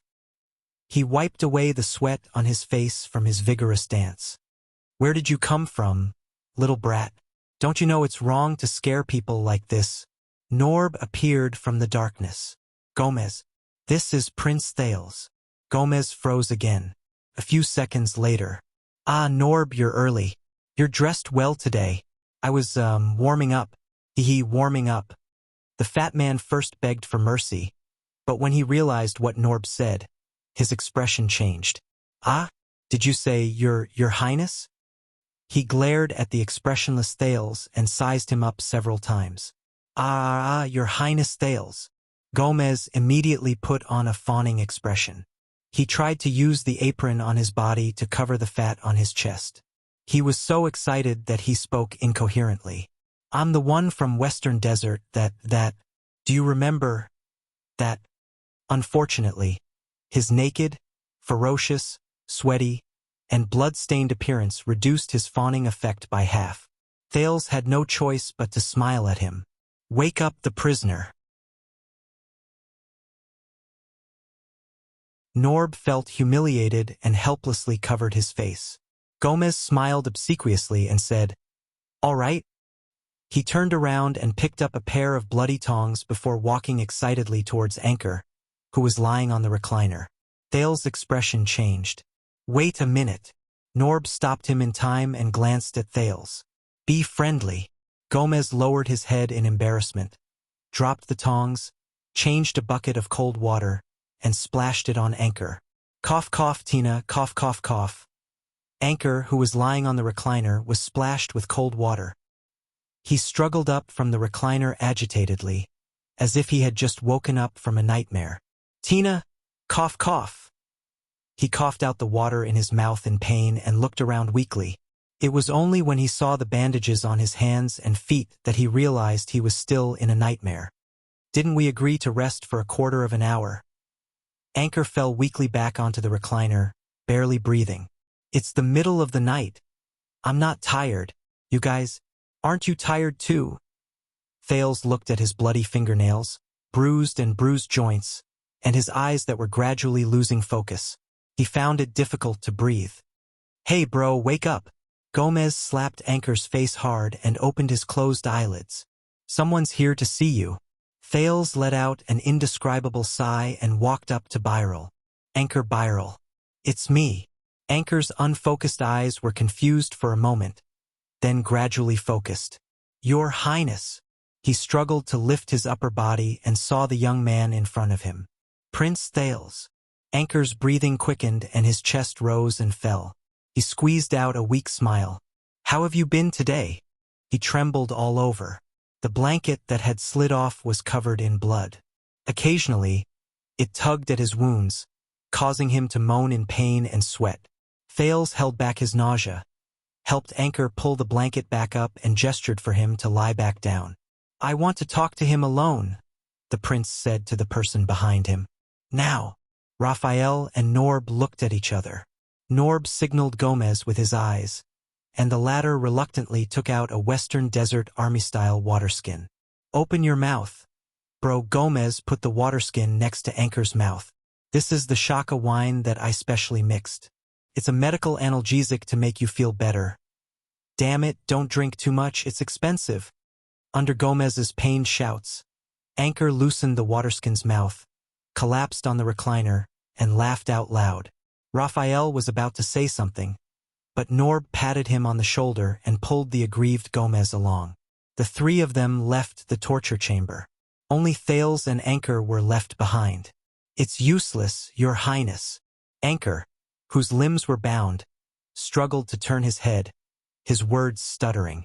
His words were intermittent. "This is the kingdom's secret intelligence department.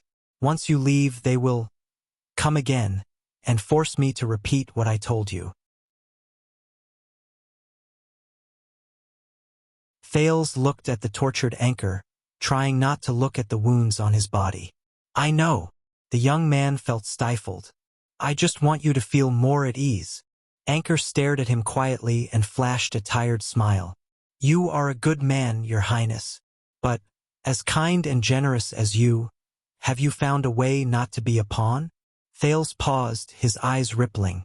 "What's the difference between you and him?" The last words he said to Anchor at the royal banquet replayed in his ears. "I just understand. The other pawns. This man, he chose to believe me, so he let go of the sword. And what can I do for him?" Recalling his experience in Ballard Room, Thales pursed his lips, wanting to speak but hesitating. "I understand." Seeing the prince's expression, Anchor panted as if he understood something. "I'm sorry to have troubled you, whether it was yesterday or now." Thales took a deep breath and forced himself to put away his negative emotions. "No, the case is still under trial. There's still a chance." Anchor leaned back in his chair, gritting his teeth in a muffled grunt. "No need to comfort me, Your Highness. The Byral family has long since gone bankrupt and has nothing to show for it." He smiled bitterly.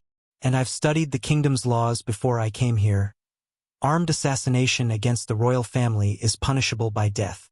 What's more, my actions have incited discord between Western Desert and the royal family, alienated the 7 attendants and Renaissance Palace, alienated you and His Majesty, and even involved many unspeakable secrets in the land measurement order. It's extremely tricky and a headache. All stakeholders will be happy to add insult to injury." Anchor stared straight at the ceiling, his gaze unfocused in the dim light. "I'm hopeless." Thales draped his recliner, or torture chair, and gritted his teeth. "Not necessarily." The Duke of Star Lake recalled the Black Prophet's words and forced himself to smile. "I can think of a way to offend the royal family. As for the rest, I can communicate with Baron Doyle and persuade him to be kind." The prince tried to piece together the words he had thought of to make them more beautiful, or at least less feeble. "As long as both sides agree, the debts between your families can be settled. As for the land dispute between Crocaw City and Mirror River—" "No, Your Highness." Anchor interrupted him. The young Western Desert noble forced a bitter smile, looked at Thales gently but hopelessly, and shook his head weakly but decisively. We all know very well that this is no longer a problem between Crow City and Mirror River. Thales's words came to a halt, and he could not continue. Your Highness, do you know the situation in Western Desert now? On the recliner, Anchor looked at the prince silently, but his gaze was distant, as if he was gazing into the distance from the other side of Hell's River. After the Desert War, Bladefang's Dune and the regular army of the royal family were like a sharp knife, stabbing straight into the heart of Western Desert. With the military control of the Western front line, they kept the selfish, xenophobic, conservative, and divided Western Desert dukes in check, and became the best reason for Renaissance Palace to implement the royal government in Western Desert, Land Measurement Order and Border County Development Order, which made the suzerains gnash their teeth in frustration. Thales could not help but frown. He thought of Blessingstown and the Count of Wingfort, Derek Chroma, who told him about Western Desert's predicament on the way back to Eternal Star City from Western Desert. That's right. In order to save my father's mess and find a turning point for the family and a loophole in the contract, I read all the official documents and decrees between the Western Desert and the Central Territory in the past 10 years. I can almost recite them backwards. Anchor's face was flushed, and he smiled at him. His breathing was much more even, and he no longer groaned and moaned. The pauses between his sentences also lessened. It seemed that Gomez's wine was taking effect. But 10 years have passed, and the cunning, realistic, passive, and mischievous dukes of Western Desert have found the most shameless way to deal with it. The most shameless way to deal with it? Thales was stunned. Anchor's spirits improved slightly. He thought hard, and he was no longer dispirited. On one hand, they claim to be insincere so that the military in Bladefang's camp becomes the norm. On the other hand, they deliberately fan the flames, so that the lower-ranked nobles are filled with resentment. Over time, without the royal decree, the wartime control order has no legitimacy.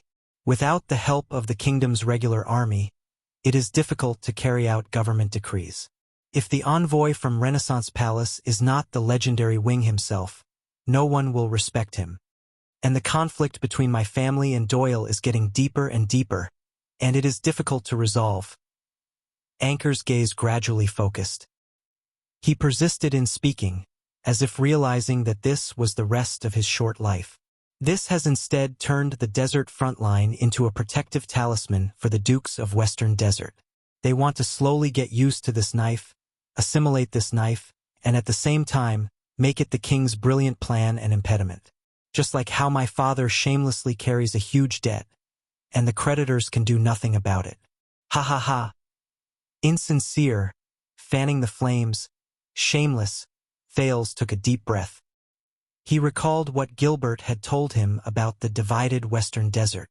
However, Anchor's tone changed. So, this sharp knife stuck in the heart of Western Desert exceeded the expectations of both parties, and entered the most awkward tug-of-war. Anchor took a deep breath, cherishing the few moments where the alcohol allowed him to ignore pain. The people of Western Desert are in pain.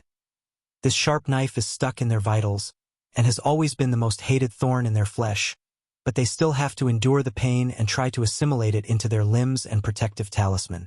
Renaissance Palace is tired. The hand that holds the knife expends a lot of energy, but it does not know whether to stab or pull it out. It is immobile, and it is difficult to advance or retreat. If we advance, we will cause a huge mess, and the losses outweigh the gains. If we retreat, all our previous efforts will be in vain. Thales' gaze changed. At that moment, he seemed to see a black and white chessboard. On one end was his father's magnificent and noble staff of constellation. On the other end was the inconspicuous wooden cane in Fakenhaz's hand. Both sides are waiting, and waiting for an opportunity. Perhaps it is a foreign war, a crisis, a major event. The people of Western Desert are waiting for a turning point in the situation, while Renaissance Palace is waiting for a further opportunity. Thales nodded and wiped away the bloodstains that obscured Anchor's vision. I know, for example, my return to the country, the ownership of Bladefang's camp, the invasion of the Baron and mixed breeds. Both sides are going back and forth, dealing with each other as they see fit.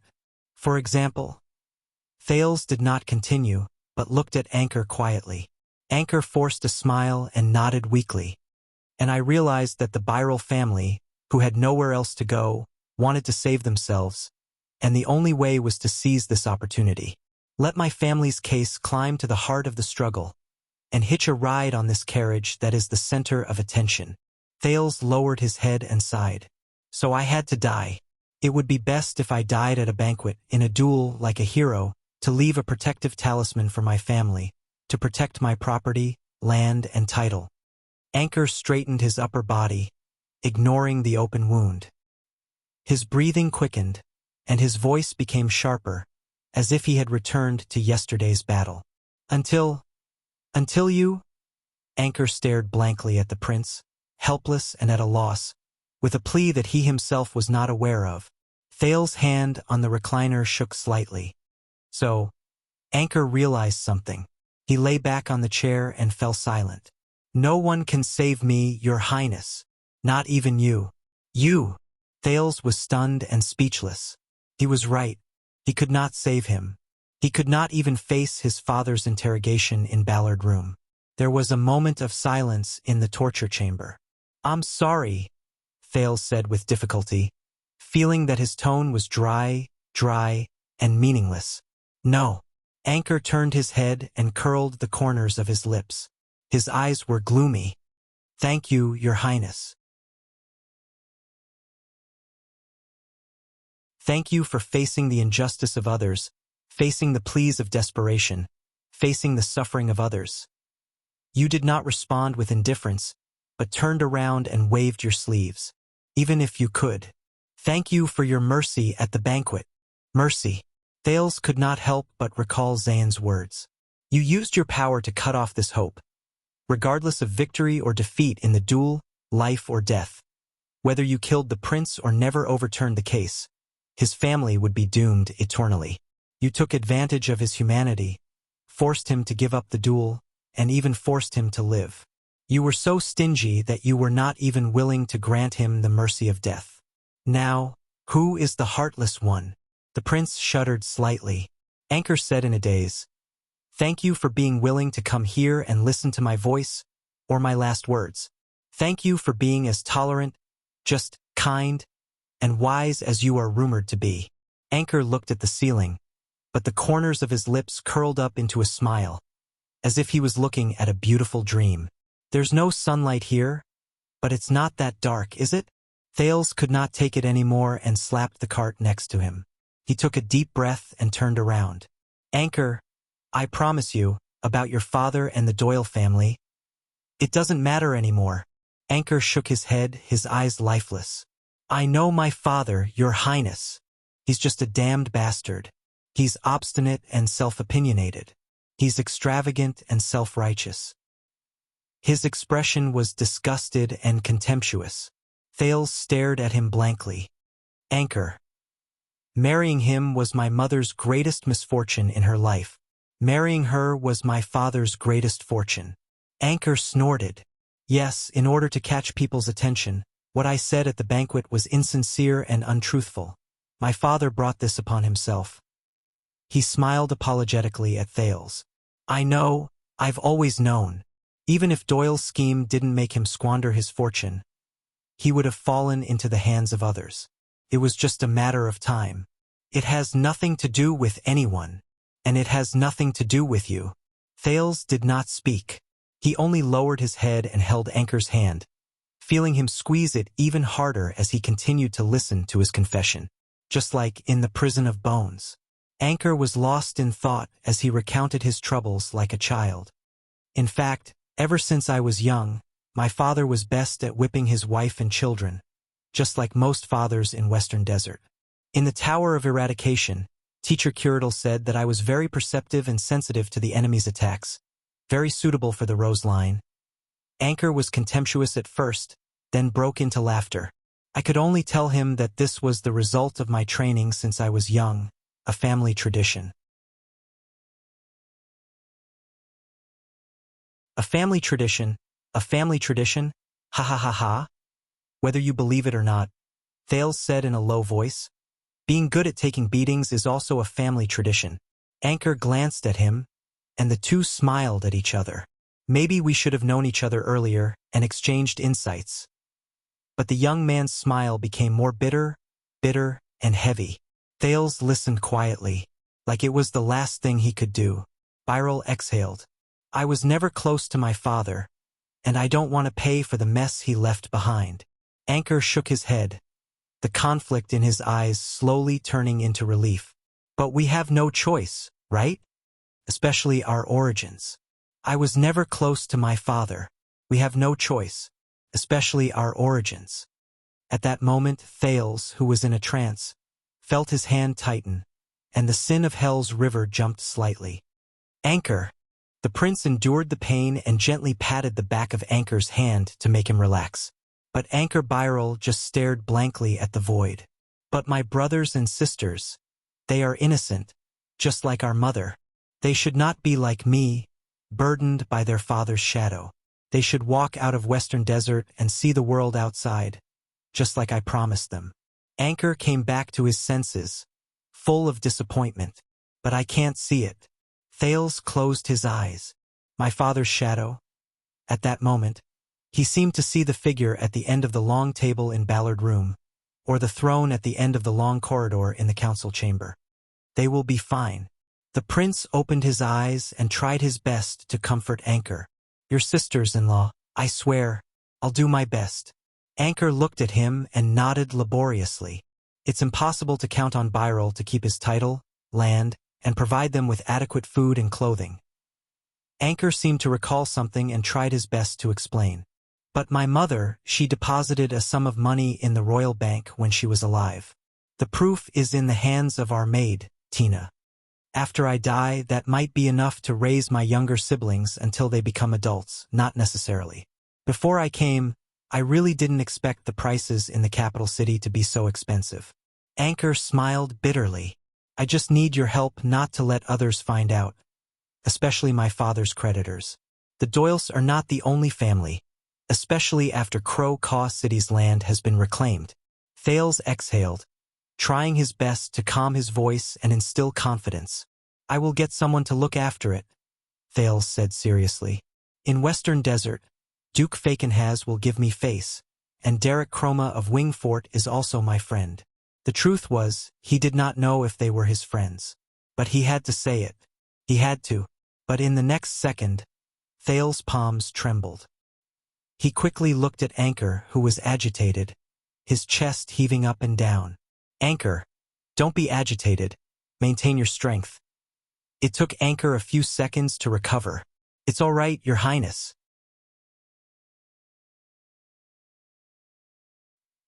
He was sweating profusely and tried his best to smile. Even if I'm someone's pawn, it's still my choice. Thales looked at him, all sorts of feelings welling up in his heart. But he had a thought. Speaking of pawns, the prince said slowly, there's still one more thing I can't figure out, Anchor. Anchor turned his head slowly and looked at him in confusion. Zayn Covendier, as the instigator of the conspiracy, he specifically told me yesterday. Thales said in a low voice, trying not to let his emotions affect his judgment. He asked me to come and see you in prison when I'm free. Anchor's palms froze. The Duke of Star Lake said solemnly. He also said, His Majesty will be very happy. Why? Why did he say that? Anchor Byral? End of this chapter.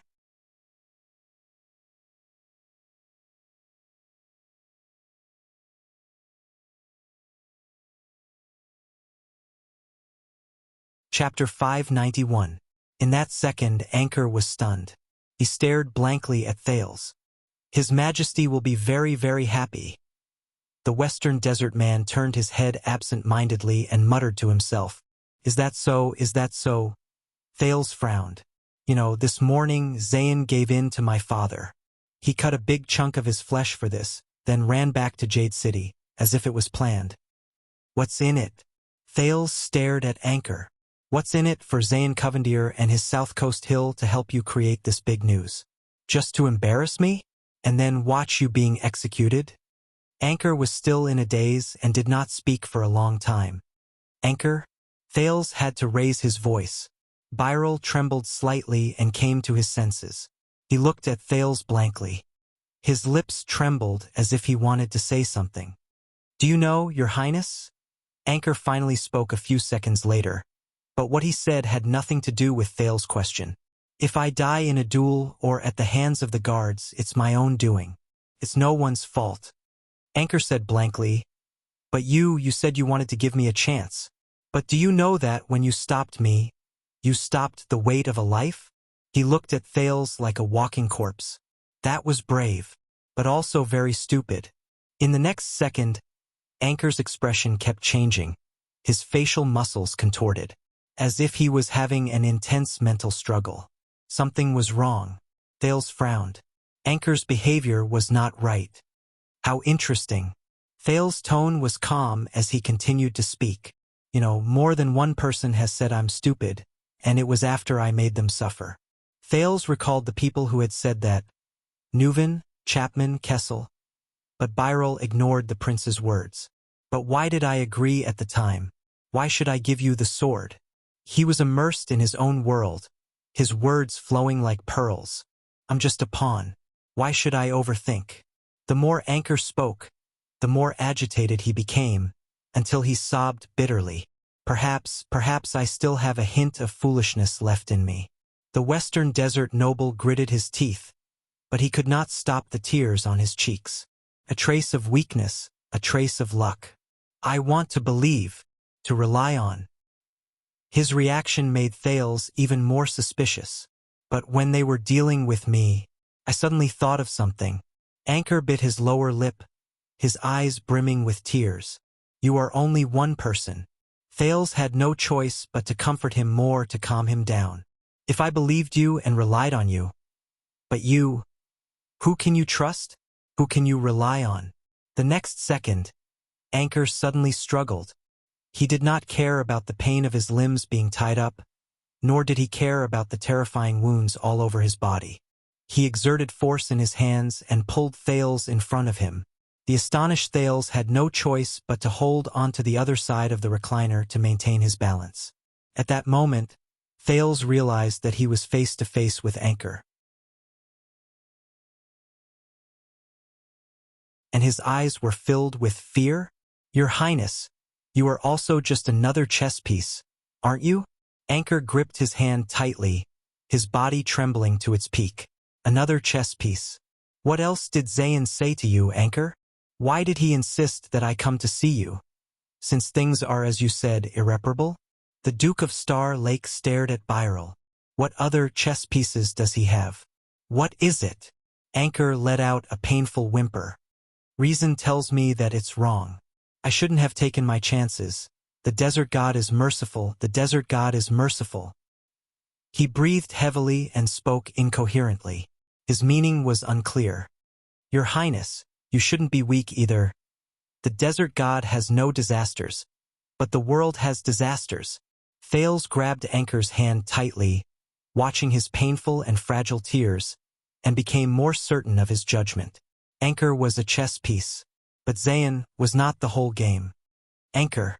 Thales reached out decisively, hugged Anchor's head from both sides, and looked straight into his eyes, as if he was looking into his soul. "Think about your family. Think about why you came to the capital." Anchor shuddered. "We are the same people," the prince said in an irrefutable tone. "No matter what we face. Let me help you." Anchor stared back at the prince blankly, his gaze blank and helpless. But Thales' gaze was unwavering, overbearing, not allowing him to retreat. The next second, Anchor exhaled. With this exhalation, he seemed to have lost all his strength and fell weakly back onto the recliner. But Thales was stunned. Sobs could be heard in the air. In front of the prince, a wounded Anchor lay dejectedly on the chair. The young man bit his lip and trembled. Hot tears rolled down his cheeks. Anchor Beryl. Thales felt suffocated. This man who dared to make a scene at a royal banquet and exchange his life for the future of his family, cried. Thales suddenly thought of Ralph. That night, the phantom wind follower, who had lost all hope, cried in front of him, just like Anchor Beryl at this moment. The prince sighed, sat on a stool beside him, and lowered his head dejectedly. He suddenly lost interest in knowing the answer and did not want to pursue the matter further. At this moment, Tina. Thales looked up. Anchor was lying on the chair, holding back his sobs as he whimpered, "Tina Amore." The prince frowned. "What?" Anchor took a deep breath, as if it could give him courage. "Tina Amore, the daughter of the former baron of Amore town," he said intermittently, like a zombie. "She's living in Crow City, in our Biral household." Thales was puzzled. "I don't understand. What does this have to do with her?" Anchor looked up abruptly. 5 years ago. He raised his voice, his expression mournful, like a prisoner on death row heading to the execution ground. The case of tax exemption for the development of border counties caused the most controversy in the Western wilderness. In the Western wilderness, Baron Imolii Town returned from a trip to the Blade Edge Hill. However, he was infected with the mist plague and his entire family died. Thales was stunned. But Tina didn't. Anchor widened his eyes and stared at the prince. For 5 years, she tried to forget the past, hid her identity, and lived with us as a maid, after I left my father's castle with my sister-in-law. Amore Town. The entire family died. Thales felt a jolt in his memory. It was familiar. But, as long as you go to my house and find Tina, Anchor panted, fear and pain entangled in his voice. She is the most convincing living proof. Her bloodline, her survival, her existence, her testimony can prove that 5 years ago, Baron Amore's entire family did not die of a plague. In the next second, Anchor's voice became extremely cold and full of resentment. Instead, it was a few important figures in Western Desert who conspired together to silence them. At that moment, Thales' heart stirred. He remembered. After the incident, Amore Town was given over to someone else to suppress the situation. Those in the know include the 3 most powerful families: Brave Souls Fort, Wing Fort, and even Fakenhaz. He had heard of this. Thales thought in a daze. On the way back to Eternal Star City from Bladefang's camp. According to Cohen's cousin, the Count of Wing Fort, Derek Chroma. But why? Thales reacted and asked anxiously. Why? Anchor was sweating profusely as he panted. He let out an ambiguous sneer. In order to turn Bladefang's camp into a talisman, in order to assimilate that sharp blade into a normal state, in order to stop Renaissance Palace from extending its hand to the west, Western Desert had to endure the pain of having a blade piercing their heart, and had to sacrifice the interests of the middle and small nobles. Obviously, Baron Amore could not bear the pain. The king's decree dealt a huge blow to him. So much so that he decided to cast aside his tacit agreement with the 3 families and act rashly. He even threatened to lead his troops in protest, ignite the conflict, and force Western Desert to take a clear stand against Renaissance Palace. Thales' expression changed several times. He recalled what a certain duke had said to him. You have to know that when your vassals and subordinates are enraged, and the public's will is high, you have no other choice but to go with the flow. If you don't become their leader, you will become their enemy, and be the first to fall under a pincer attack from both inside and outside. The tragedy of the Amole family. This will be a tragedy that will shock the entire kingdom. The 3 great families are selfish, willing to sacrifice the interests of their subordinates and lords, not hesitating to kill the natural orthodox nobles of the kingdom to clean up the family. This will expose to the world how backward, autistic, brutal, and conservative Western Desert has been for a long time. Anchor closed his eyes in pain and leaned back on the recliner. It is also the opportunity and bargaining chip that His Majesty has been dreaming of. It is a chance for Renaissance Palace to completely break the stalemate. Thales shuddered. The evidence is conclusive, and there is no way to deny it. It is a heinous crime, and the whole country is in an uproar. The 3 families will be besieged internally and externally, and Western Desert will be divided and difficult to unite. They can either submit, allow Renaissance Palace to do whatever they want, or accept whatever punishment His Majesty gives them. Anchor's face was pale. Or Thales was inexplicably shocked and speechless.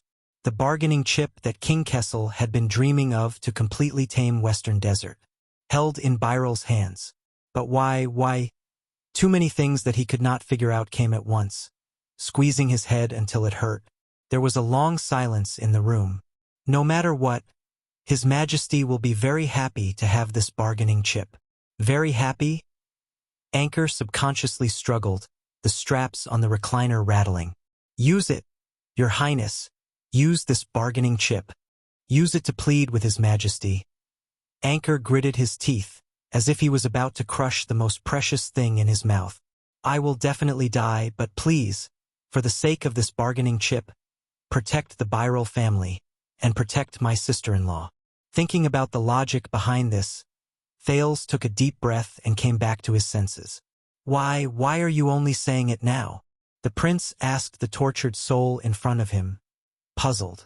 If you've made up your mind, why didn't you take it earlier and bargain with the Secret Intelligence Department? Or even my father? Anchor's expression crumbled. The madness and ruthlessness in his eyes vanished without a trace in an instant.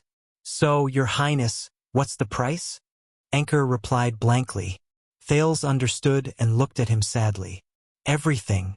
The young man revealed a numb and despairing smile and nodded. The Byral family will become traitors, the target of public criticism. In the chess game of Western Desert, we will no longer have a choice, no longer have freedom, no longer have a future. Thales pressed on his shoulder. In the next second, Anchor's eyes were slightly dazed. Endless pain and remorse seeped out of his voice. And Tina, she will never forgive me. As Byral's voice faded, he stared blankly at the void, motionless, like a walking corpse, dead silence. That girl called Tina. After a while, Thales spoke with difficulty. Who is she to you? Anchor did not answer. He only glanced at Thales with bloodshot eyes, slammed back against the back of the chair, and whimpered painfully between his teeth. In that instant, Thales seemed to have returned to the cramped Ballard room. She's good? The prince asked in a daze. Anchor panted in a daze. The best. But now it doesn't matter. Anchor no longer looked at him and said numbly, It doesn't matter anymore. There was silence in the torture chamber. But Thales' mind was in a mess. Does Zayn know about this? Or does Zayn know that Anchor has a bargaining chip? Is this what Zayn asked you to tell me? An irresistible bargaining chip. An opportunity for the royal family to completely crush Western Desert. Anchor nodded absent-mindedly. Yes, but it's not. Thales frowned. What do you mean? Anchor raised his head and looked at Thales bitterly. In order to save my family, I did ask Duke Covendier for help, and asked him to facilitate my intrusion into the banquet. But it wasn't him. Anchor said faintly. He was just another chess piece. Zayn was just another chess piece? Thales was stunned. I don't understand.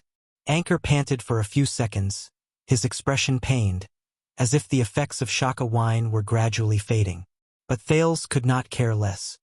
Long before that, when I was searching everywhere, I asked another person for help. Another person. He was the one who reminded me of the plan to bring a sword to the banquet and duel in front of everyone to protect my family.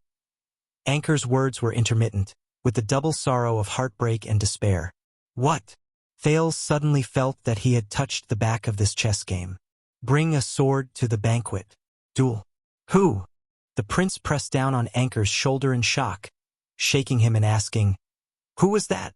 Anchor hissed in pain, but he still smiled bitterly and said, But he was indifferent. But he was indifferent. He refused to help me. I even used this bargaining chip to threaten him. But he just laughed. He finally said that my only chance to save the Byral family can only be found in the capital, in one person. Anchor's bloodshot eyes were fixed on Thales. He also said, in case I fail, in case I have to use this bargaining chip, I must hand it to you, and I can only hand it to you. Zayn was just a chess piece. Someone, the one who set up this chess game. Someone else. Thales could no longer hold it in. His grip on Anchor's shoulder tightened. Who? The one who drove Anchor to his death. The one who sneered and moved the chess piece. The one who drove himself and Doyle into a dead end. In his anger, the prince's eyes burned. Who is the person behind this banquet farce? Thales made quite a commotion. Norb and Raphael's footsteps sounded urgently from behind. Your Highness? What happened? But Thales did not care. He only pressed down on Anchor and waited for his answer. The one hiding behind the scenes. The one who watched coldly from the sidelines. The one who, in the end, hinted at Zayn, guided Anchor, and pushed Thales to find this bargaining chip that His Majesty would be happy about, and did not hesitate to ignite all the conflicts under the table in the kingdom. He wanted me to tell you, Your Highness? Anchor panted in pain, mustered the last of his strength, and leaned close to Thales' ear. The carriage is about to disperse. What do you want? Thales was shocked. What? At that moment, it was as if time had stopped. Along with his thoughts, the carriage was about to disperse. The carriage? But Thales stared at the dying Anchor in shock. That's not right. That's impossible. How could it be? It's too dangerous, Your Highness. Stay away from him. The footsteps behind him were getting closer. Anchor Byral gave a pale and numb smile.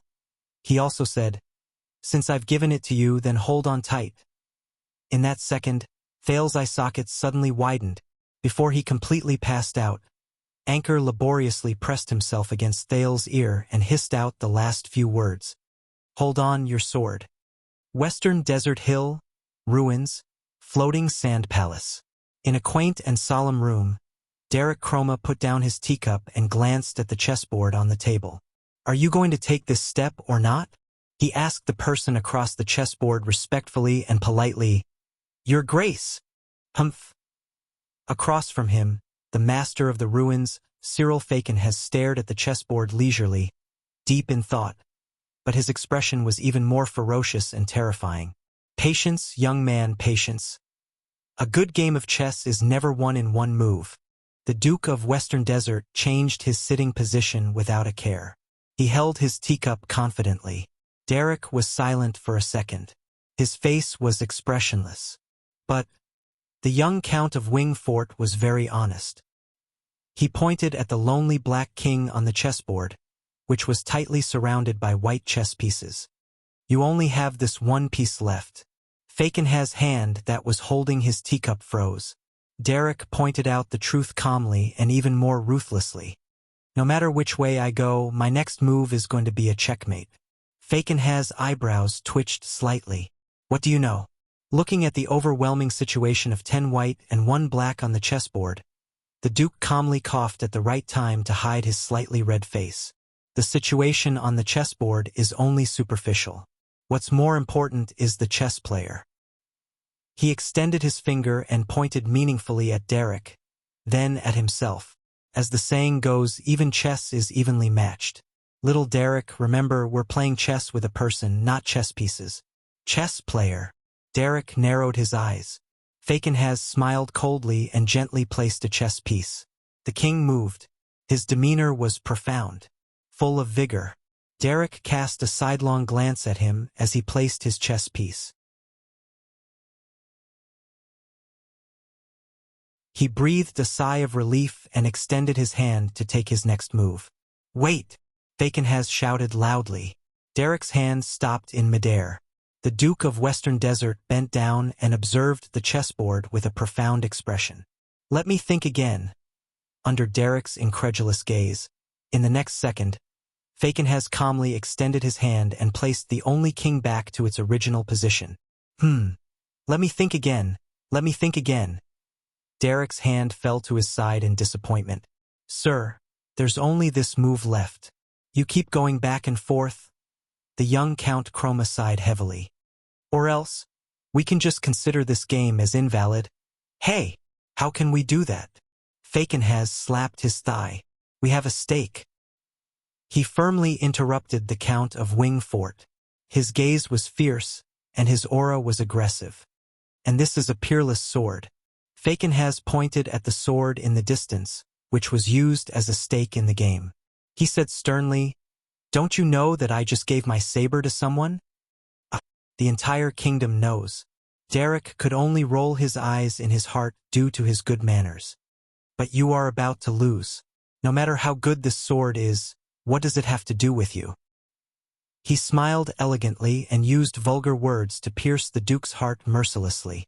But unexpectedly, Fakenhas only smiled sinisterly.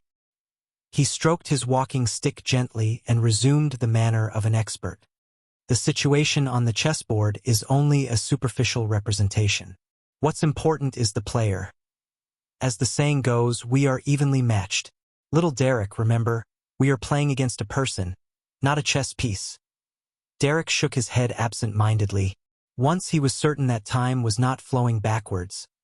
He exhaled in pain and covered his forehead in resignation. Fakenhas saw his movements, narrowed his eyes, and seized the chance to extend his hand. "It's useless to touch my chess piece secretly, Your Grace." The Count of Wingfort buried his head in his hands. He did not even look, but he seemed to have predicted what would happen. "You only have one king left." Fakenhas' expression did not change when he was caught. He naturally and smoothly withdrew his hand that had been secretly touching the other person's chess piece. His expression was calm. There was no guilt. Derek raised his head. His expression was stern. "Seriously?" The Count of Wingfort no longer looked at the chessboard. "You should really be glad that I have a good temper to give away such a huge bargaining chip just like that. If Count Bosdorf was here, he would definitely lead his soldiers to Crocaw City and burn that orphan girl from the Amoli family to ashes." Fakenhas did not seem to have heard him. He only stared at the chessboard carefully. He stared at the only king he had left. It was as if he could create a miracle with his stare. "You seem to have a large army pressing down on us, and I seem to have no chance at all." The Duke focused on the chessboard and muttered to himself, "But where's the turning point?" Derek glanced at him and said tentatively, "Of course, if Black Lion knew about this now, he would also lead his soldiers to the ruins and break your other leg." Fakenhas was still immersed in his own chessboard. He scratched his chin and thought hard. "No matter what you do, you will die. You bastard," as expected of someone who was taught by Caribbean. Derek snorted in disdain. "Are you sure you are taking the right step?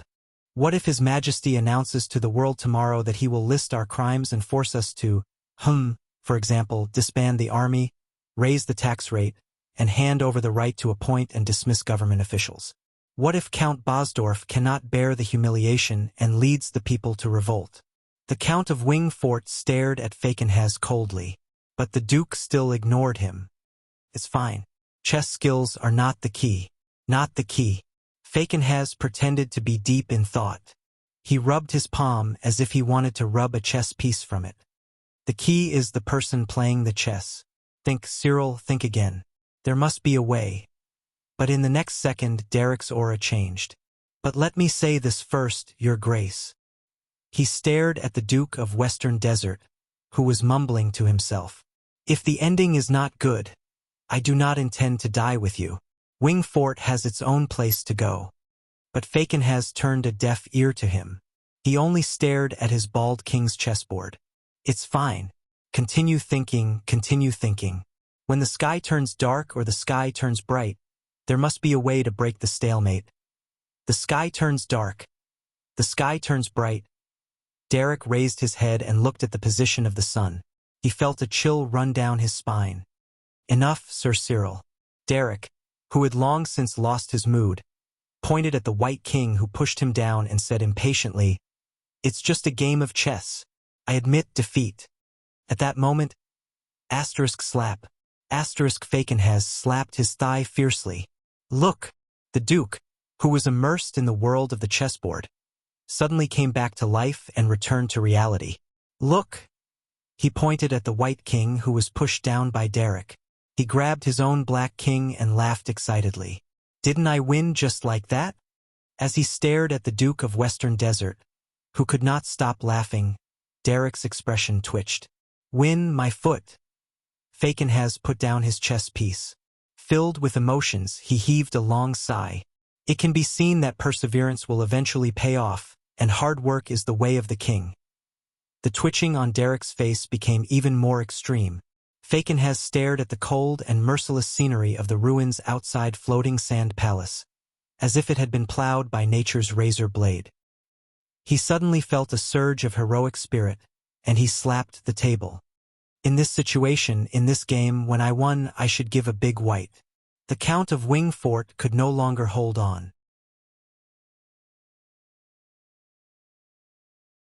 He sighed in resignation and buried his face in his palms again. Chess, chess. As expected, we are not playing a game of chess, and neither are we playing chess pieces. Faken has chuckled. We are playing a chess player. Derek gave him a polite and resigned smile. Chess player, my foot.